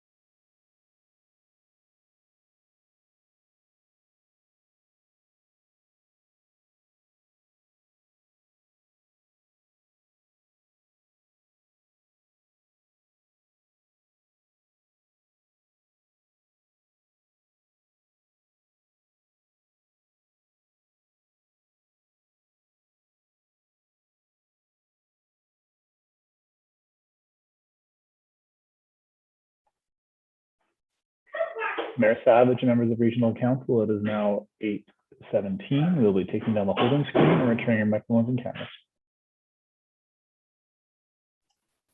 I very much appreciate your promptness, Mr. Clerk. Okay, colleagues. We're back. So there's a Mayor, number I'll of move the first one, 17-1. There's nothing relevant there for in this. You want to try that one, Councillor Hensby? Yes, sir. Move that Halifax Regional Council. Oh, no. I don't think this needs to be brought forward. It was brought forward and we dealt with that earlier today on the agenda. So just. We just Councillor need to, Hensby, that is an information item. No motion is required. thank you. Anybody else? I'll try 17-2, I'll do 17-2. Councillor Cuttle. I move that Halifax Regional Council 1 adopt the recommendations as outlined in the private and confidential report dated January 20th, 2022, and direct that the private and confidential report dated January 20th, 2022 be maintained private and confidential. Second that, Mr. Mayor.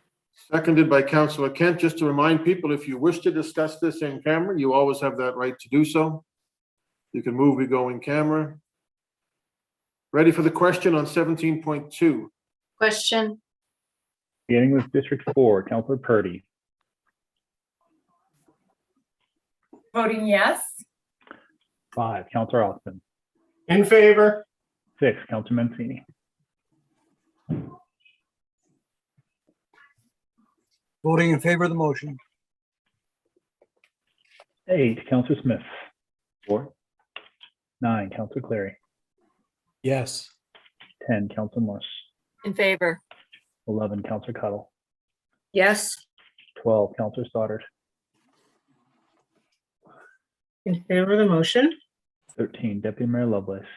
Voting yes. 14, Councillor Blackburn. Voting in favor of the motion. 15, Councillor Russell. In favor? 16, Councillor Outhead. Voting yes. Mayor Savage. Yes. 1, Councillor Daigle Gammon. Voting in favor of the motion. 2, Councillor Hensby. Affirmative. And 3, Councillor Kent. In favor. Thank you. So that's carried 17-2. Anybody want to try 17-3? Member of the Heritage Advisory, I shall.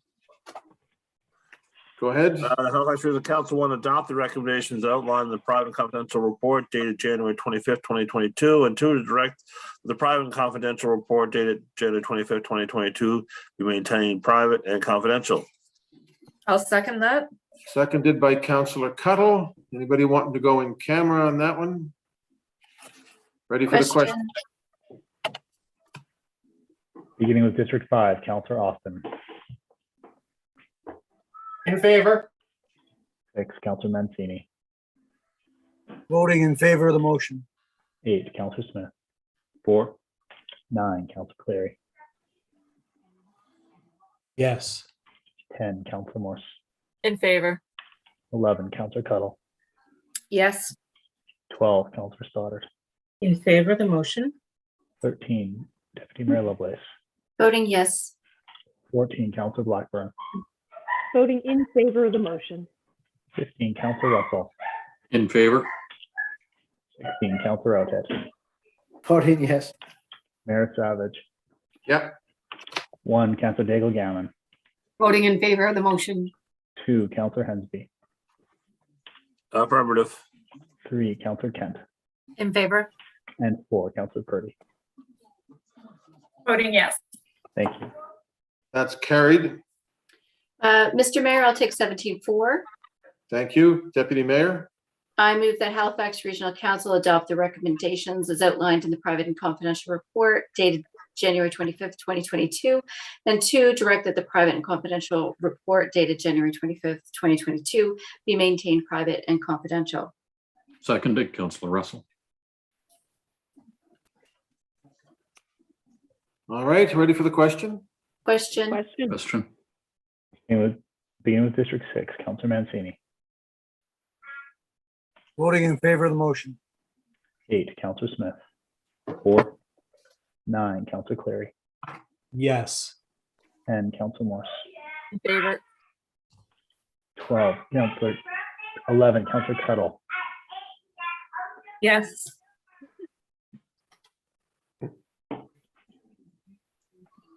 12, Counselor Stoddard, In favor of the motion. 13, Deputy Mayor Lovelace, Voting yes. 14, Counselor Blackburn, Voting in favor of the motion. 15, Counselor Russell, In favor?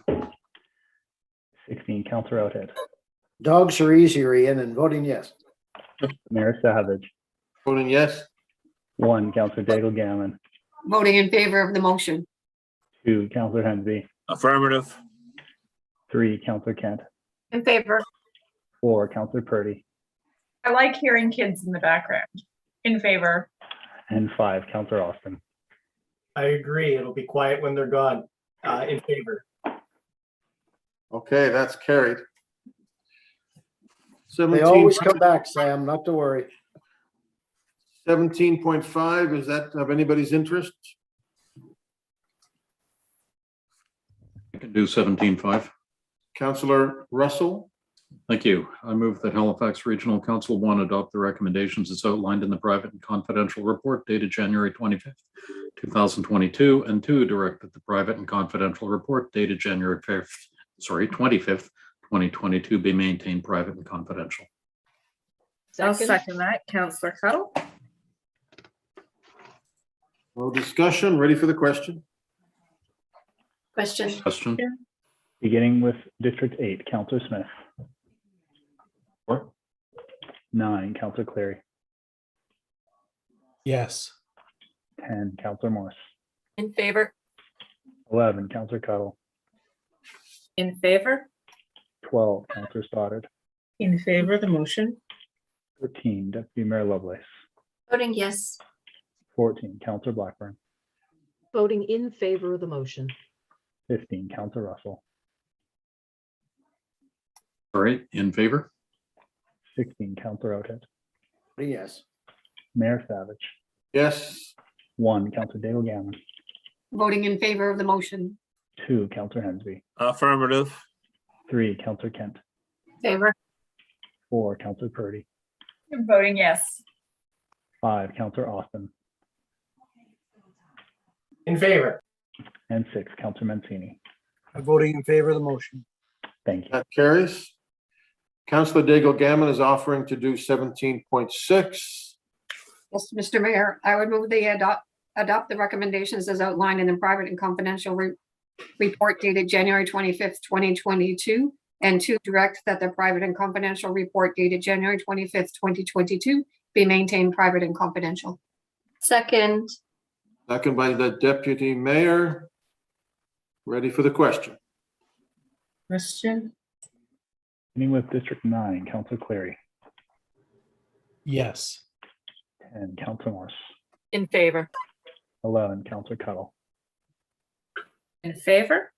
12, Counselor Stoddard, In favor of the motion. 13, Deputy Mayor Lovelace, Voting yes. 14, Counselor Blackburn, Voting in favor of the motion. 15, Counselor Russell, In favor? 16, Counselor Outhead, Voting yes. Mayor Savage, Yes. 1, Counselor Daigle Gammon, Voting in favor. 2, Counselor Hensby, Affirmative. 3, Counselor Kent, In favor. 4, Counselor Purdy, In favor. 5, Counselor Austin, In favor. 6, Counselor Mancini, Voting in favor of the motion. 7, and 8, Counselor Smith. 4. Thank you. That motion carries. Colleagues, the last two, we have at least one that needs to go in camera, so we may as well do both. Does somebody want to move we go in camera for the next two items? So moved. Second. Moved by the Deputy Mayor, seconded by Councillor Mancini. All in favor? Aye. Aye. Opposed? Okay, we will go in camera right away. We have a different screen for that, Ian, I assume? Yes, Mr. Savage, you have a calendar invitation for your in-camera appointment. You can leave and join that meeting. We will rejoin this Zoom link when we are done.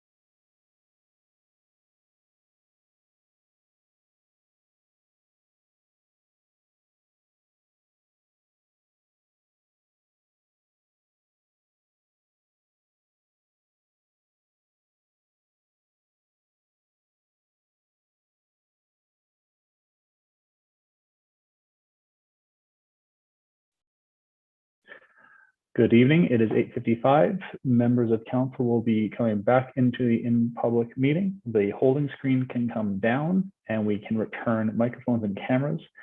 Deputy Mayor Lovelace, you are free to call the meeting to order when you are here.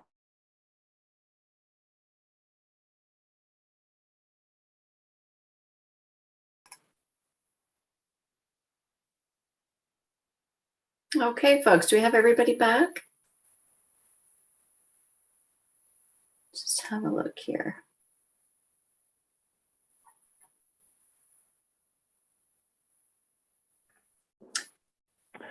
Yeah, it looks like we do. Ian, everyone's back now?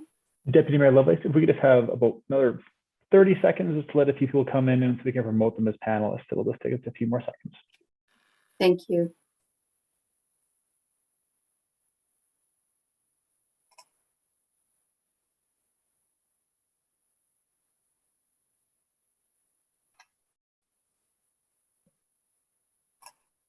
I've got my sound back. I just don't have my video. I do not have video either. Councillor Okay. David Gammon. If you didn't leave or log out of Teams, your There you camera is are. still being used by that software and won't be able to be used here. Well, I'm We can here. see you. I think I'm still on Teams, but I will log out of Teams. Nope, you're there. I can see you. Councillor No, we Tuttle, can your see video you. is coming through. Councillor Kent, are you back?